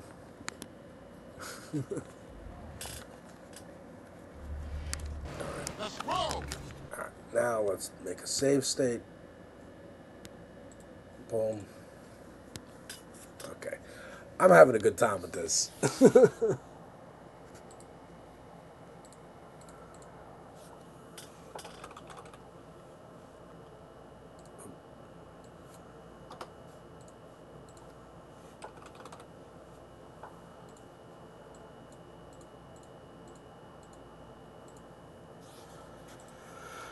Alright, let's watch this shit.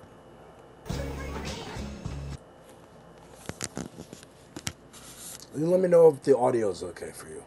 If, like, the video and me and the game all sound okay together. Shout out to Jasper Nathaniel, one of the leading reporters on what's happening, particularly in the West Bank. This is a guy who has also put his body on the line, been in occupied territories, doing incredible reporting. You guys should all follow him on Twitter, Infinite Jazz. But yeah, this is a great conversation between him and Emma Vigeland, and I think he brings some really important insights to the conversation and challenges Rokana in a way that I think is worth checking out. Yeah, let's check out the segment. Really good stuff here from Emma and Jasper, and then we're going to take a look at Appreciate Rokana's it. response, because if you saw this on Twitter and decided to fire back with quite a lengthy response. The disconnect that happens is you see these people who are completely defenseless, like literally defenseless, up against people with machine guns, with the full support of the military, with the full support of the army. And the intuitive thing to think should be like, these people need to be protected. The settlers who are tormenting them and the army that's behind them need to be fought back. The question that Jeremy Scale was asking him yesterday about, like, did the fighters in Gaza have a right to go after military bases in Israel? Like, that's not really that different from what we're talking about here. Like, do you think that these people should just, these Palestinians should just have to take? And that's the other thing. Go after military bases, right? People in this country will get on mainstream news. Democrats will get on mainstream news and talk about, oh, it's okay that that hospital was bombed and destroyed because underneath these hospitals are Hamas military bases. We have to destroy them, right? Oh no, at this children's school, it's actually a secret hub for Hamas. We have to bomb it to smithereens, right? That's what they always say on mainstream media. But even with... Yeah, it was getting cold. Y'all coming in for a beer? Nah, baby. I need to get back to the crib. CJ, give me a ride. All right, Smoke, let's go. See y'all later.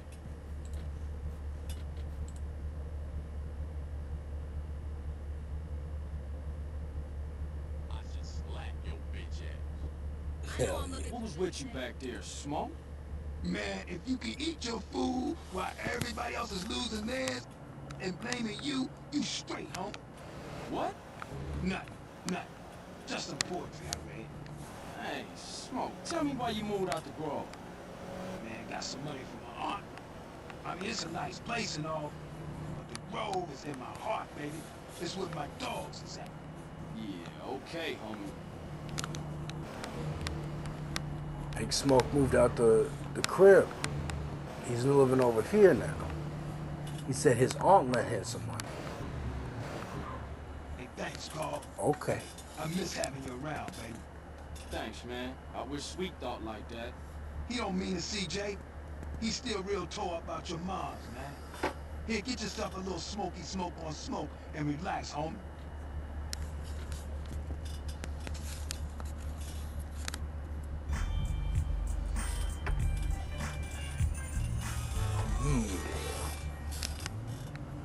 Oh, I want to immigrate from here. I want to immigrate from here, he said. Alright, can we go? Oh, sorry, honey. Can we go to the gym yet? How do I know where to drive to? Well, you can check the map. I need to go here. But also, you have to kind of remember. You have to memorize it. Because in the new one that we were just playing, you have a GPS. And it just shows you the line and you follow it like in a real car.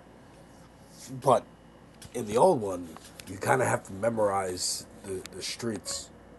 Or you put the marker down. You can put the marker down. Right. And then it's on the map in the corner. So you know the general direction. And you specifically mention Israeli military bases being a viable target for Hamas, for Palestinians in their war. And that's the other thing. It's like, is it a war or isn't it, right? Because people will call it a war as a way of like diminishing the suffering and the persecution and the bloodshed and the ethnic cleansing that's occurring, right? The land grabbing, all of that. Yeah, but in war, exactly. It's relatively understood that military bases are fair game. Just get murdered and killed and starved and beaten and have their schools shut down and have their their humanitarian agencies shut down. And if they so much as throw a rock in return, you know, they will either be shot dead or thrown in jail. Like, do you think that's how it should be? Or do you think that, you know, Palestinians should have a right to defend themselves? And so I think that there's this sort of sleight of hand that happens with a lot of liberal Zionists, frankly, where it's easy for them to speak out against the settler violence. We're getting a phone call. Yeah. Hey, CJ, it's sweet. Hey, what's up? If you don't respect your body, ain't nobody gonna respect you. You're too skinny, CJ. You need to pack on some muscle. If I wanted nagging, I'll buy a clockwork wife. Just looking out for you, homie. It's all show and respect, you know. Yeah, I guess. There's a gym I go to a couple blocks out from the Grove. Go check it out and get yourself a gangster physique. I'll scope it out. Later, man. Hell yeah. Exactly what I wanted to do. I wanted to go to the gym. Hell yeah.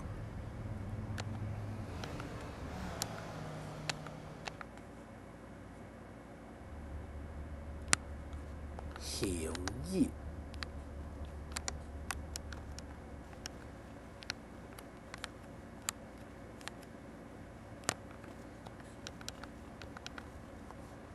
Let's go save. I save it in the actual game, and I make save states.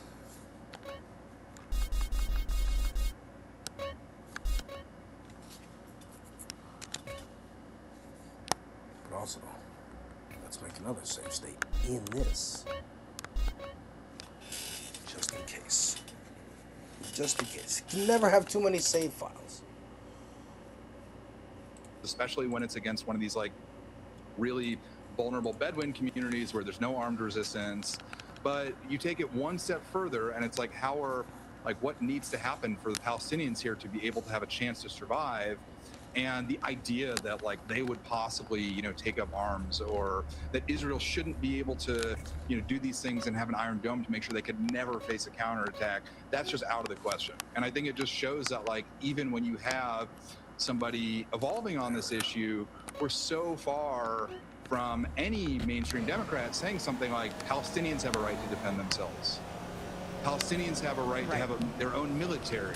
And not just mainstream Democrats. I can't think of any Democrat that comes out here and says Palestinians deserve their own military, which obviously they do. Yeah, 100%. I mean, I think a lot of politicians say that Palestine deserves its own state. Right, and that implies that, yeah, obviously if you have a nation state, you're going to have a military to defend said nation state. But yeah, a lot of them don't actually go as far as to spell that out. Yeah, that's a good point. Like that is just... Oh yeah, what's happening in Gaza is disgusting. But this is just about Ro Khanna, who's been pretty good on these issues. He just went to the West Bank. But then he was interviewed on Breaking Points, which they also made a reaction to. We could watch that one after. Where... that one actually comes before this one.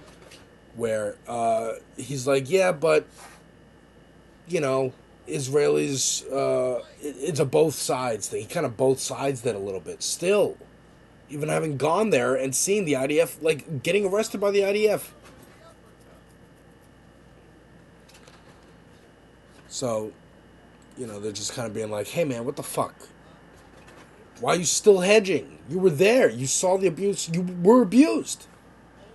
Just still, I don't think you could hear that from any mainstream Democrat. And that to me just shows that, like, look, I think it's positive that he went there. I want to also say to people who are saying that Ro Khanna uses people as props, like the Palestinian people who he met with, the ones who I know, are not naive about this. Like, they understood this was a political trip for him, that he was going to use this. They chose to meet with him anyway.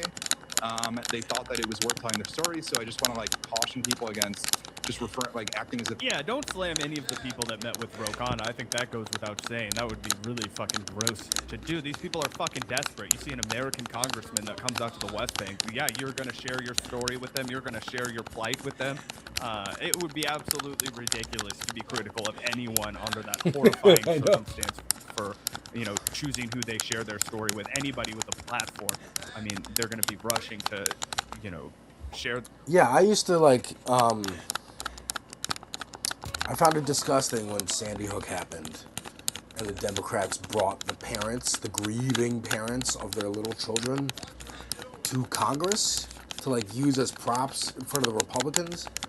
But, again, they're desperate right now, and we need this to happen. And is this maybe could help get Republicans to change their minds and vote a different way? Answer was no. Answer was no, because Republicans are fucks.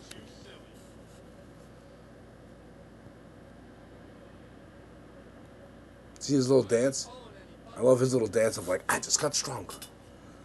What's happening with, because they need people to know so that they can get more people to oppose it and take action. Yeah, 100%. And also, I don't like the charge against Ro Khanna. Like, oh, he just did this as a stunt for publicity or whatever. It's like, do we want politicians and candidates to go or not? Yes, we do want them to go. Even if they don't have 100% perfect opinions on everything ever, what Ro Khanna did was brave, and other candidates should emulate it. They should also do it. Because, again, it brings more attention to a fucking genocidal crisis, and it gets more people to understand what's going on.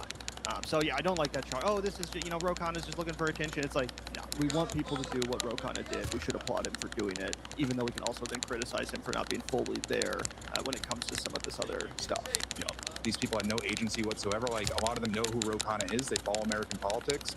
But, again, it just, like, I'm glad the trip happened. Hopefully something good comes of it. But, like, he and everyone else basically is still so far from, like, putting the Palestinians on the same level playing field as every other people in the world who has a right to defend themselves, who has a right to live in dignity and has a right to not be terrorized every single day. Well, that's the irony of these Democrats saying they support a two-state solution, because statehood would necessitate having your own military. That's why you're out of shape. You don't do the post-workout dance. Yeah, me too. And that is part of why this two-state solution fiction is just a way to bide more time. This, as Gavin mentioned, elicited a response from Congressman Ro Khanna that we can read because it's kind of long. And again, it reminds me of the glory days before Elon Musk bought Twitter, and Twitter was for short ideas. It was for tweets. Right now, everybody will just fucking post this long-ass screed, and I have to come out here and read it for you guys. Here's my master's thesis on self-defense. Thank you, Mr. Khanna. Literally, yeah, this is crazy. Like, this one paragraph right here would have probably been too many characters for the OG Twitter, but I digress. That's long gone. Elon's destroyed it. Ro Khanna says, I have great respect for Emma Vigeland as a journalist who speaks truth to power, and Infinite Jazz who literally put his body on the line to prevent Palestinians from being beaten or killed day after day. I saw his courage with my own eyes on my trip. I believe Palestinians have a right to dignity and statehood. I believe they have the right not to be beaten or occupied. The best way to achieve this is through nonviolence and having America and the world recognize their claims to justice. Gandhi succeeded.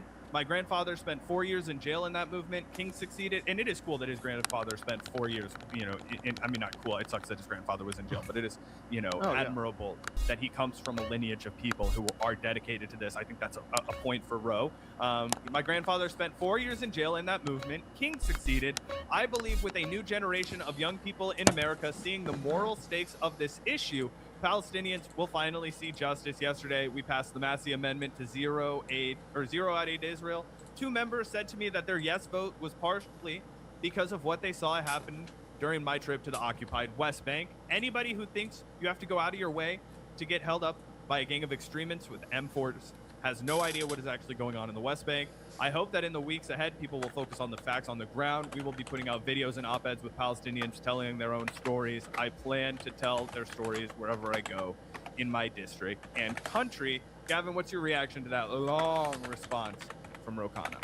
Yeah, I mean, I think it's, again, I think it's an important conversation to be had. And I think that ultimately Rokana just needs to answer this question better next time, because it seems like he's like almost there, right? He's talking about how Palestinians have a right to dignity and statehood. They have a right to not be beaten or occupied. Yeah, it's like, well, then I guess that also probably means you should acknowledge that they have a right to defend themselves, Rokana. And sometimes defense isn't just, a big, kumbaya, let's have peace and have a barbecue. Like, no, sometimes, unfortunately, and if you, are a student of history, you definitely understand this. Sometimes resistance does involve violence. And so, interestingly, I'm looking at the Rockstar launcher that I used to launch GTA 5. I own a version of San Andreas on that. So I have 2 copies. Maybe that one's not going to have the weird, trippy screen on it. But you know what? I don't even care. I'm having a blast with this. Yeah, when you're the subject of violence, sometimes that does become a response that is excusable or necessary or whatever you want to call it. And again, I think that Rokana, he probably got a little bit freaked out, didn't want this clip going around of him advocating for violence against Israelis. But I hope to see, him continue to evolve and have these conversations. And what's your response? What do you think about this? Do you think it's mealy-mouthed, or do you think he's headed in the right direction? I mean, I think that obviously if you compare him to the rest of Congress, what he's willing to say about Palestinians and their humanity is obviously, a cut above the rest, right? But also the bar is very, very low. And so I feel like what he's doing is he's kind of covering his ass here. I think he does realize that this isn't something that could get away from him. And so he wants to present himself as somebody who is firmly on the side of Palestinians. Now, I think that he can be, again, one of the better votes in Congress and one of the better voices to raise awareness on this without being perfect. And I also think that it's fair for a guy like Infinite Jazz to come back and say, I don't understand how you can witness what's happening on the ground, then come back and say, quote, the Israelis have a right to defend themselves, but the Palestinians do not. And I think just bringing it all back to, that one quote, like the fact that you've seen all of this, you want to elevate these people's stories, but you still want to place them on a hierarchy below the IDF. You still hold them to a different standard than you do the IOF. Excuse me. You know what I'm saying? Like, so I think that's a real problem. And I have a clip, if we have time to react to it, that somebody quote tweeted Rokana with, of Norm Finkelstein talking about how his references to Gandhi and his references to the pro-peace movement kind of fall on deaf ears, given that that's been tried over and over again by the people of Gaza, and they've been shot down with bullets by the IOF. Yeah, let's take a look at that. Before we do, Zach, you really quickly want to take a look at one more timestamp? I know. I'm right there with you, John Lithium, about Rokana. I'm like, you were too friendly with saying, I don't know your name. I've not known about you. So, that's me. But fine. Other people did. He was always pretty good. Okay. But he's, looking into him, he was like, he represents Silicon Valley. He's friends with a lot of those people. They are like turning on him now, right? But he's still trying to bridge that gap. He'd be like, come on, guys, we can work together. And like, maybe, but there's still pillars that you need to understand are pillars and not movable,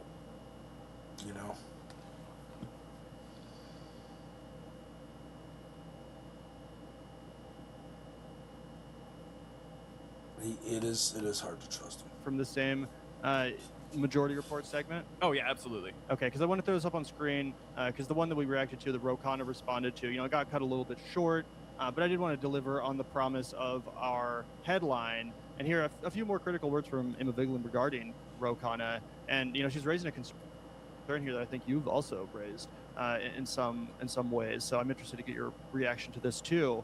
But yeah, let's take a quick look, and then we'll move on to that. Sick.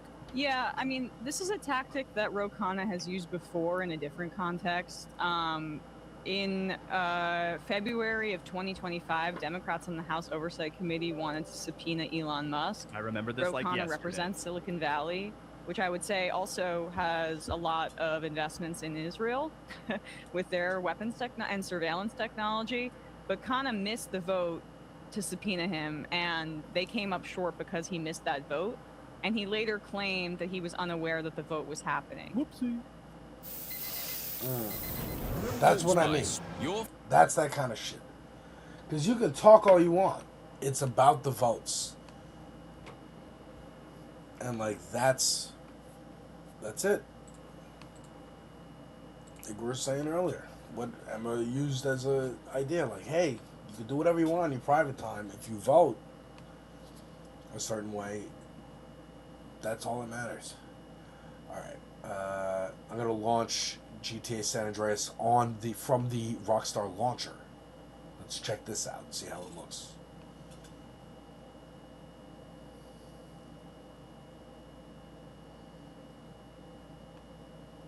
Oh.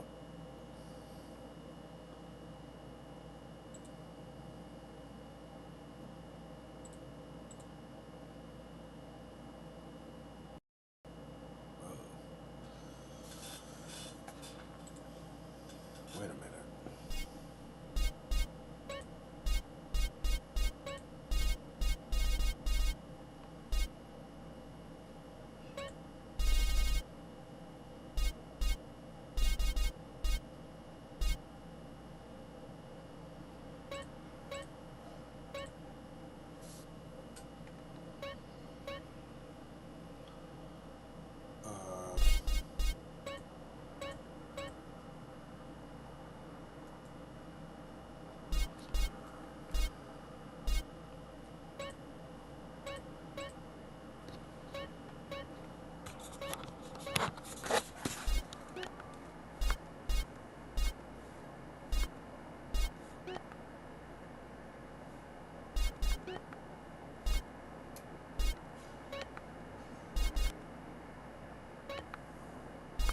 Oh, I think the reason I wasn't playing this is because there's no way to make it a window.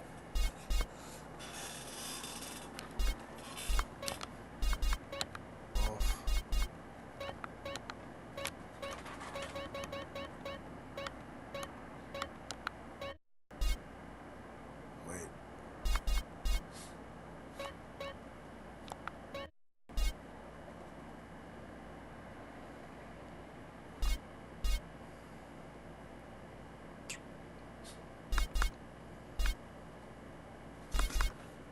Yeah.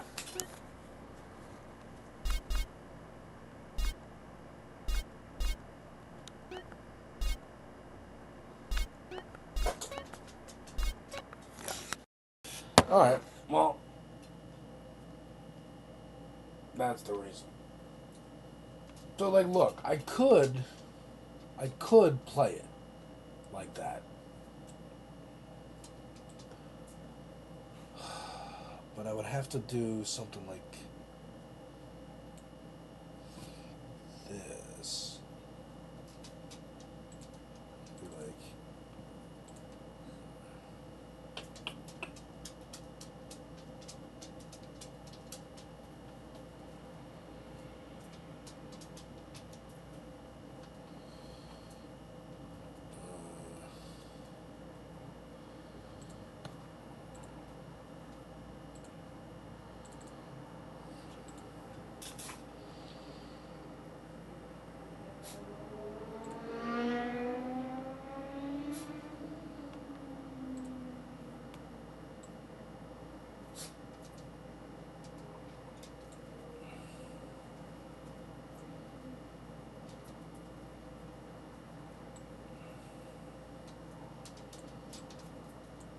do something like this.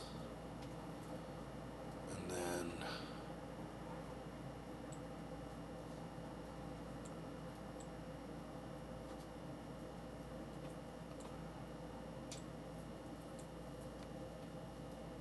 Okay, I'm gonna go anyway. Have a great night. Have a great night, Rebecca. Take care.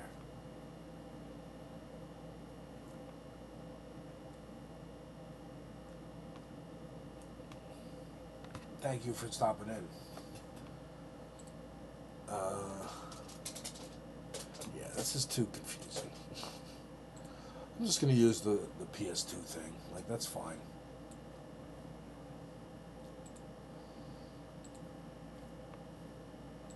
It's fine. Returning to what?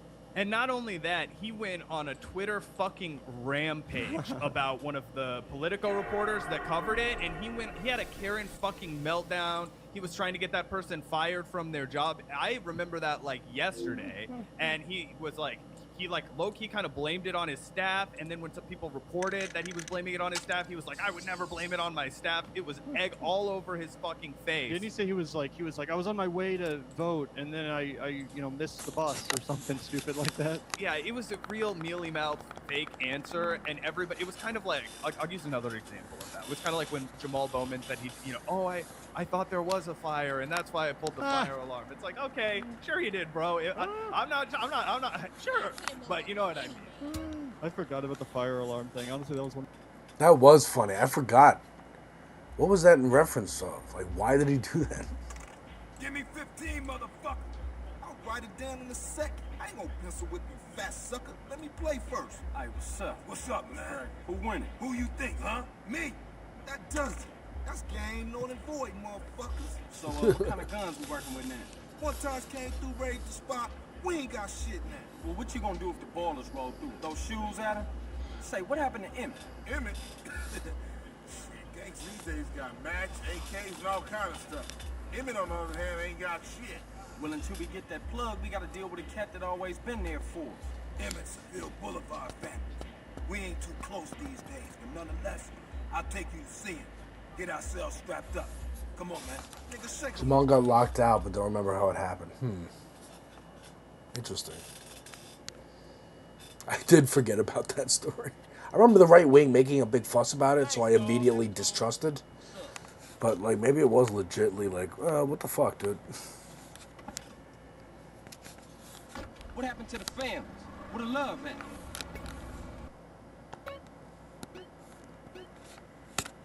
Shit happens. Seville wrongs temple. Temple wrongs grow. Bad blood leads to bad blood. If you read the book, that's the way of the world, baby. Yeah, but you know you gotta keep it real. I admire you, Cole. You're a leader, a visionary. Remember me when you get to the top.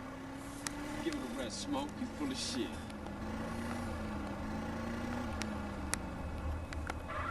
You hit me.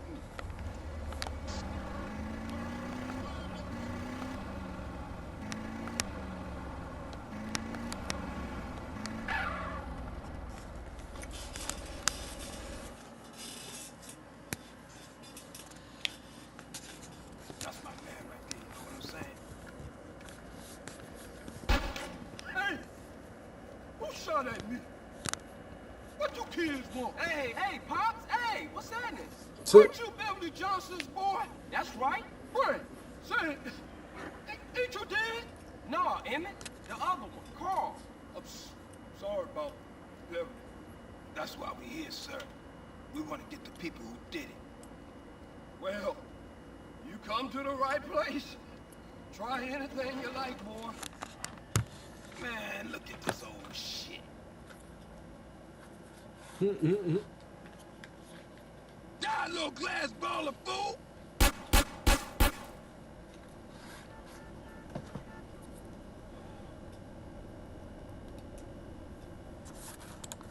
Those are the funniest things that Jamal Bowman did. He should have just been like, hell yeah, I fucking pulled the fire alarm. What are you gonna put me in jail for pulling a fire alarm, you fucking pansies? Like, I thought I smelled fire. Yeah. Like, that's my defense in court. I thought I was being a proactive citizen. Yeah. But yeah, let's just hear a little bit more of this and then we'll move on. What you had to say about the UNRWA defunding, which to me, like, I think what you're saying makes sense in terms of evolving on this very issue, but anybody that voted to defund UNRWA is understanding that you're completely decimating any kind of civilian healthcare, civil society infrastructure in the Gaza Strip in the midst of the genocide. You know, I think there's more room for people to grow on things like understanding the role of the Iron Dome, but defunding UNRWA is, you know, that led to thousands and thousands of people dying. Yeah, and I also want to just say that. So again, just, you know, a little bit more context from Emil Vigeland, bringing up the fact that Ro Khanna, you know, he's definitely headed in the right direction on a lot of issues. He's definitely one of the best we have in Congress, but still far from perfect, and it's important to keep that in mind and not just glaze him. Same with every politician, of course, but, you know, it's important to keep that stuff in mind. Totally. Yeah, glad we got to hear this from Emma. I completely agree. And yeah, I never forget about the Elon Musk vote. I don't forget about any of that stuff. I think it's very important. And it also isn't worth noting, while we're on the topic of Elon Musk, after this man was sieg hailing in the aftermath of Donald Trump winning re-election, after he'd given him, what, $300 million or something to win re-election, after he bribed people to show up for votes in Wisconsin. Hey, look, let's split.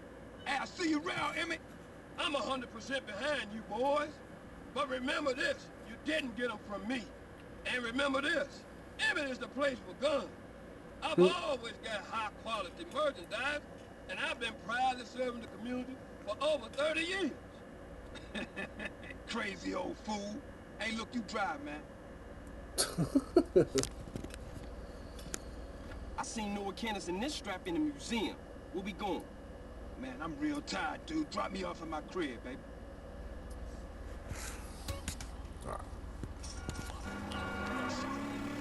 What's going on, man? Shit seems pretty fucked up.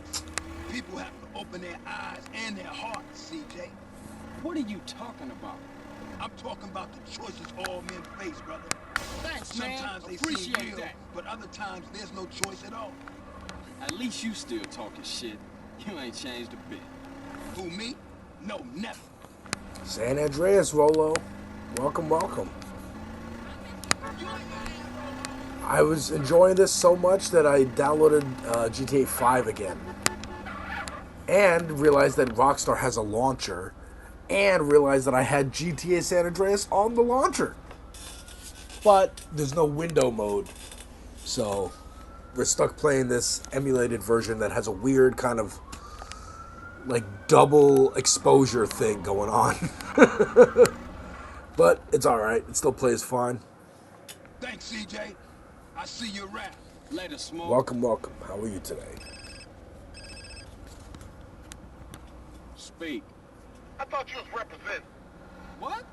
Correct me if I'm wrong, but I thought you was rolling with Grove Street again. Already told you I am. Why ain't singing your colors yet? You gotta fly the flag, man. Ain't nobody gonna respect you if you ain't representing your hood. Alright, man. My bad. I just ain't got around to it yet. There's a Beaco around the corner from the gym in Gatton. Go get yourself some greens. See, this is what I was trying to find earlier. Natch, who is now asleep, trying to guide me to the clothing store, but I knew I had to do a mission first. I realized, after I found it, he was like, oh no, you gotta go into a bush. Wisconsin, broken all kinds of campaign finance laws. Ro Khanna was out here saying, I think there's still a place for Elon Musk in the Democratic Party that I believe in. And I'm like, no, there's not. There's no room for fucking white supremacist Nazi billionaires in the Democratic Party. So I just think you guys have to remember this is where he's coming from, and he could be good on issues, but I do not see him as a moral leader on any of them, right? That's why any of this talk of him running for president, I'm like, no. One move he's gonna make, give us single-payer health care, and another minute he's gonna give Peter Thiel access to the Pentagon. Like, no. I'm like, I just don't. I wouldn't mind him on the stage pushing other people left, but No. About you, man. I don't know about you. And all of these reasons are why. And that's even after I've stopped bringing up every single time we talk about him. The fact that he's rich as hell, and even though it's in a fucking blind trust, the man does more stock trades every year than any other congressperson. By volume, more than any other fucking congressperson. That's Nancy Pelosi, that's Marjorie Taylor Greene, that's any of the fucking people that you can imagine in Congress. Roe's doing more trades than them. And he'll say, oh, it's my wife's money. Oh, it's in a blind trust. And it's like, yeah, you didn't take a fucking amnesia pill, bro. We know you know you're rich.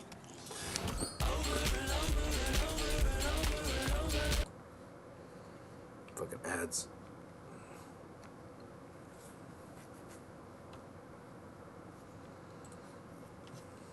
Ro Khanna respond to that very charge on this show.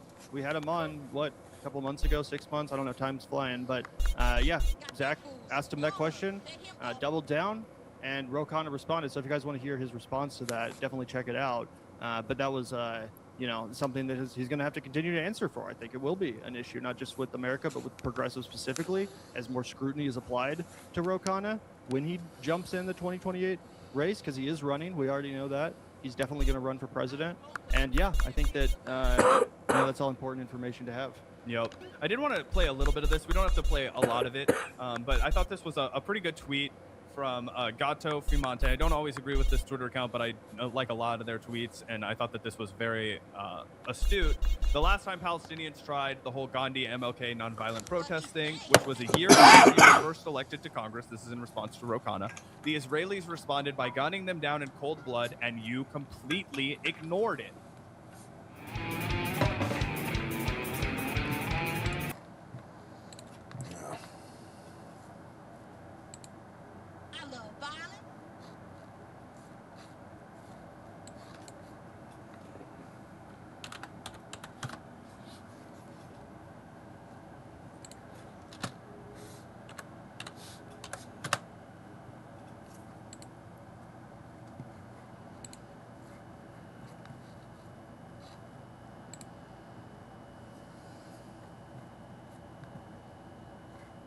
Oh shit.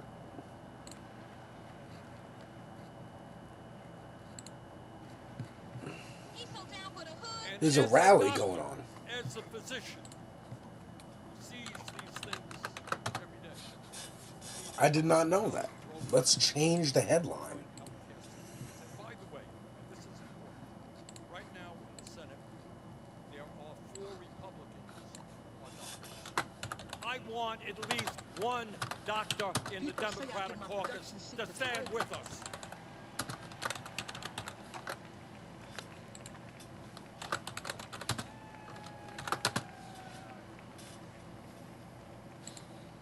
But it is not just a broken and dysfunctional healthcare system that Abdul is going to work with us on to fix. Abdul understands that our I'm gonna tweet this shit out. today is rigged, that we have more income and wealth inequality than we've ever had in the history of our country. Now remember when we were all in school studied the Gilded Age, remember that? Rockefeller, Carnegie, Jay Gould, all these billionaires? Guess what? Concentration of wealth today is much worse and more extreme than it was during the Gilded Ages of the 1870s and 1880s. Today in America, it is obscene that the top 1% now own more wealth than the bottom 93%.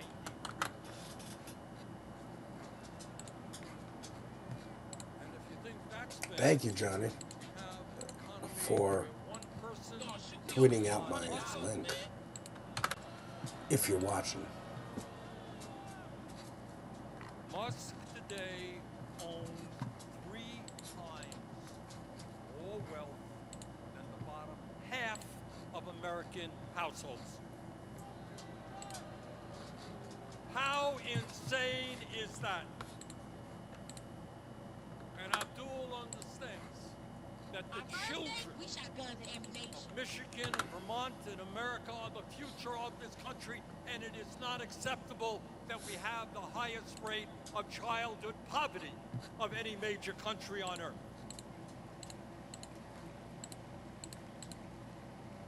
That the seniors of this country built our economy, fought our wars, raised Hell yeah, us, Bernie. and that 1 out of 3 seniors should not be struggling economically in the richest country on earth. Mitt Romney had a quote back in the day about blind trust ain't so blind.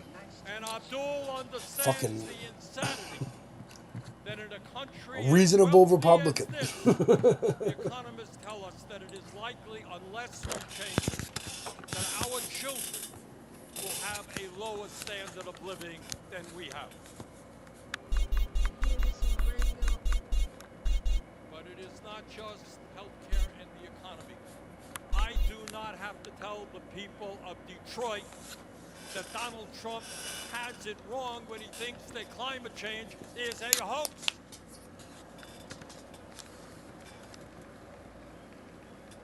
We are experiencing year after year the hottest weathers that we have ever seen, record-breaking temperatures, Europe all over the United States, and now here in Detroit, you have been breathing the air that comes from those forest fires. Abdul understands that we can create millions of good-paying union jobs as we transform our energy system away from fossil fuel to energy efficiency and sustainable energy.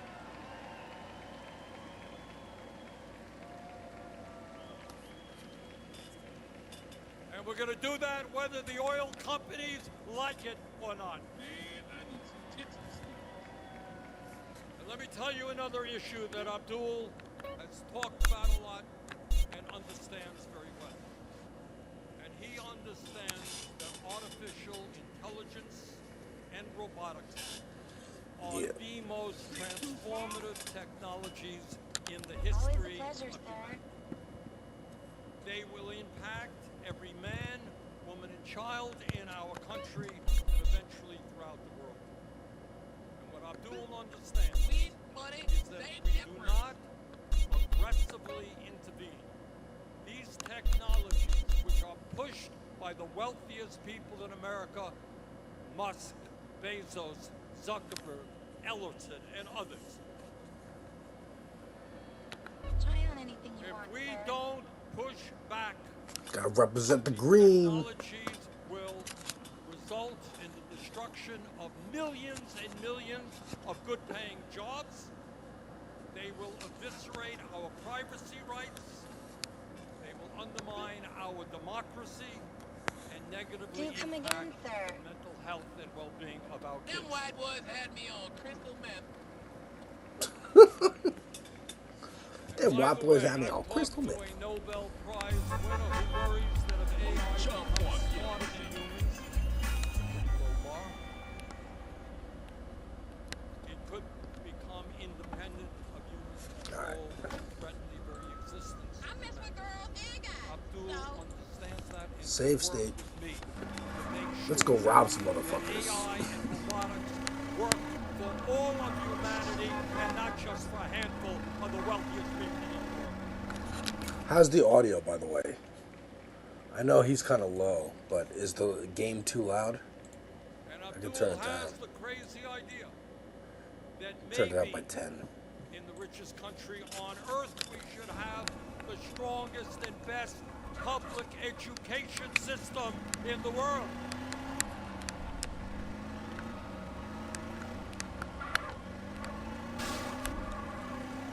We need teachers who are well paid. We need a culture that respects education. Oh, you dropped your paper. Hell yeah. In New York City, Mayor Mamdani is moving to make child care free. We should do that all over America. Hell yes, Bernie. I just joined DSA today. You can too. When we ask ourselves why APAC and other super PACs are pouring so much money,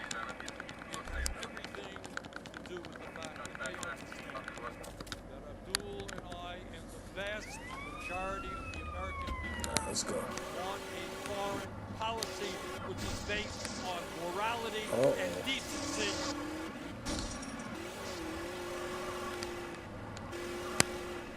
You want to get money?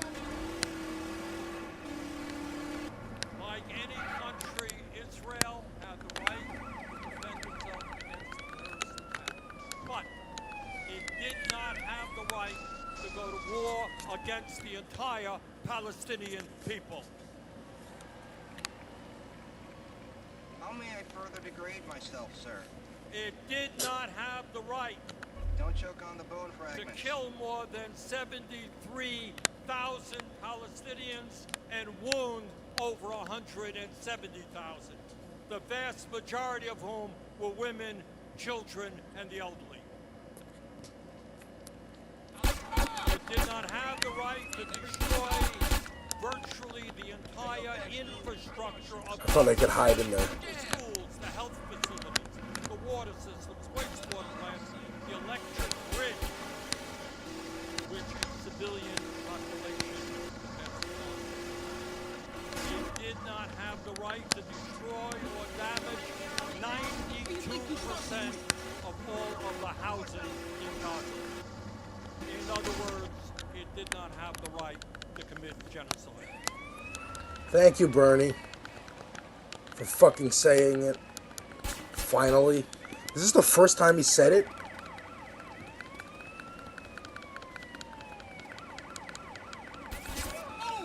But yeah, it's about time, if it is. But it is not just Gaza.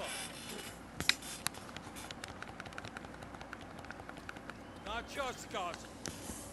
Israel did not have the right to escalate its violence and annexation of the West Bank while the world's attention was focused elsewhere.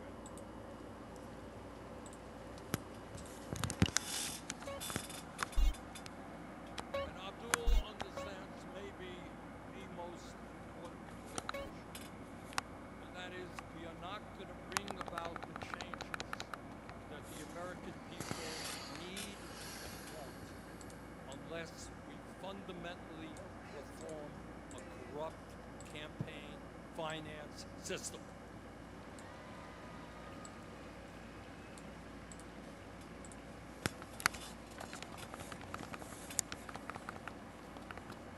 You know, in my small state of Vermont, we have town meetings. People come together every year and argue about how much they want to spend on the roads. I could drive as well as CJ, man, I'm telling you.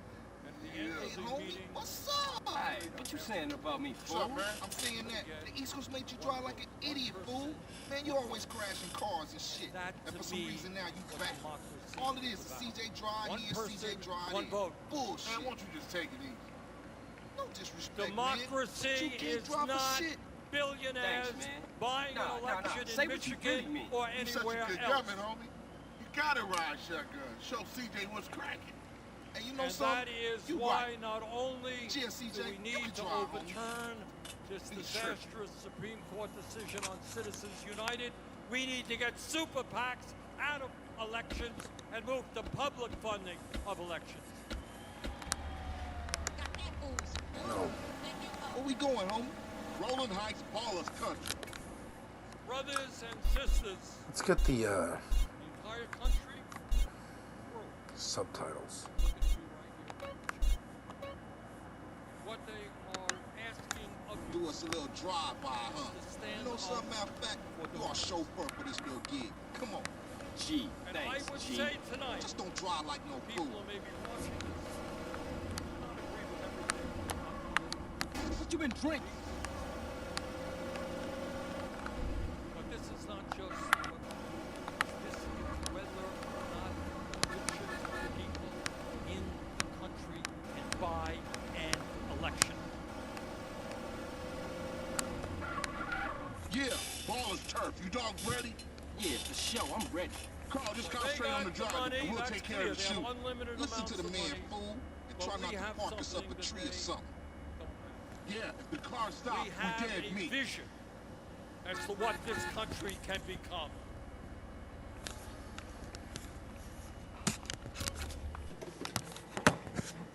We have the people.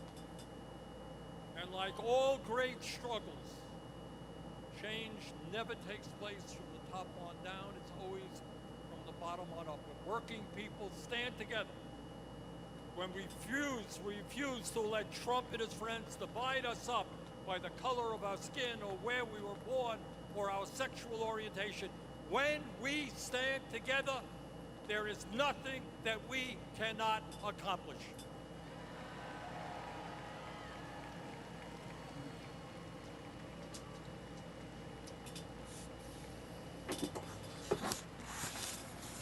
So we've got a little bit over 2 weeks in this election.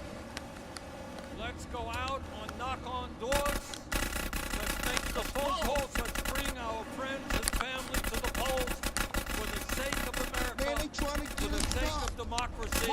Let us win this election. Thank you. I was too close to the... Speed up a little, we sit.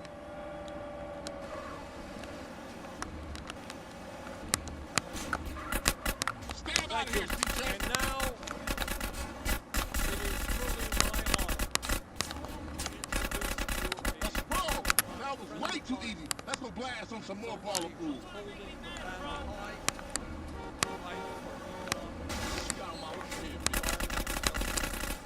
Nobody who's taken on the whole damn world.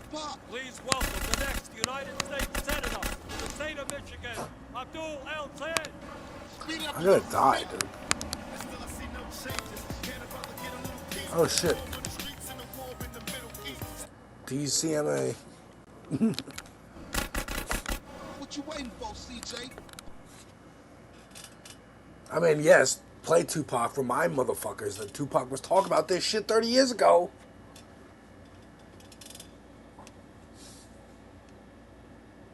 Bro, I swear to God, I wouldn't even be surprised now if the CIA was involved.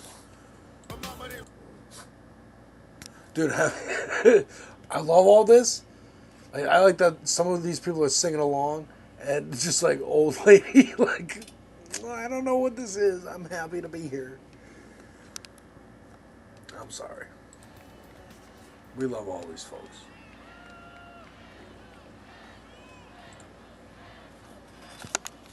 Find us some more ballers so we can cap them. Thank you. Stand out of here, CJ. So first and foremost, I just want to thank Man, they all trying to of the get us incredible blocked. speakers who came before. Let's rock.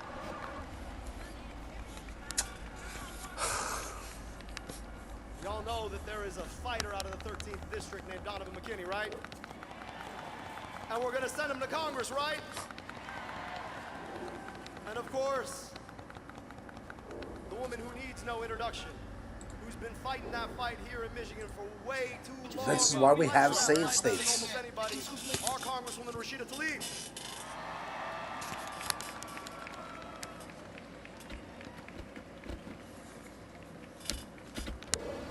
The Dean of Working People, the President of the UAW, Rolling Sean Heights Fay. Ballers Country.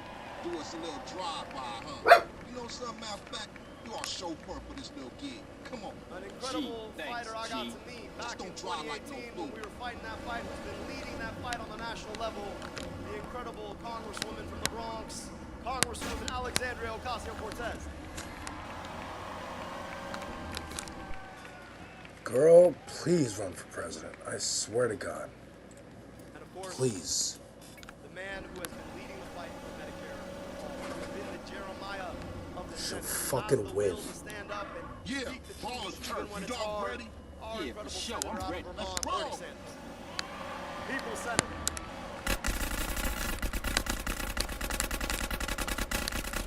Now, Speed up a little. some of y'all Hey, might have CJ, noticed let's that we're run up down against some more. $50 million of outstanding First, let me get my shit. Man, what I So, tell y'all? we're Told you getting he was a prepared to buster. do some spending of our own. And so, I need your patience with me I because we need gotta that do money some lines for and TV. them guns. All right? See all these cameras? Y'all are about to be the stars of our next ad. So, That was way too easy. I'm gonna Let's bring go back blast on out some more baller food. Congresswoman Alexandria Ocasio-Cortez. Speed We're up gonna a do some little lines, shit. all right? They're literally recording an ad that's awesome. told you he was a buster. Stand out here, CJ.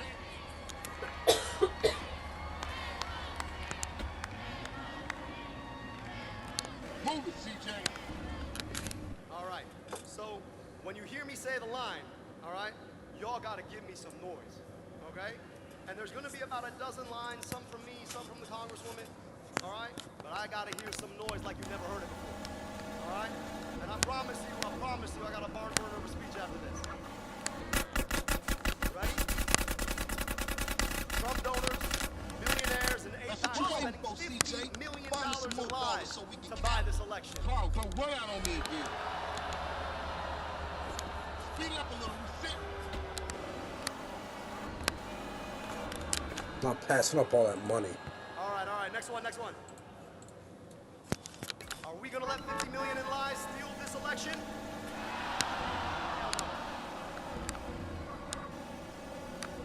Are we gonna let Trump donors, millionaires, and APAC lies steal this election? Shit, get us out of here. Come on, Michigan, let's do this. Smash on the car, smash. Okay, now it's teaching us about police ratings. Oh, shit.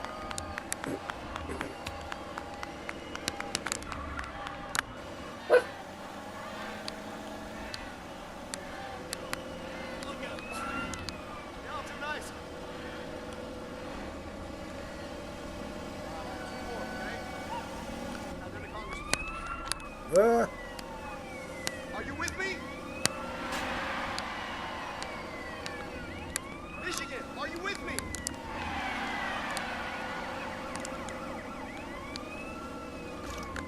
Oh my god. Hit me, fool.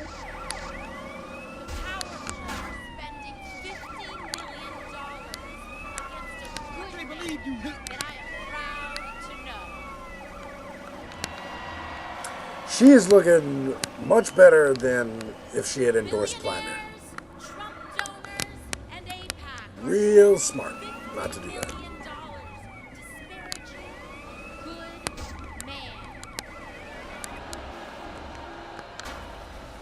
Michigan, are we gonna let big money buy an election? Michigan, this is your course. moment. Get out and vote. We need you.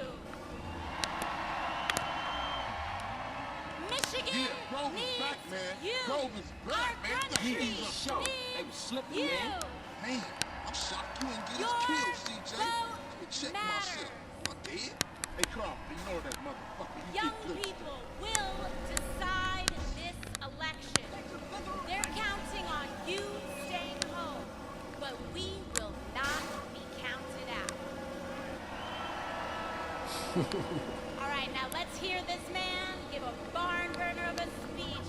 Everyone, let's hear for Abdul. The ribbing. We love it. You're down with the Grove and the ball is north. So watch yourself from now on, CJ. Yeah, for sure. You know that. I'll see y'all later. Here, take this. Go get yourself some beers. We got some business to cover, huh? Money out of? Money in your? Medicare for? Let them hear him the next town down. Money out of? Money in your? Medicare for? Hell yeah.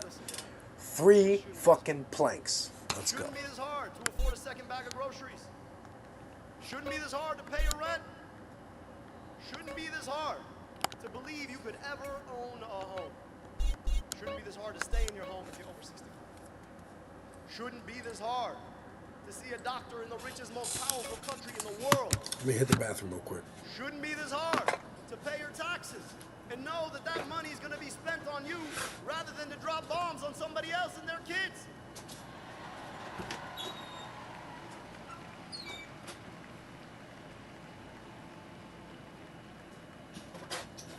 Now y'all know I was never supposed to run for office. I mean, my parents gave me an 11-letter first name. It's got sounds that come out of most of people's throats. Most people don't know they have. Thank you. I like it too. wanted to be a doctor. I wanted to be a doctor since I can remember, because I would spend my summers, days like this, in Alexandria, Egypt, where both my parents immigrated from. And on the trip there, it'd take me 15 hours to get there, but I would travel 10 years difference in life expectancy. And that was written in the bodies of my family. My grandmother, the smartest, wisest person I have ever met in my whole life, never got to go to school. She was the 9th of 14, born and raised in a time and a place where little girls like her were denied that right. She raised 6 kids of 8, to whom she gave birth to, died before their first birthday. An aunt and uncle I never got to meet, a sister and a brother that my dad watched pass before he turned 5 years old. My grandmother, when I would be in Egypt, she would remind me, you're not any smarter, any better looking, any more athletic, any harder working than any of us. You might have the most of your gifts. That's what it's like. That's how you get to go back to America. Bro. She's right. Why is the audio so low?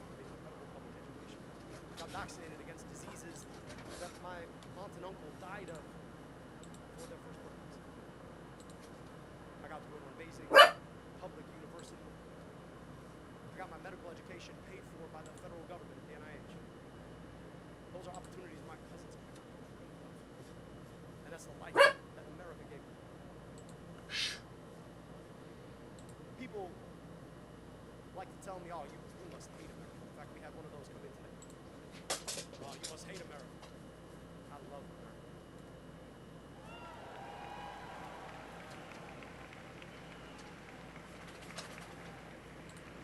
Right, USA.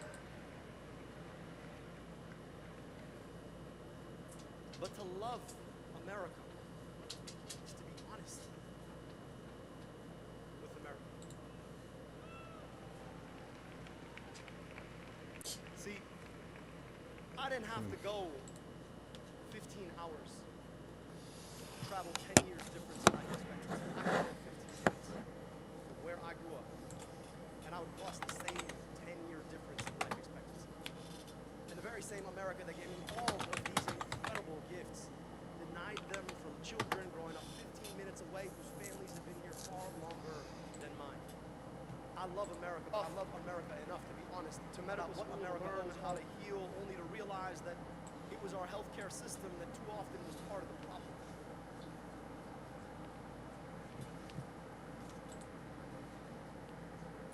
We're exposed to the pathophysiology of our politics just outside.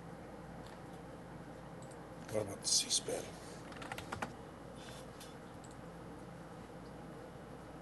Inability to go to a good school.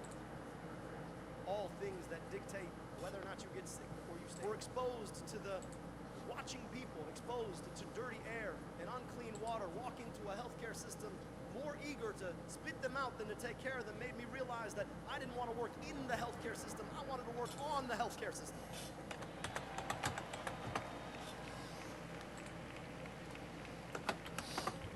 So, when we all graduated medical school, and yes, I did graduate medical school, and all my classmates went and pursued residencies like normal people to become specialists in medicine, I went into public health. Go public health, yeah, that's right. Hey, if y'all don't like explosive diarrhea, yay public health, huh? I guess this one's slightly louder than YouTube. Dead End Joker, what's going on? Welcome, welcome. Thank you so much for tweeting it out. I saw you. To be the health director. You laugh so you don't cry. But, you know, it's no wonder that the dude whose best public health advice is that you got to drink raw milk is overseeing all of this.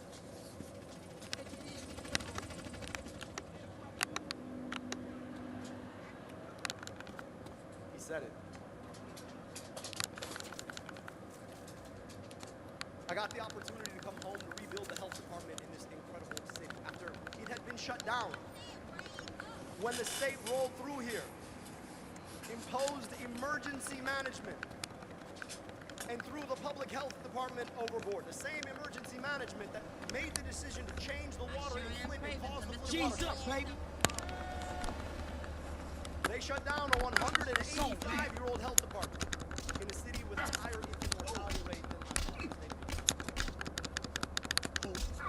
Come on. Working together with Detroiters, we rebuilt that department. Put glasses on thousands of kids. Took on some of the biggest corporate polluters in our state. Had every school, daycare, and Head Start tested for lead in the water. Built a program to take on maternal and child health disparities called Sister Friends. And I'm grateful today that that very same health department is being run by a young man who was a fellow of mine way back about 10 years ago.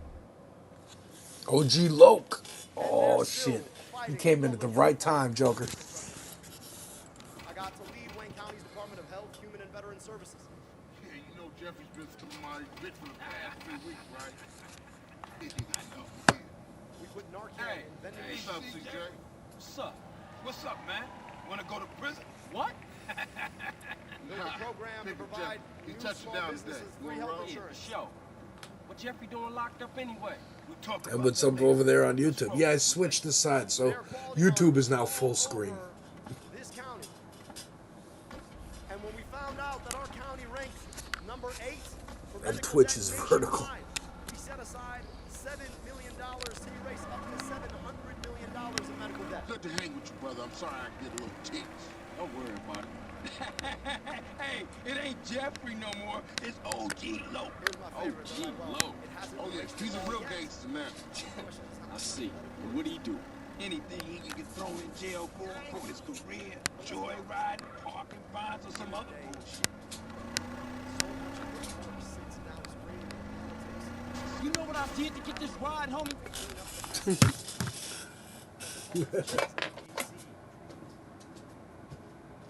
And I'm never going to forget the day sitting in my office when this administration froze federal funds. Y'all remember that?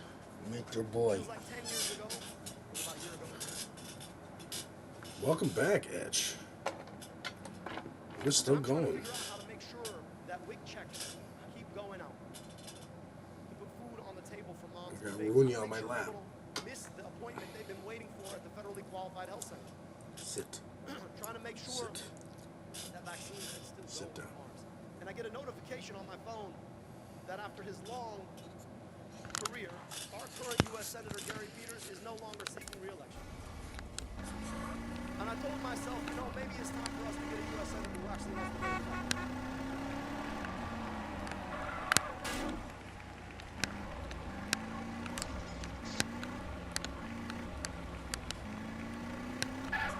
Now, y'all know this is not my first rodeo. I ran for governor back in 2018. Hey, It was the first time that orange gentleman had been elected. And, Yeah. I told myself, I know the video audio is really low. I know that food can't be It's just I looked at like everybody's streaming thing. It's all low. Hey, man, it's OG Loke, homie. Actually, you know what I can do? I can fix that. opponent who won is 3-1 more efficient than the guy that Donovan's about to kick out of Congress. Hey, No, I chill can't. out, dude. I So lied. what you want to do now? Man, I gotta kill some And we total said motherfucker. something in that He race. was dissing me, man. Hey, I Jeff. think now has I thought you was going which is that to, Donald Trump is not himself the disease of our politics. He's just a more symptom of the disease of our Motherfucker done politics. stole my rhyme. The disease is the system that allows big corporations, When Smith drove the car with the PlayStation controller. buy and sell politicians to do their bidding instead of ours. We have to pay more for all we pay for, get paid less for the work we do, and watch as our tax dollars get misappropriated to drop bombs and buy tanks abroad rather than to invest in schools and healthcare here at home.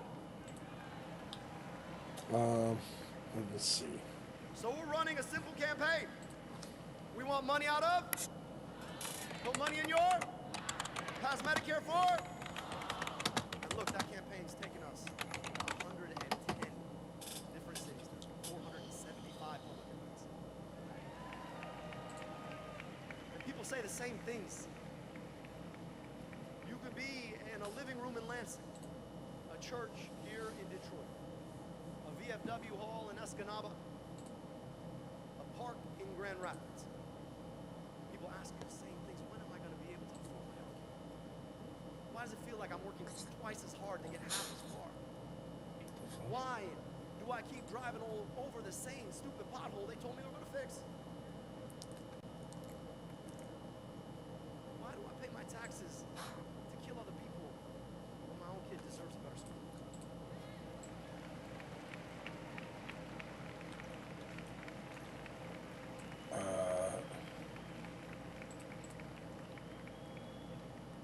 How do I use this? How do I use an extension? We got an opportunity in this race to fight for what we need and deserve.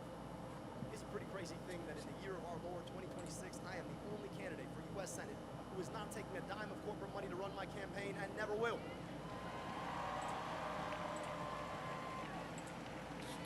And frankly, Detroit, I think that should be illegal. Because ask yourself, if a Democrat is funded by DTE and a Republican is funded by DTE, it doesn't matter which one wins. DTE wins. How's that? If a Democrat takes money from Blue Cross and a Republican takes money from Blue Cross, you know who wins? Blue Cross wins. If a Democrat takes money from AIPAC and a Republican takes money from AIPAC, AIPAC wins. So if we're serious about putting ourselves back in the center of our politics, we've got to be serious about getting money out of politics in the first place. We need to stand up to Citizens United and finally end the chokehold that corporations have had on our politics for far too long. How's that? Is that better?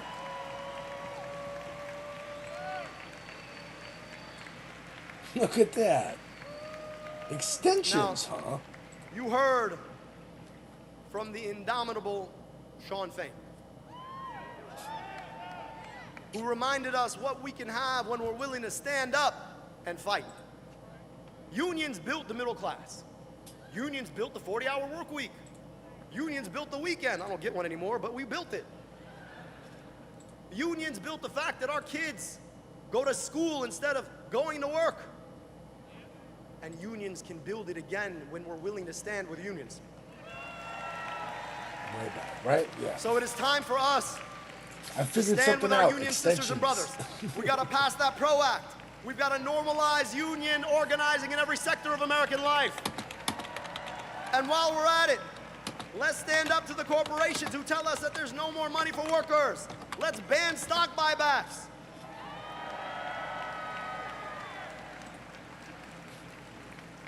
And I don't know about you all, but I think NAFTA was a bad idea.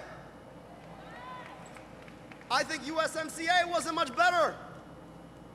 And as much as I cannot stand Donald Trump's approach to tariffs, which is, like all things, ham-fisted, chaotic, and self-serving, I actually think there's a role for targeted tariffs to protect our working sisters and brothers in this country. Oh, look at that, dark mode.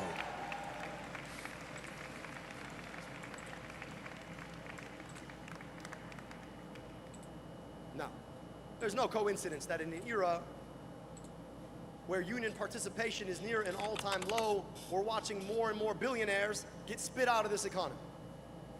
And I don't know about you all, but I think it's a ridiculous thing that it's easier for a billionaire to make a second $1 billion than it is for somebody to make their first 50,000.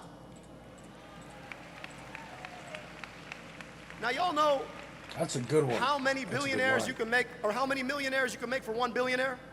1,000 of them. And they're out here trying to protect billionaires. I don't know, I'd rather have 1,000 millionaires than one billionaire. But more importantly, I think billionaires ought to pay their fair share. If you tax a billionaire at 8%, you know what they still are? Still a billionaire. Your kids are gonna be rich. Maybe you could pay your fair share so the rest of our kids can get to go to good schools and travel functional roads and get good health care. So it is high past time for us to stand up to the billionaire class and tax them their wealth. Motherfucker always trying to keep a player down. You got that right. Still, ain't so bad. I'm gonna be a goddamn single thing you got coming up in the world, huh? Feels like it's just a stepping more stone and to more greatness. And that's because a few corporations get to control every single sector of American life. And they use their power to rig our economy to force us to pay more. They literally pick our pockets so their CEO can make more next year. And I think it is time Wage for us theft. to take on price gouging. I think it is time for us to take on monopolies and oligopolies. Fuck yes. I think it is time for us to stand up to corporate power. And I think it is time for us to start enforcing our policies on the books to make sure that no corporation can control prices on us, to pick our pockets to enrich their CEOs and their shareholders.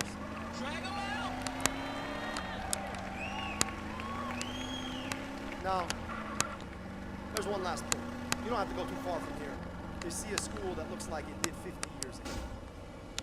Every time you talk about trying to rebuild a school, they ask you, how are you going to pay for that? I don't know about you all, but I don't pay my taxes to buy another country a bomb or a tank. I pay my taxes so that all our kids get to go to good schools and get good health care.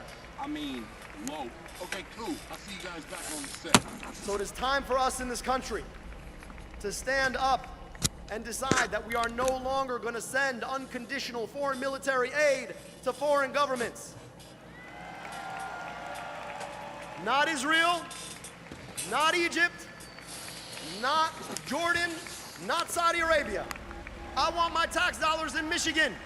I want good schools in Michigan. I want good roads in Michigan.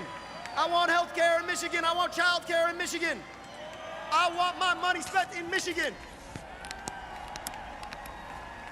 And no, they're gonna try and tell you, oh, it must be you hate somebody. No, it is not because I hate anybody. It's because I love everybody. And I just want to be clear about one thing. I love and revere and deeply appreciate Judaism and the Jewish people. And I love and revere and deeply appreciate the Palestinian people and their history and their culture and their tradition. And I love and I revere our kids here at home who deserve better schools and health care. So forgive me if I want to keep our tax dollars here to buy schools and health care for our kids here, rather than send them to a foreign government to foreclose on the possibility of Palestinian self-determination and do genocide and apartheid. It's not about hating anyone, it's about loving everyone. This is why we have safe states. And then let's be clear. I'm proud of the work we did on medical debt. I really am. Medical debt shouldn't exist in the first place. A third of American households holding debt because they went to see a doctor when they were sick. $225 billion of medical debt? That is more than the GDP of half the states in this country in medical debt. And we can wipe away all of that medical debt. And I just want to give you all some numbers here, okay? You can erase all the medical debt in this country for a penny on the dollar.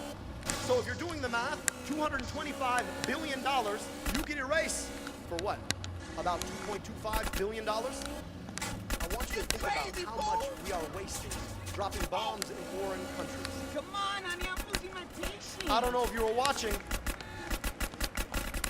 but the other individual who would like to be the Democratic nominee for the U.S. Senate just took a vote to send more than that to a foreign government last week.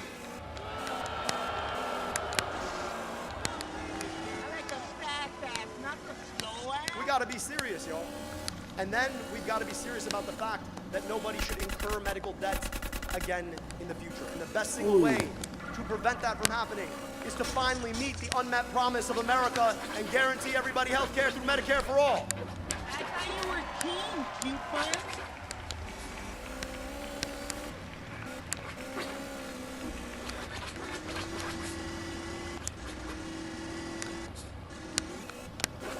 I don't have any bullets. I know I'm not supposed to run. Got the wrong name. Apparently, you pray like this and not like this. Pray the wrong way. Got the wrong profession. I'm also not gonna stand here and tell you what you cannot have and should not have. I'm not going to tell you that you cannot have nice things in the richest, most powerful country in the world. I'm not going to tell you that we've got to make peace with the corporations who nickel and dime us at every turn, and that if they want something, we got to go on and give it to them. I'm not going to tell you any of those things. God damn it, dude. This is so And hard. if you've been watching, they've taken to calling me dangerous. Now, I don't know why you would call somebody who looks like me, with a name like mine, dangerous. It's an interesting adjective to use. Nobody's ever called somebody who looks like me dangerous. So I just want to ask, if you're a child forced to breathe at the end of a smokestack, you think they think I'm dangerous? Or a kid sitting in the back of the classroom who couldn't see the blackboard, who got that first pair of glasses? If you're that kid, I'm not dangerous. If you're a worker who wants our economy to work for you, I'm not dangerous. If you're somebody sitting in medical debt, wondering what your financial future is because you deigned to see a doctor in the richest, most powerful country in the world, if you're that person, I'm not dangerous. If you're somebody who wants government to work for you, I'm not dangerous. I might just be the one person running for U.S. Senate who actually wants to serve you. But if you're the CEO of DTE, you damn well better believe I'm dangerous. If you're Blue Cross Blue Shield shareholders, yep, I'm dangerous. Hell yeah. Yes, this is live, Etch. And thank you for the flags If you're a on Twitch. corporation wanting to buy Joker. a politician with their PAC, I'm dangerous. Yeah, Bernie was on earlier. AOC's If you're there. APAC and want to send our money abroad, you damn well better believe I'm dangerous. If you're Chuck Schumer and want to keep doling out corporate money to elect people who are going to do your bidding, I am so damn dangerous. But if you're somebody who wants government to work for you, I aim to be the best friend you ever had. Now look, I told you, my childhood taught me just how blessed I was to be on the other side of an accident of history that had me born. And earlier this month, we commemorated the 250th anniversary of this. Okay, And it's been a moment of reflection, I think, for a lot of us, particularly considering who was president in this moment. Now, they want to sell us a fake phone cartoon of what America is. America's no cartoon. America is an incredible place. A history of Indian removal, chattel slavery. Don't you say a damn thing, CJ. Far too long fight Hey, I like a nice mustache myself. for women's suffrage. I like you fake ass motherfucker. The discrimination Come on, gangster. Let's get back on to the who grove. could immigrate here. Nah, I can't. I gotta go and sign Jim in Crow. for this damn job. Segregation. Whatever you wanna ride anyway? Sure thing. Let's roll. And hey, as take you me to the reflect on burger those shop in past Laguna Beach. 250, You're the boss. Cause I'm keen with the hygiene on a mission like a super technician, baby. how do we make sense of those? Oh my God. America has one incredible gift. Oh my God. I failed the mission. That's why we have safe states. That's crazy. In this country, we don't make peace with our demons. We exercise them. In this country, we don't rest on our laurels. We fight for better. In this country, we don't ignore a sordid past. We assure a better future. But this country doesn't correct on its own. OG Low, It's not just some magical trick that just happens, like a magic eraser. That's not how it works. It's because people come together to do the work of correcting. And usually they start out as a small group of people, denied by everyone, ignored, told to go away, marginalized, told it could never be better.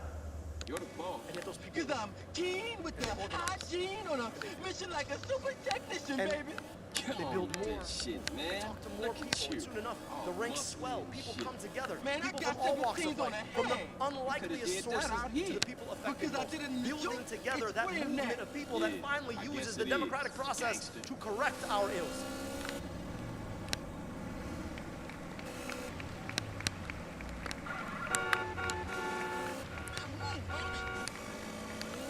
And my friends, I share this right now at this moment of our 250th anniversary because we need that correction right now. Word. Let this be the fucking We live in turning the most point, unequal please. time in American history.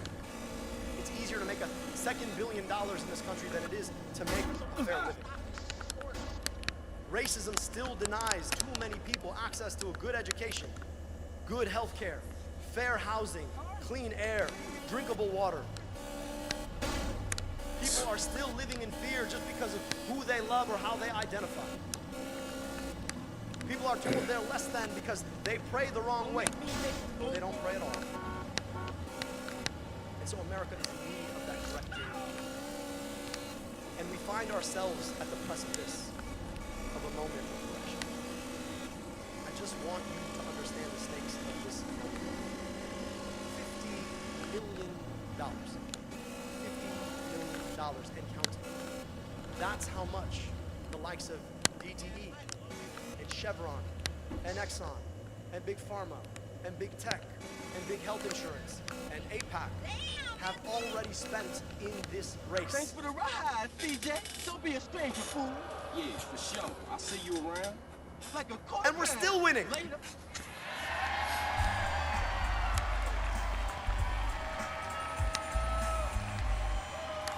Because friends,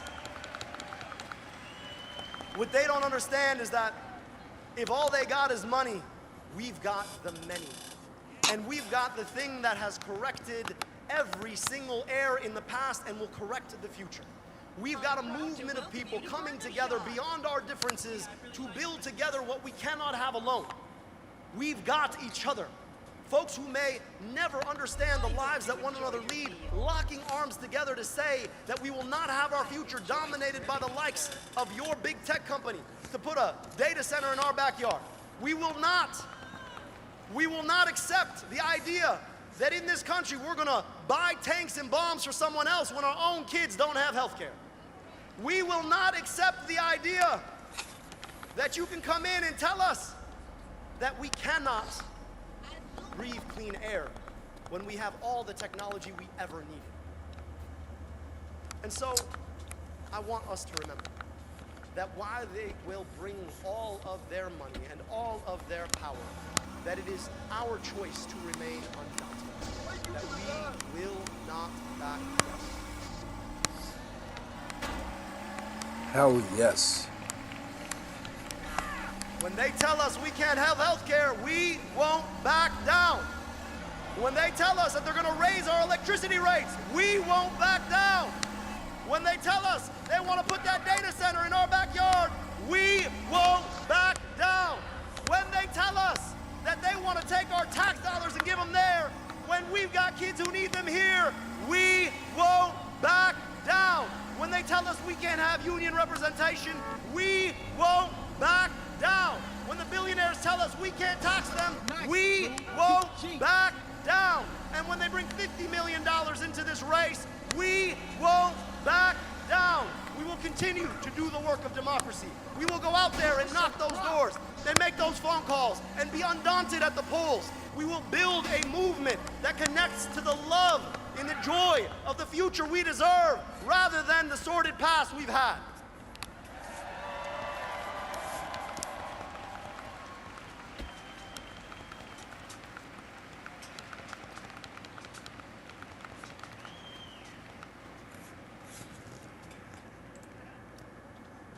And when they tell us that we're not enough, let's remind them that we're all we've ever needed. My name is Abdul. I am running for U.S. Senate. I hope I can earn your support. Thank you so much.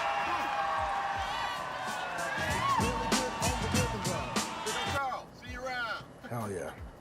fuck they doing over here anyway? Okay, that's what they do. Those nosy motherfuckers won't leave me alone. Think I'm Mr. Big or something. But I don't tell them shit. For me, it's all about my homeboy Carl. Yeah, whatever you say. Gang is real important, CJ. You know that. You down to represent, baby? Yeah. Look, my cousin is coming in town with man coat. Copyrighted music. Scoop her up. All right, then. Come on.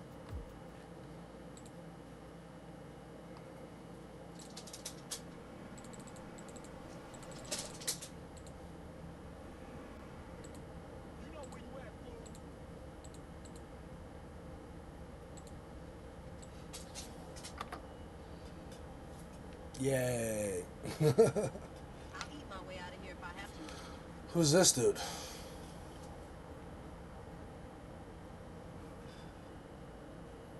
BlackVotersMatterFund.org. Let's see. Black Voters. There we go.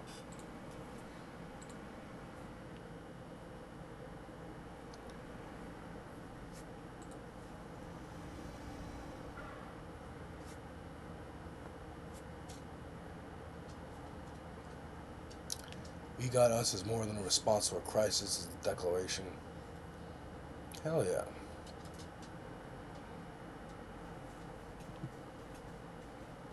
Interesting.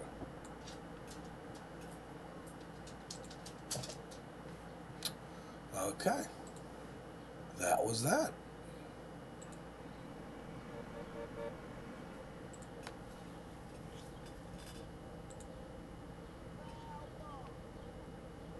Oh God, I am not used to seeing it black. This is scary. Oh my God.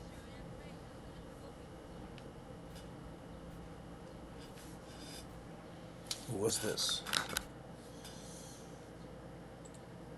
Welcome to a world where the salmon fight back. The weapons The shoot to secret krill. sauce showcase. The gadgets help you ink outside the box. And the treasure's as spicy as you make it. Splatoon Raiders, only on Nintendo Switch 2.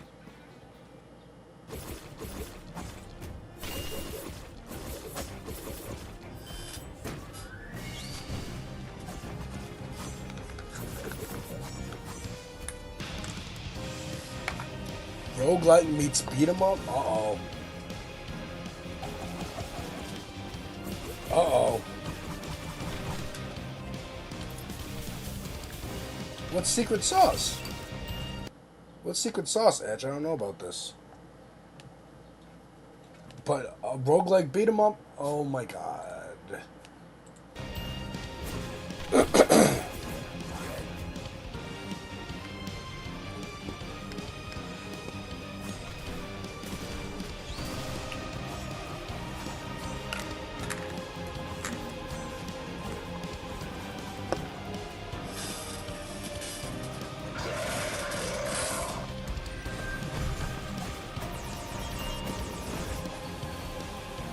This looks sick.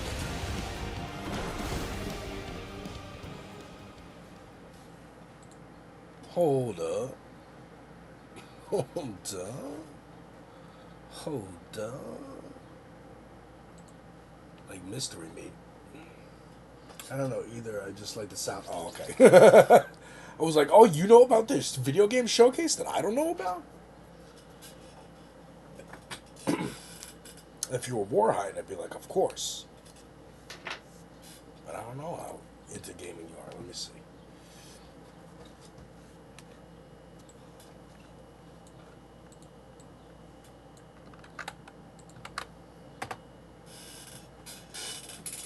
Streamed 2 days ago.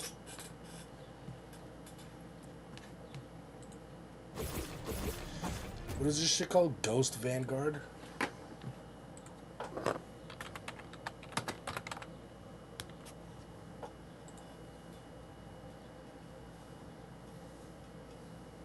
Well,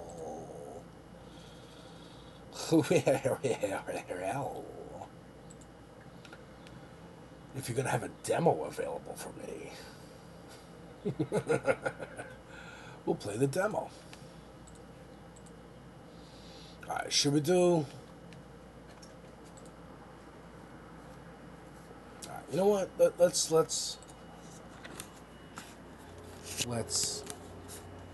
save the state.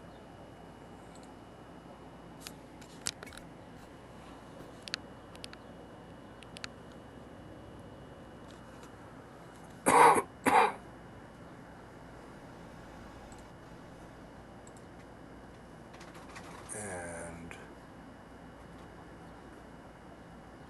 quit out.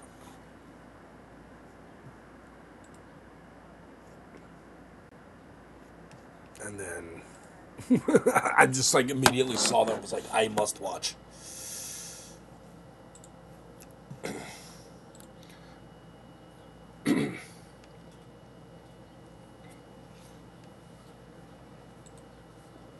All right, so speaking of Abdul Al-Sayed, let's watch him shut down Pod Save America host. Is this like overly loud now because the volume booster? No. Oh, that was just that tab. How helpful. That is really helpful.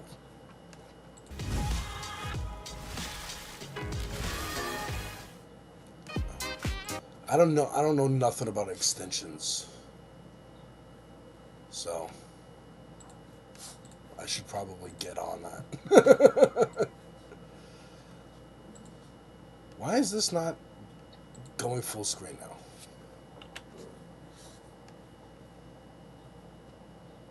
now? Did I like fuck up a setting? I gotta show Pep that extension? Word. I just typed in how to make volume higher on Google Chrome, and that was the first result. It's called Volume X Sound Booster. Let me see. Appearance.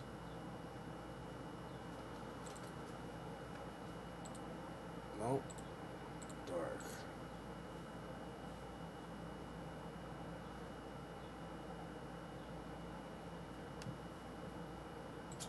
I do not know why this is not going just like full screen. That's so weird. I hate that. Hold on. Let me try something.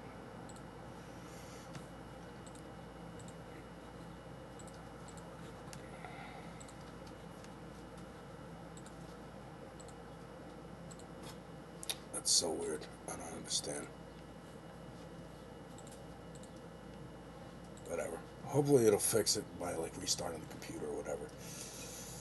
Get it. I literally just typed in like how to make Chrome more, how to make Chrome louder. Grab a controller and kick back, of course.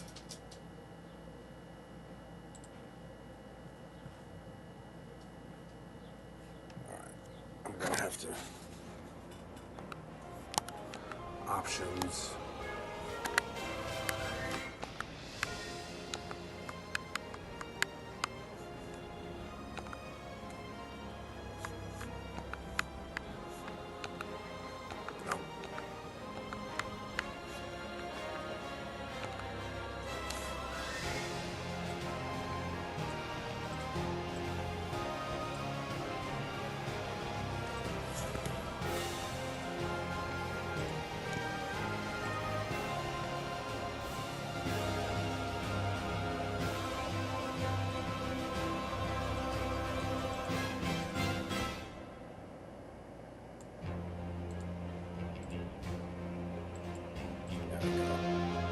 Let me turn this volume down. Jesus.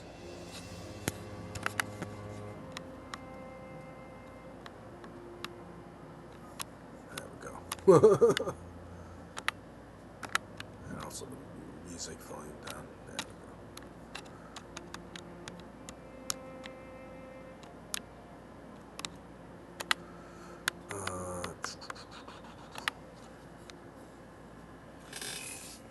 People ask you, how you going to pay for that when you want to give people health care? Or how you going to pay for that when you want to give people good schools? It's pretty crazy to be sending our money over there when it could be used over here.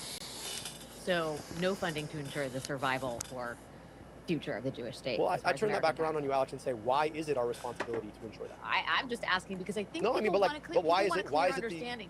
I think that. But hear me out. Hear me out. Hear me out. Why is that the essential frame from which we work? Like, why is it assumed that the United States ought to be in the business of backstopping a foreign government? Like, I'm just saying, like, I don't want ill will for Jewish Israeli people at all. I really don't. I just want equal rights to peace, dignity, and self-determination for all people. But the notion that somehow our tax dollars ought to secure the interests of a foreign government, like, this is the United States and our own kids don't have good schools, and you're telling me that that should be a primary concern over there? Like, imagine we said the same thing about any other country, any other one. Like, my family's from Egypt, right? Like, would... It's a great point. It's a great point. Imagine saying this about any other fucking country. Imagine saying it about, like, the UAE or frickin', I don't know, Bosnia. Yeah, Uzbekistan. Right? Uzbekistan. Gotta ensure the survival of the Uzbeks. And if you don't agree, then you must hate them. You must be Uzbekophobic. Wow, what a disgrace! What a piece of shit you are. Feels good. Your average person would be like, what? My taxpayer money? I like the Dude, people it of feels like Uzbek, Ninja but Turtles. I'm not trying to, give them half my fucking Oh my paycheck here. Gavin, tell me why the people of Wales do not deserve a sovereign nation. The Welsh people have endured enough under the British crown, under the boot of the British crown. Bro, it feels like God of War. Like the old God of War. Because you could do the uppercut and then slam the back down. Dude, this is Ninja Turtles, Turtles in Time, but a roguelike. You're going to see me play this in album reactions from now on. True. Shout out to the Welsh. I like some Welsh rarebit. It's a good dish. It'd be crazy if somebody was asking me, like, hey, do you think Egypt has the right to exist? People would be like, Egypt exists. I'm like, well, if somebody wanted to change the nature of Egypt, do you think the United States should be spending all of its money to make sure, or any of its money to make sure that that happens? People are like, I don't know, that seems like a different country's issue. But, like, I'm just saying that, like, you can both say that Israel exists, but it doesn't have a right to my tax dollars.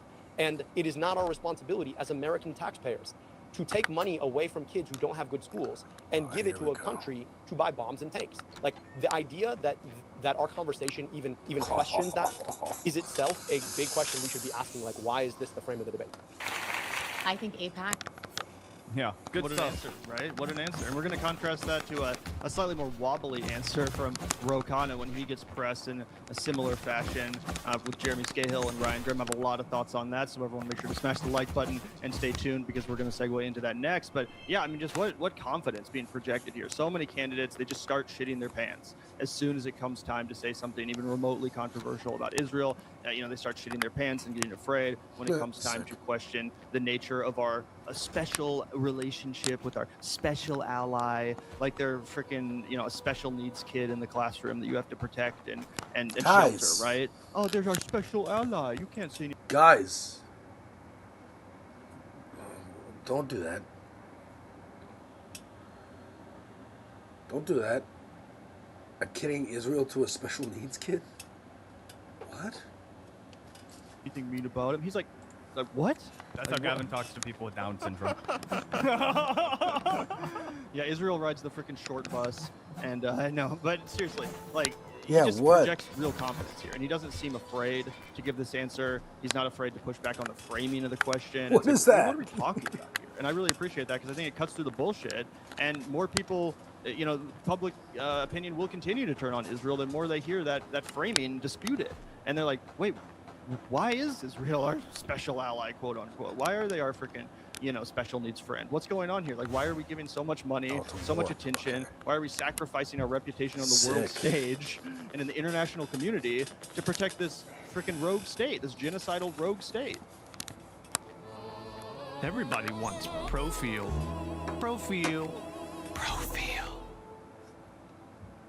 Name? I'm Mike. Acting's what I live. Oh yeah, I think what it comes down to is confidence on the issue, right? This is what he believes. He knows the party is with him. He knows the people of Michigan are with him. And so he can come out here and confidently say what we all know is true, right? We are draining our tax dollars, which we cannot afford, and we are sending them abroad to a place that has nothing to do with us, right? We have absolutely no reason to be taking care of this country that's thousands of miles away, that's in a part of the world where, frankly, we have no business investing that kind of resources, right? As a country that can't give its people health care, that can't pay for people to go to community colleges in wide scope, right? That we've got people, defaulting in mass and credit card debt domestically, right? They can't afford groceries, they can't afford gasoline, right? Yet, but for some reason, the conversation for what a United States senator should support is about taking care of, coddling another nation. No, fuck that. He comes out here and says, I'm a United States senator. I'm here to represent the people of Michigan. Part of representing the people of Michigan is making sure our tax dollars stay here. We don't piss them away somewhere else. He was like, I'm from Egypt. When I become a United States senator, I'm not going to start advocating that we send more money to Egypt. That would be ridiculous, right? So I'm not going to advocate that we send any money to Israel or any other state. Yeah, 100%. So let's hear just a little bit more of this exchange before we move on. But yeah, I thought this was a real strong interview from Dr. El Sayed. Affiliated super PACs have spent about $15 million so far. 30. 30. Okay, I'm wrong. Sorry, updated stats. And your opponent, Haley Stevens, is their preferred candidate. You've called her a sort of Trojan horse for the pro-Israel agenda. You've accused her of failing the moral Rorschach test by not calling what's happening in Gaza, the atrocities, a genocide. Here's my question. There's only one Democrat that's going to win this. If she wins, are you going to campaign for her? I'm going to make sure that Mike Rogers never sees the inside of the U.S. Senate. But like, here So that's yes? Here's Is that the a yes? important question. I'm going to campaign against Mike Rogers for sure. And look, I've already said that. Like, She laughs too much. I always liked Alex Wagner back on MSNBC, but I feel like now she's just trying to get, numbers, right? Like Crystal Ball, her former, co-worker. She's trying to like get gotchas, and it's just not going to work. I'm committed to making sure Democrats win and Republicans lose. Do you want her campaigning for you if you're the nominee? But here's the bigger question. I want to go back to this point that you make because it's just a really, really important one. You rightly pointed to the reason why the frame of the debate is always about the theoretical right to exist of a country and where we put our money. Because if you say what I just said, which I think the vast majority of Americans, it's like yeah, Hades, that's just conventional wisdom that we should be more worried about people in our own country than the existence of another country. If you say what I said, there is one super PAC that's going to spend tens of millions of dollars to annihilate your political existence. I mean, that's why most politicians sit in this political consensus that says that you cannot touch the third rail of Israel. Meanwhile, people in their own communities are like, why not when my own kid goes to a school that looks like it did 50 years ago? And so that exactly is it, is that you have a particular super PAC that has become the biggest spender in our whole race, $30 million, to try to put my head on a pike to show every Democrat that And that's just crazy. Again, imagine if there was like the Muslim PAC, or like the Palestine PAC or whatever that was dumping like $30 million into his campaign. Of course that would be an issue. That would be a huge controversy. I'm sure his opponents would also point it out and be like, what the hell's going on here? But no one bats an eye when fucking AIPAC dumps $30 million into this race against him in the state of Michigan, where I think 1% of the population is even Jewish and like 3% of the population is Muslim. Like what's going on here? That's absolutely crazy. Yeah, what if we had RPAC, right? American Russians for political action committees, right? And what if the Kremlin was pumping in millions and millions and millions of dollars to elect anybody who is going to make sure that they cut off aid to Ukraine and who's going to make sure that the United States, reduces any sanctions towards Russia, make sure that, oh, hey, we're allowing them to make money off of these different pipelines, whatever it is that's of the Russian, interest. Right? We would say that's absolutely absurd. This is foreign election interference. This is absolutely unacceptable. How could you possibly vote for a candidate that's willing to take that filthy blood money? That's what we would be saying. Democrat, Republican, Independent, wouldn't matter. Gavin and I would be out here for your fucking nuts. We'd have you on a silver platter, right? We'd be like, fuck you, this is absolutely unacceptable, right? But the fact that it became so normalized for so long for Israel to be able to massively influence these elections, it's given them a false sense of confidence, right? And now they have to spend and spend and spend and spend and spend to try and maintain this clutch on power. And I think a guy like Dr. Sayed is going to be the first one that really shows like, hey, you can spend as much as you want, $30 million, $40 million. We are going to beat you because the American public is so far away from what you're promoting right now. Yeah, 100%. So hopefully he does away with, Haley Stevens and her goofy ass, Looney Tunes ass fucking voice, and then we get to see her use that voice to help campaign for him, as apparently, is being teased. That'd be pretty funny to see her out at a rally using that fake voice to hype up the crowd for Abdul. And that may be in his back pocket why he came out and said, hey guys, don't be mean to her, don't make fun of her voice, right? I disagree with that. Gavin and I covered that earlier. We disagree with the like pearl clutching and the finger wagging at your own supporters because it's going to be used against you. You're just validating a bunch of the bogus Bernie bro criticism that was applied to your campaign for no reason. However, if it is because he knows he's going to be able to oust her in the primary and he knows or it believes that it will be effective for him to have her campaigning on his behalf, being like, no, this guy's a normal Democrat. Like, no, you don't have to be afraid of him after she's, said a bunch of really insane things about him and the PAC has run a bunch of insane ads about him, right? If they can coalesce together and he can be like, no, see, Haley Stevens fucks with me, Mallory McMorrow, they're all uniting behind me. Look, we're all campaigning together. I do think that makes it easier for him to get the Senate seat, and that's all that'll really matter. So if that happens and that this was what it took to salvage their relationship, I guess I'll be able to see where he was coming from. But to be honest, I don't think he needs either of them. I think he's going to be able to win this thing on his own.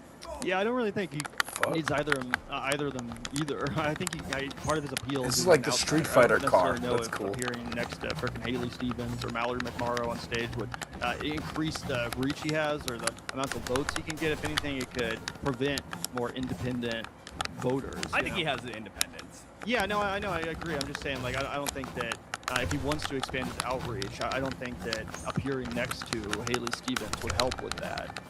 Just because, again, his appeal is as an outsider, as a popular. It's kind of like when back in the day, this is ancient fucking history, but Andrew Gillum, in Florida, after winning the Democratic nomination, he decided to do rallies with Hillary Clinton, and I was like, why are you doing that, bro? Like, Hillary Clinton is extremely unpopular. You're way more exciting a candidate. You're way better a candidate, and it's going to decrease your ability to get independents and potentially even Republican-leading voters to support you if they associate you with somebody like Hillary Clinton. Now, who knows if he would have won that election had he not campaigned with Hillary, but I do remember a lot of people making that point, and I think a similar point can be made here, although I don't think it would hurt him that much if he did, and it could help him. So it's a debate to be had. Yeah, the reason I disagree with that is because Hillary Clinton wasn't a Florida politician that had just run in a primary against Andrew Gillum, and if it is...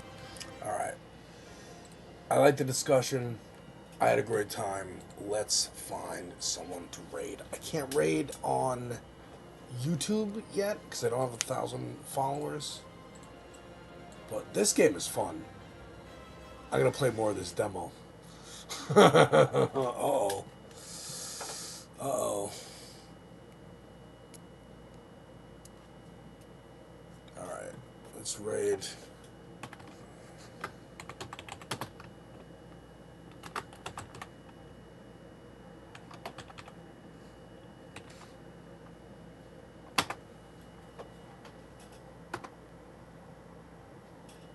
Oh.